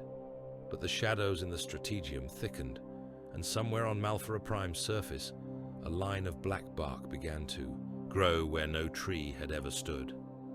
On the front, Lord Commissar Val felt the world tilt. He had been in the forward trenches when Varkan hit, his coat flapping in the shockwave, his teeth rattling as he slammed against the parapet. He had dragged himself free of the tangle of bodies, some still alive, some not, and stared across the crater, las pistol clutched white tight. The demon prince seemed to fill the horizon. Around Val, men gibbered. One trooper dropped his rifle and began clawing at his own face, trying to gouge out his eyes so he would not have to see. Another sat down heavily in the muck and started laughing, high and hysterical, until Val put a bolt through his skull. "On your feet," he snarled at the survivors. "You look at that thing and you remember this is why you are here, to kill it or to die trying. There is no other purpose." Some of them moved. Enough. Far behind him, artillery officers stared at their targeting cogitators and realized that if they fired at Varkan's position, they would erase their own lines along with his. For the first time in days, guns fell silent along a stretch of the front, an odd, wrong, quiet spread. Shell smoke still hung in the air, fires still burned. But in that sector, the roar of artillery died away. Men's ears rang in the absence of constant thunder. They could hear their own hearts, the ragged breaths of those around them, the wet sounds of wounded men trying not to whimper. Between the lines, the air changed. Ash thickened, falling in a soft, constant drift. Warp light bled through the clouds, sick colors staining the churned earth. Reality buckled in little ripples, the lines of trenches seeming to warp and breathe, their angles wrong if looked at too long. The Lion walked into that wrongness. He did not emerge from some glorious drop pod, trailing fire. He did not descend in a Stormbird. He stepped out from between two shattered hab blocks where moments before there had been only rubble, his boots leaving bloody prints on ground that had known nothing but blood for years. The forest behind him was gone in the next blink, swallowed back into shadows, leaving only the faint scent of damp leaves under the reek of cordite and rot. He walked alone. Astartes could have flanked him. Blade Guard could have formed a shield wall. Deathwing could have advanced like a wall. He could have brought his entire honor guard. He chose not to. Men saw him from trenches, from foxholes, from broken habs. At first they thought he was another Astartes captain, some giant among giants striding toward the crater. Then they saw how the air bent around him, how the ash seemed to shy away from his armor.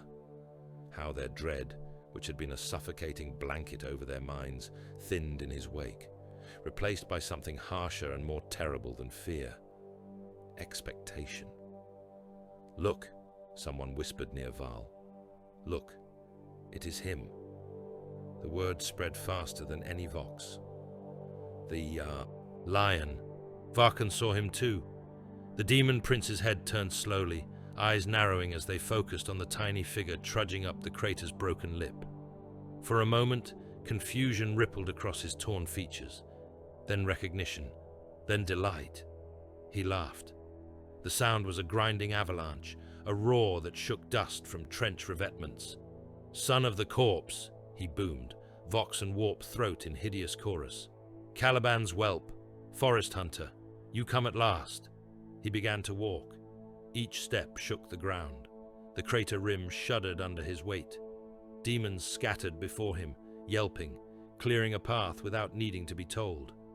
Corrupted Astartes fell back, eyes wide even behind horned helms. Mortals simply dropped to their knees, unable to stand in the pressure of the two presences bearing down upon one another. Between those two advancing apex predators, the battlefield cleared with an instinct as old as creation. Artillery stayed silent. Snipers lowered their rifles, hands shaking. Heavily armored tanks held their fire, crews staring through periscopes at the impossible scene unfolding in their sights, fingers hovering over triggers they did not trust. The lion mounted the crater lip and came to a halt on the churned plateau. Varkan loomed above him, wings still half extended, warp light seeping from the seams of his armor. "Do you remember it?" the demon prince asked, his voice rolling like distant thunder. "Do you remember the tower? The way the sky tore over Caliban? The way your precious forests burned?" "I remember. I watched from the shadows while you chose your father over your sons." The lion said nothing. Warp light played across his plates, sliding off the Emperor's shield in greasy rainbows. Fealty rested in his hand, point low, the blade's edge humming like a living thing. "You hid," Varkan went on. "You laid yourself down upon your rock and pretended to sleep while your sons tore themselves apart. You let Luther rot in chains instead of finishing him. You looked away for 10 millennia while we grew in your blind corners. Do you know how many fallen have whispered your name in hatred? How many worlds have burned because you could not bear to look at what you had made?" He leaned down, grinning, molten eyes blazing. "This," he hissed, "is your doing as much as ours, lion. The crown, the rift, the rot in your own blood. You birthed the fallen with your cruelty and your secrets. You think you hunt beasts. You are the beast. You are the father of every traitor here, including me." The lion moved. He did not answer. Words would have been a concession. Fealty snapped up, the motion too fast for mortal eyes. One moment the sword hung low. The next, it had torn a gouge in the world. The blade hit Varkan's thigh, where armor met twisted flesh. Warp-forged plate shattered under the impact, fragments spinning away like shrapnel. The sword bit deep, cleaving meat that smoked. As it parted, the force of the strike buckled the ground, cracking the crater plateau in a jagged line that ran between the enemy and guard lines. A new trench gouged in an instant. Ichor sprayed, a molten black that hissed where it hit the rubble, eating into stone with a stench like burned metal and spoiled meat. Varkan roared. The demon prince lashed out with a claw the size of a dropship. The Emperor's shield rose, meeting it. The impact rang like a planetary bell. Boot-deep fissures spiderwebbed out from the Primarch's feet. The shield flexed, its field flaring, arcs of energy snapping out to incinerate demons too foolish or slow to keep clear. The force drove the lion back half a step. His boots carved furrows in the broken stone. Then he came forward again. They fought without grace. There was no dance in their movements, no balletic exchanges, no feints for the sake of spectacle. Each blow was an attempt to kill, each parry a blunt refusal. Fealty hacked, and stabbed, its edge leaving smoking furrows in demon flesh, carving chunks of armor away. The Emperor's shield became a weapon as much as a defense, its rim smashing into Varkan's joints, cracking bone, denting plate. Varkan answered with scale and fury. His claws crashed down like falling towers. His tail, a barbed mass of bone and sinew, whipped out in scything arcs, smashing obstructions, catching the lion once across the ribs hard enough to send him skidding sideways, armor shrieking. His wings beat, not to fly but to buffet, each downstroke lashing the air with warp-charged pressure that knocked lesser beings flat. Around them, war did not pause. With the artillery silent in that sector, infantry on both sides surged, sensing opportunity or fearing boredom. Varl found himself leading men in charges that had no aim beyond keeping the enemy from flanking the duel. He bellowed orders, bolt pistol bucking in his fist. "Hold the ring," he roared. "No traitor across. This line. No demon past this point. The Primarch fights. You keep his flanks clean or you die for nothing." Men cheered, throats raw. They threw themselves at corrupted guardsmen and frenzied cultists, bayonets flashing, grenades blossoming.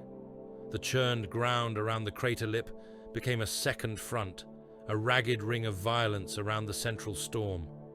Malkiel and the Risen hacked through demon packs that tried to surge toward the center, their swords ripping warp flesh that shrieked as it tore. Every time a demon slipped past, a bolter barked, a blade flashed, a body fell. "Do not look at them," Malkiel voxed, not daring to take his eyes from the snarling creature he was currently sawing in half. "You will go blind with awe or mad with envy. Focus on your own work." Above, Hale coordinated a different kind of circle. Orbital assets swung into new positions. "Pattern the bombardment around the crater," he snapped. "Lances and macro fire on any mast. Enemy formations that try to push in. Keep a clear ring. I want a wall of fire they cannot cross without turning to vapor. Nothing touches that plateau unless the lion wants it to." Shipmasters obeyed. Lance beams speared down to either side of the duel, carving trenches of molten rock.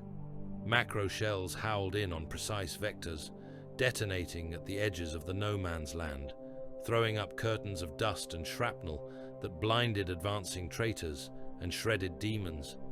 It was a cage of artillery, not to trap the Primarch, but to keep the world out of his way. In the center of all that, Varkan found an opening. The demon prince took a step back, drawing the lion forward as if yielding ground. A wingbeat kicked up a blinding storm of ash and dust.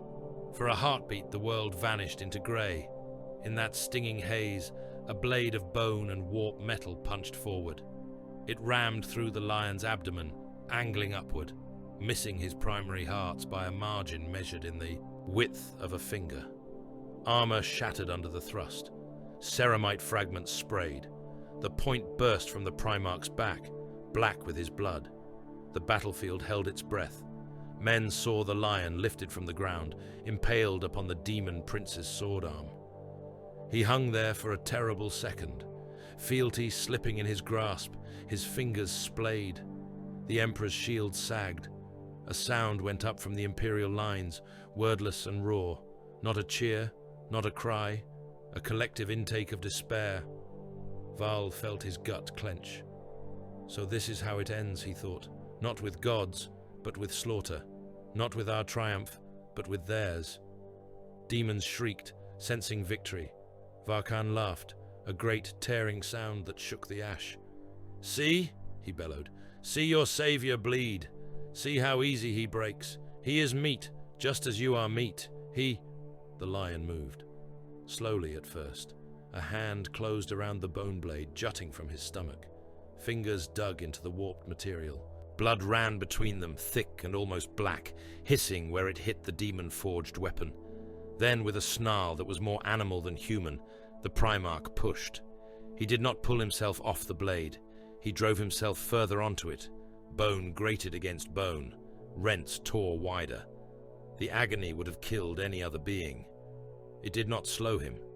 He dragged his own body along the sword's length, closing the distance between himself and Varkan's chest, like a man hauling himself up a spear in defiance of the one who had thrown it. The demon prince's eyes widened. "What?" he began. The lion's free hand shot out. It clamped around Varkan's throat. Not the armored plates, not the horns. The flesh.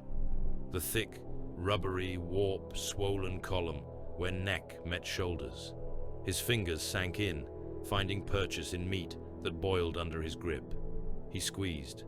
Bones that had no right to be bones cracked under the pressure.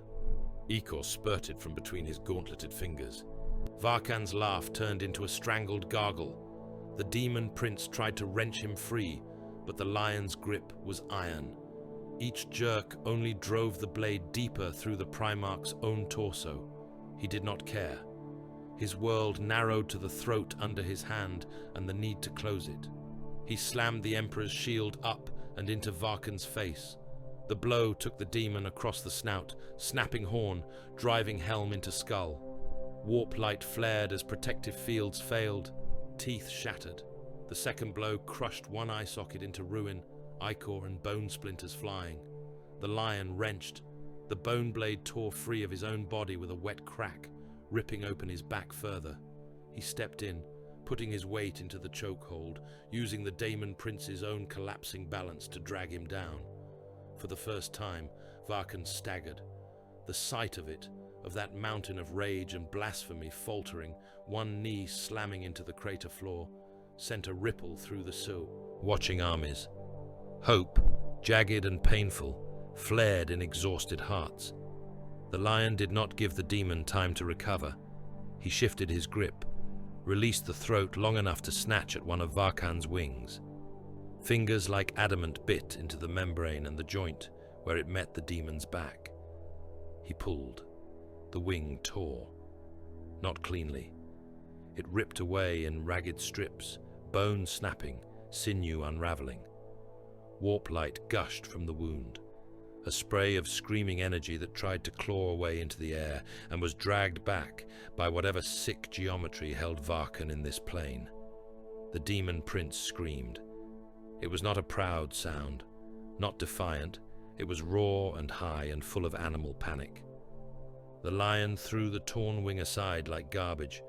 He grabbed the other. He tore it off too. He was not fast about it, not efficient. He did it with relentless, ugly force, making sure every watching eye saw the great bat-like appendages ripped from the demon's frame, leaving stumps that fountained ichor. He drove the demon onto its back with a shield slam. Varkan hit the ground with enough force to crater it again, skull bouncing, his remaining horn snapping off. His claws scrabbled, trying to find purchase, to push the Primarch off, to regain leverage. The lion stamped on one elbow. Bones shattered. The arm went limp. He seized the other wrist and twisted until that arm too broke in multiple places, the joint popping free with a sound like a thick branch snapping. Eyes.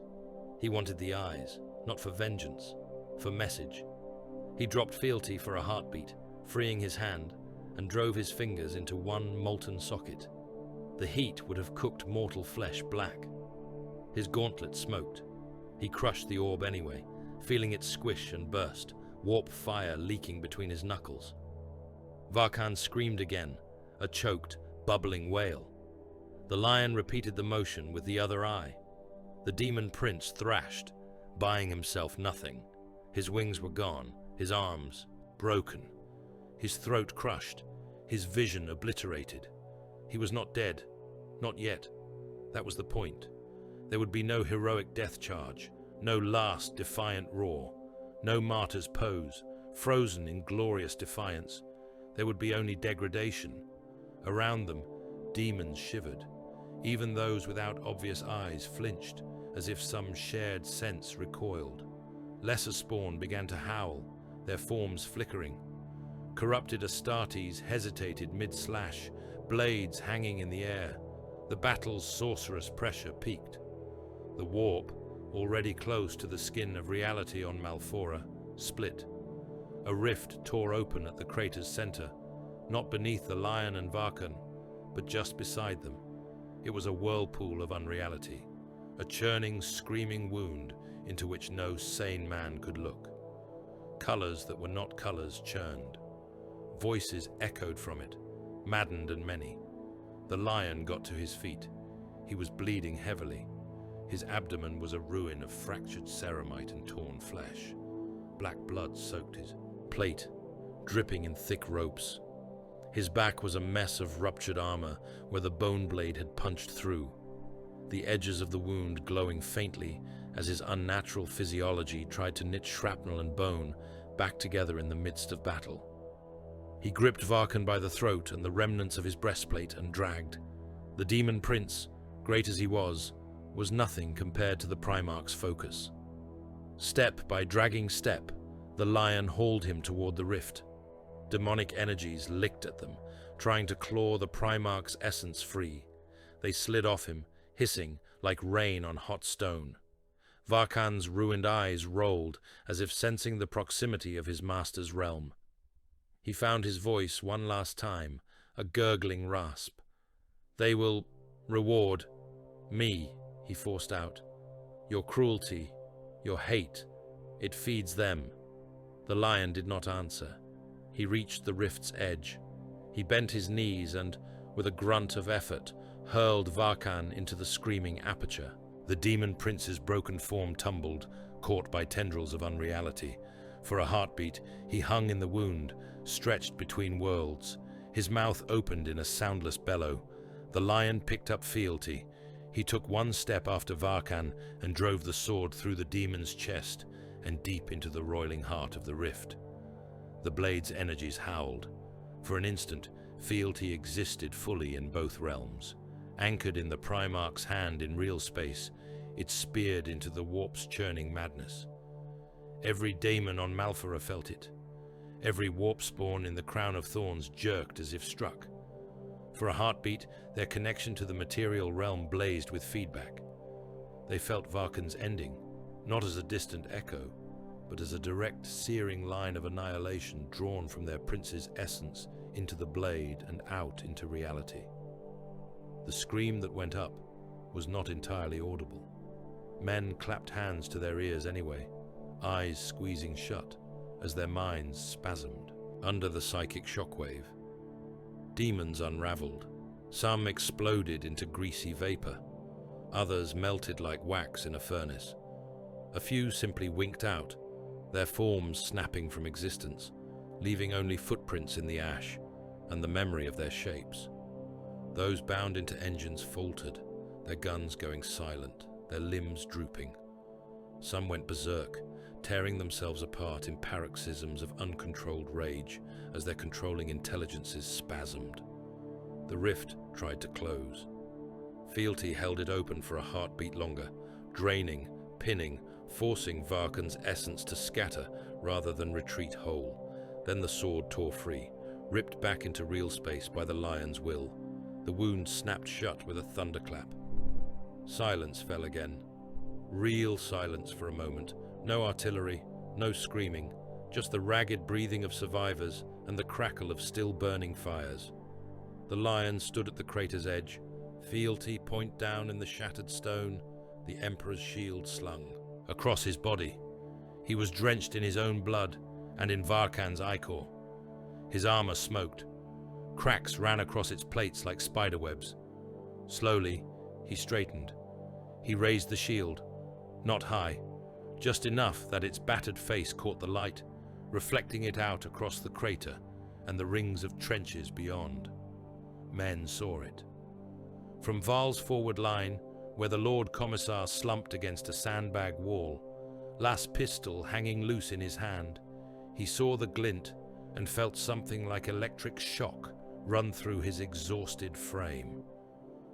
"He did it," someone croaked nearby. "By the throne, he did it." The guard lines erupted. There was no coherent cheer, just a roar, a ragged, jubilant howl from 100,000 throats. Men slammed rifle butts against trench walls. Some sobbed openly, laughter and tears mixing.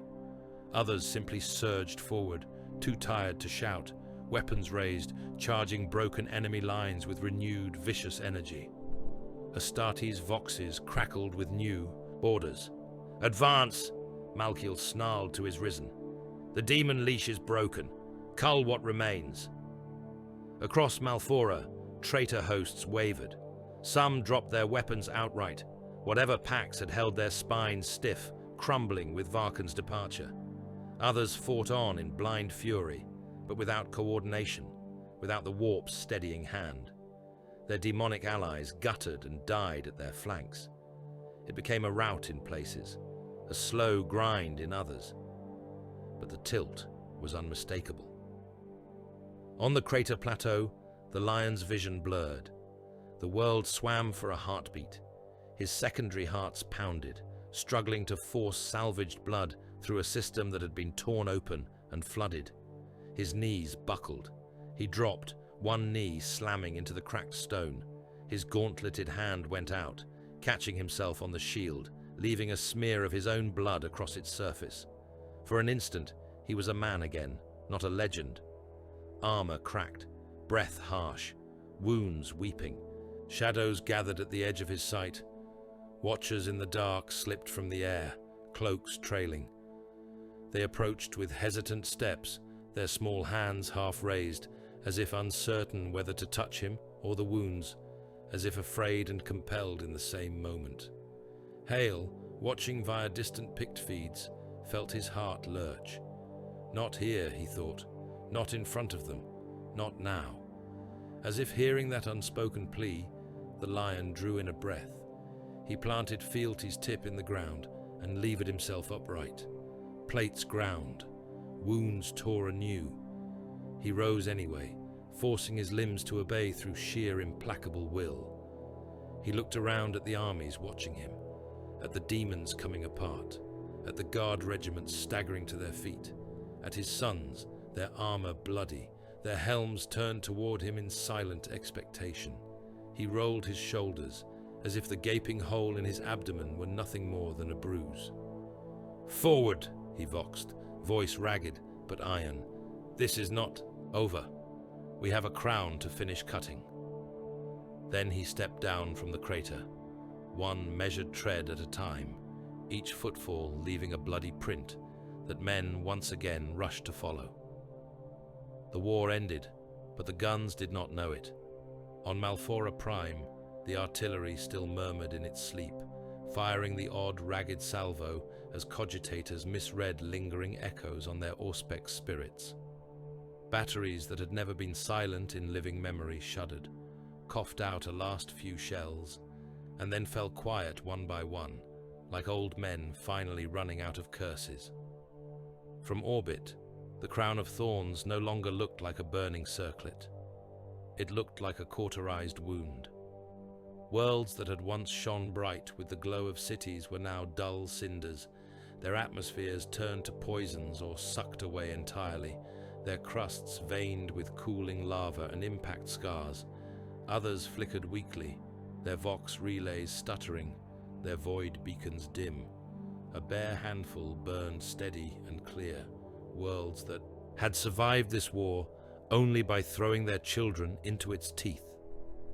In the strategium of the Blade of Caliban, the hololithic map of the crown turned slowly, its runes updated for the first time without immediate enemy interference.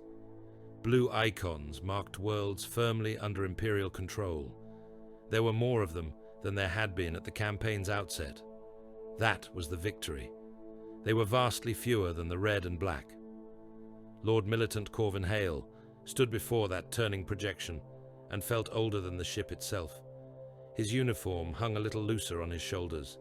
His hair had gone from iron to white somewhere between Ephrael's crown and Malfora Prime. The scars on his throat itched constantly now, no longer merely reminders, but demands. He held a slate in one hand. Its glow painted new lines around his eyes.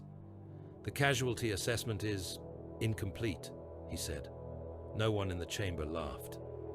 Azrael stood at one side of the stone table, robed and helmed, the lion helm resting on its stand behind him. Ezekiel, hooded, was a shadow beside him. Row 97 loomed at his own station, mechadendrites plugged into cogitator banks, his organic parts as motionless as the skulls mounted on the walls. Interrogator chaplains lined the edges of the chamber. Representatives of other Astartes chapters stood in somber knots. Mortal officers stood straighter than their bones like to, refusing to sag in the Primarch's presence. The Lion himself watched the map. He leaned one hand on the table, the Emperor's shield resting against his leg, fealty sheathed at his hip. His armor had been repaired, the worst of the damage from his duel with Varkan caught and hammered flat by master artificers, but the scars were still visible. New oaths had been carved into the freshly filled rents. Dried black blood had been scrubbed from the joints, but an iron tang still clung to him, like the echo of a storm. "Incomplete," the Primarch repeated. His tone was neutral. Hale glanced at the slate again, as if hoping the numbers had changed in the last heartbeat. "Battle losses across the campaign are estimated at upwards of 100 billion Imperial Guard and allied mortal forces," he said. "Astartes' casualties are significant. Several successor chapters are reduced to less than half their nominal strength. Some regiments have been annihilated in their entirety. Some worlds have no surviving garrison at all." He swallowed. "Civilian death tolls." He trailed off, then forced himself onward. On Ephrael's crown, Thornhold, Malphara Prime, and the Cordon worlds we sacrificed, the civilian dead and missing number in the hundreds of billions, perhaps more. We do not have accurate revisions. Entire hive spires collapsed, whole continents scoured. Some worlds can no longer support human life without complete atmospheric reclamation and re-terraforming, which we do not have the resources to attempt before their remaining populations die. He let the slate fall to his side. "These are not casualty reports," he said quietly. "They are census obituaries." Row 97's mechadendrites twitched. Lines of data flickered across the hololith, overlaying the slowly turning crown. "Industrial capacity has been reduced by more than half," the Magos said in his flat machine rasp. "Shipyards destroyed, forge worlds damaged beyond immediate function, tithe worlds rendered into slag fields, agriculture disrupted on a scale that will require significant rationing measures to avoid famine through multiple sector clusters." He highlighted certain worlds in dull amber. Several key systems could, with sufficient investment of time and material, be restored to pre-war production levels within a handful of generations, he went on. Others are irreparable in any useful time frame. Their surfaces are too fractured, their atmospheres too corrupted, their starports too thoroughly destroyed. It would be more efficient to strip them for salvage and abandon them. Hale looked at the blue icons. "Victory," he said, "at the cost of making the region we fought for a crippled ruin for generations." Azrael shifted his stance. "Yet without that victory," he said, "there would be no region at all. The crown would have become a permanent wound in the Imperium's flank. The warp tides would have swallowed 10 times as many worlds."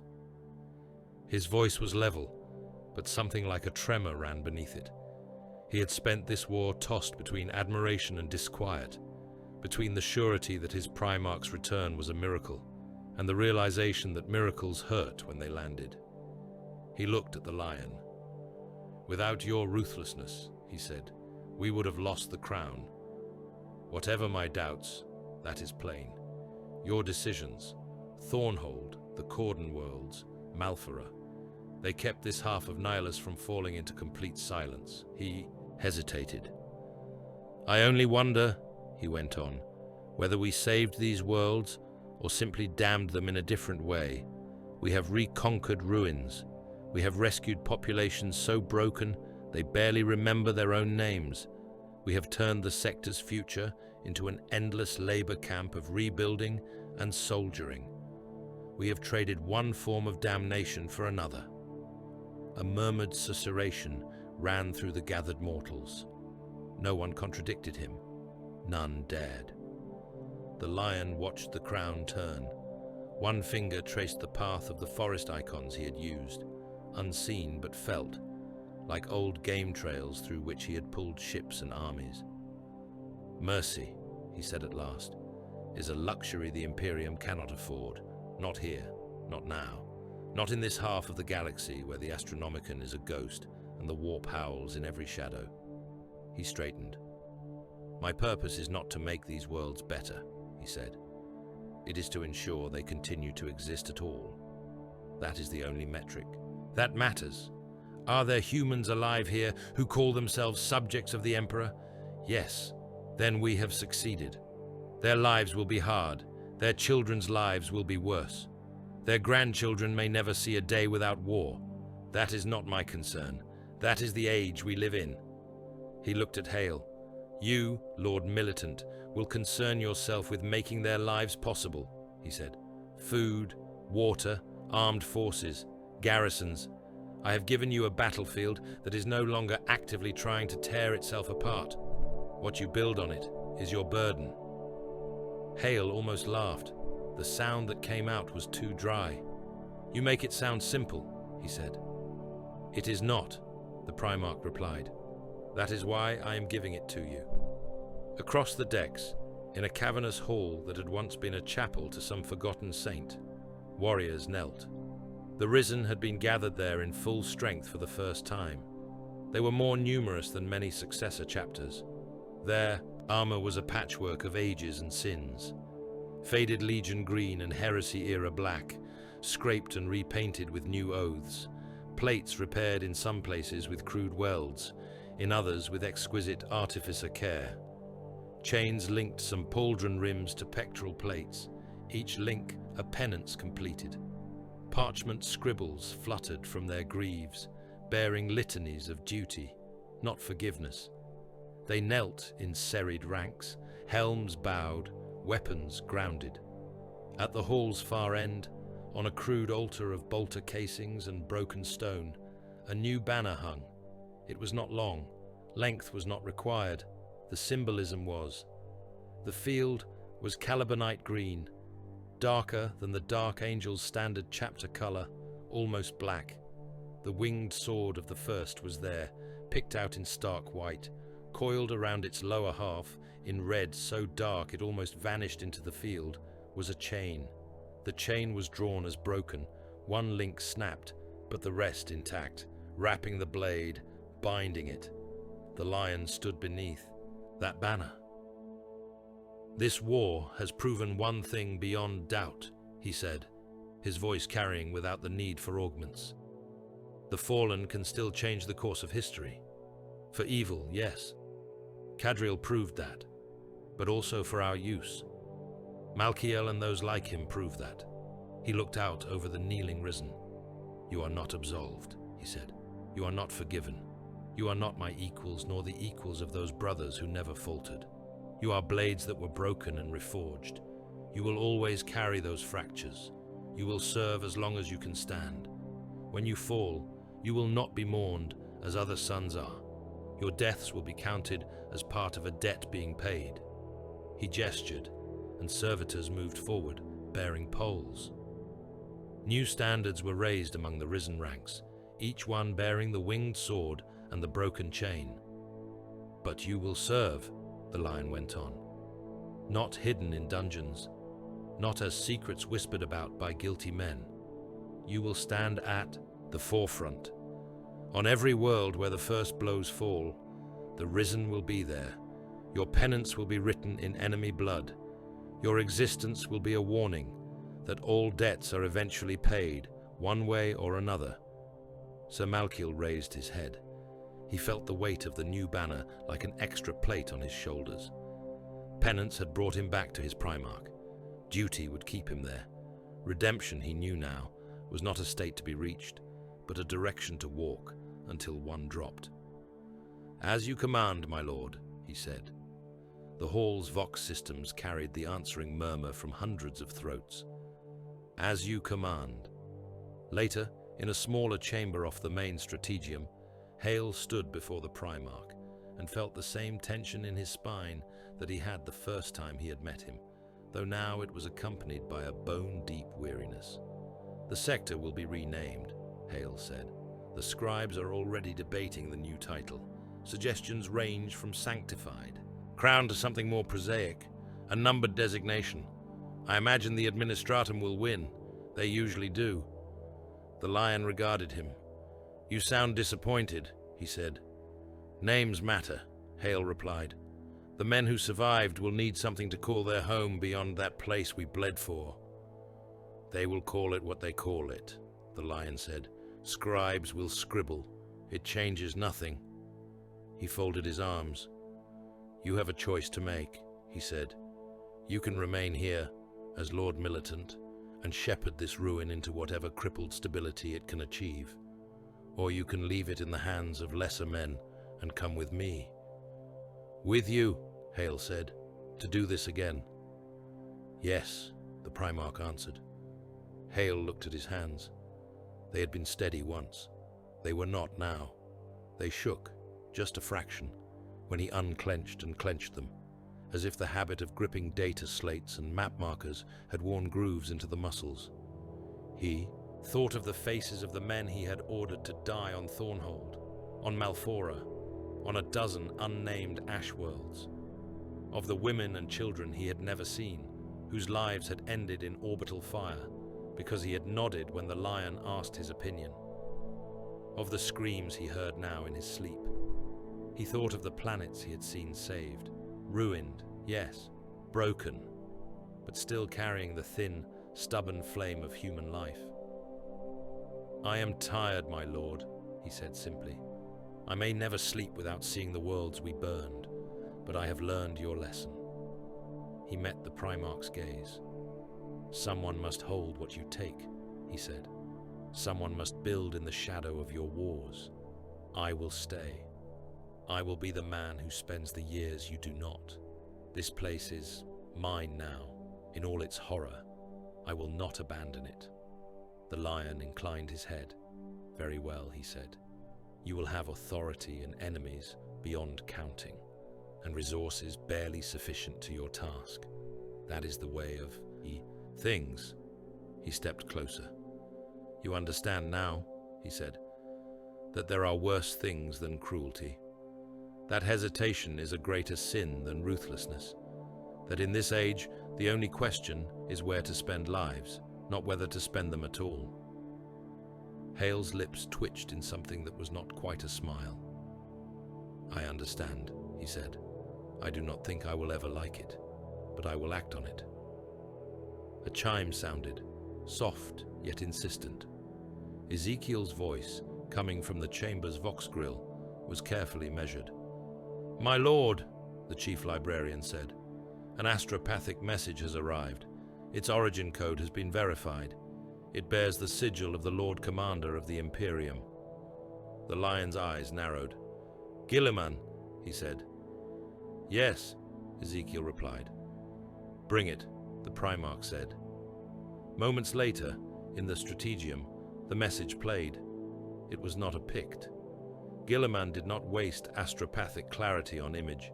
It was a voice, wrought into the choir's flesh and dragged across the void at cost. Robut's tones were steady, precise, carrying the weight of a man who had rebuilt an empire while walking through the ruins of his father's dreams. He spoke of the wider war, of fronts across other segmenta, of crusade fleets pushing into the dark, of demon primarchs and black legions, of his need to know where his brother's blade would fall, so that he could align his own strikes, so that they would not cut across one another, so that the precious, dwindling resources of the Imperium would not be wasted in uncoordinated fury. He spoke of principles, of codified war plans, of logistics and doctrine, of the need, always, for order. When the voice faded, the chamber was quiet. Azrael looked at the Lion. "He reaches out," the Supreme Grand Master said, "asks for coordination, partnership, a united front." The Primarch's mouth curved, not quite a smile. "Robut has always loved his plans," he said. "His codices, his neat lines. He has been carrying the Imperium on those neatly drawn backs. He has done, well, the word was grudging, but not false. And you? Azrael asked. Will you answer? Will you bend to his structure?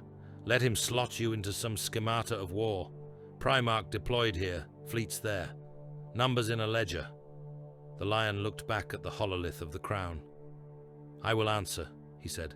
I will tell him where I hunt. I will listen to where he wishes to strike. We are brothers. The Emperor made us for war. It would be foolish not to speak. His gaze hardened. But I will not be leashed, he went on. I am not a numbered chapter to be shuffled on his board. The methods I use here will not fit comfortably within his codex. He believes in order, in a chain of command that binds all things. I believe in the hunt, in lords and vassals and personal oaths, in forests and beasts. He turned away from the map. One day, he said, we will have to decide whose vision of this Imperium survives the age. His shining, regimented host, walking in parade ground lines, or my darker realm of knights and huntsmen stalking the nightmares. Until then, the enemy is vast enough for both of us. Later, when the others had gone, leaving the Strategium's candles burning low, Azrael approached the line in the quiet. The Primarch stood alone, the only movement the slow turning of the crown above him. Father, Azrael said. The word tasted strange on his tongue.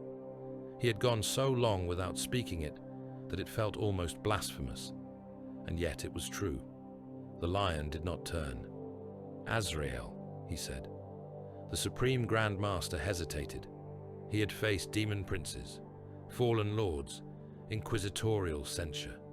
None of it had set his hearts beating quite like this. In all of this, he said, Thornhold, the Cordon worlds, Malphara, the macro strikes, the purges, do you feel anything? For the billions we consigned to death, for the worlds we chose to burn rather than try to save, for the men we used as bait, do you feel guilt? The candles guttered. The lion's shoulders rose and fell once. Guilt, he said slowly, is for those who had a choice. He turned at last. His eyes were very old. I did not choose this age, he said. I did not choose the rift, or the heresy, or the way the warp gnaws at our walls. I did not choose to wake into a galaxy that is more graveyard than realm. The Emperor made me to do a thing, to hunt, to cut, to be his wrath. That is what I am. To deny that would be to deny my own nature. He stepped closer. You think, he said, that there are paths where the same result could have been achieved with fewer dead. Perhaps you are right, in some small cases. Perhaps there were softer roads I did not see, or saw and judged too weak. That is what haunts you, the possibility of different choices. He shook his head. I have no such luxury, he said. For me, there is only the road I am fitted to walk. The Emperor laid it out when he made me. Caliban taught me to follow it. This age leaves no room to step aside. I can feel the weight of every life I have spent. I remember the faces of men like Hale and Val. But I do not call it guilt. I call it memory, and it changes nothing. Azrael searched his face. He found no regret there. No satisfaction either, just a terrible, unyielding certainty. I will carry the guilt then, the Supreme Grand Master said quietly. For both of us. As you wish, the lion replied. That has been your legion's role for a long time. In the days that followed, the blade of Caliban turned its prow toward the dark. New hololiths flickered into life. They showed other knots in the warp storm, other clusters of worlds where traitor lords had raised petty empires, other demon nests, other fallen mustering quietly in the shadow of the rift, thinking themselves beyond the first's reach. The forest paths shivered in anticipation. In a silent chamber deep within the ship, the lion stood before a patch of unmarked wall. Shadows crawled there, deeper than they should have been. The watchers gathered around his feet, their small forms huddling, their hoods tilted up. They did not speak. They never did. But he felt their intent like a pressure in the air. "Another hunt," he said. The shadows thickened, resolving into the vague suggestion of trunks and branches, of a path leading between them. He stepped forward. His form dissolved as he did, edges fraying into mist and leaf fall, until there was nothing left in the chamber but the smell of damp earth and the faint echo of a lion's tread. On a world whose name was already fading from administratum ledgers, in a shrine carved out of the last intact habdome of a battered hive, Lord Commissar Val walked alone. The shrine had been assembled quickly, as such things were. Munitorum, orderlies had dragged in broken pews. A tech priest had reconsecrated a generator and hooked it to a bank of lumen strips. A local artisan, working from fragments of catechism imagery and second-hand stories, had created a stained glass window in the cracked frontage. It showed the lion, tall and radiant, armor polished to a mirror sheen, hair flowing, eyes kind and stern. One hand held a sword, its blade almost dainty, the other extended in blessing. At his feet knelt guardsmen, their faces upturned in rapt adoration. Above him, the Emperor's halo burned in stylized gold. Candles guttered at the base of the image. Men came here between deployments to kneel, to whisper prayers, to weep, to stare up at the painted Primarch and tell themselves that they were seen by something noble. Val stood in the center of the shrine, coat hanging heavy from his shoulders, cap in his hands. His face was a roadmap of scars now. One eye was gone, replaced with an augmetic lens that clicked softly as it adjusted. His hair had thinned. His hands shook, faintly, when he did not clench them. He looked up at the glass. He remembered the first time he had seen the lion, not as a figure of colored light under a vaulted ceiling, but as a blood-slick titan in the plaza before the false angel's spire, fealty carving men apart, the Emperor's shield smashing bodies into pulp. He remembered the Primarch ripping a traitor's throat out with his bare hand and using the corpse as a battering ram. He remembered macro shells falling on their own lines on the lion's word. He remembered Malphara, the crater, the demon prince screaming as wings were torn from its back, as eyes were crushed like rotten fruit. The glass showed an angel. Val remembered a predator. He was not sure which one frightened him more.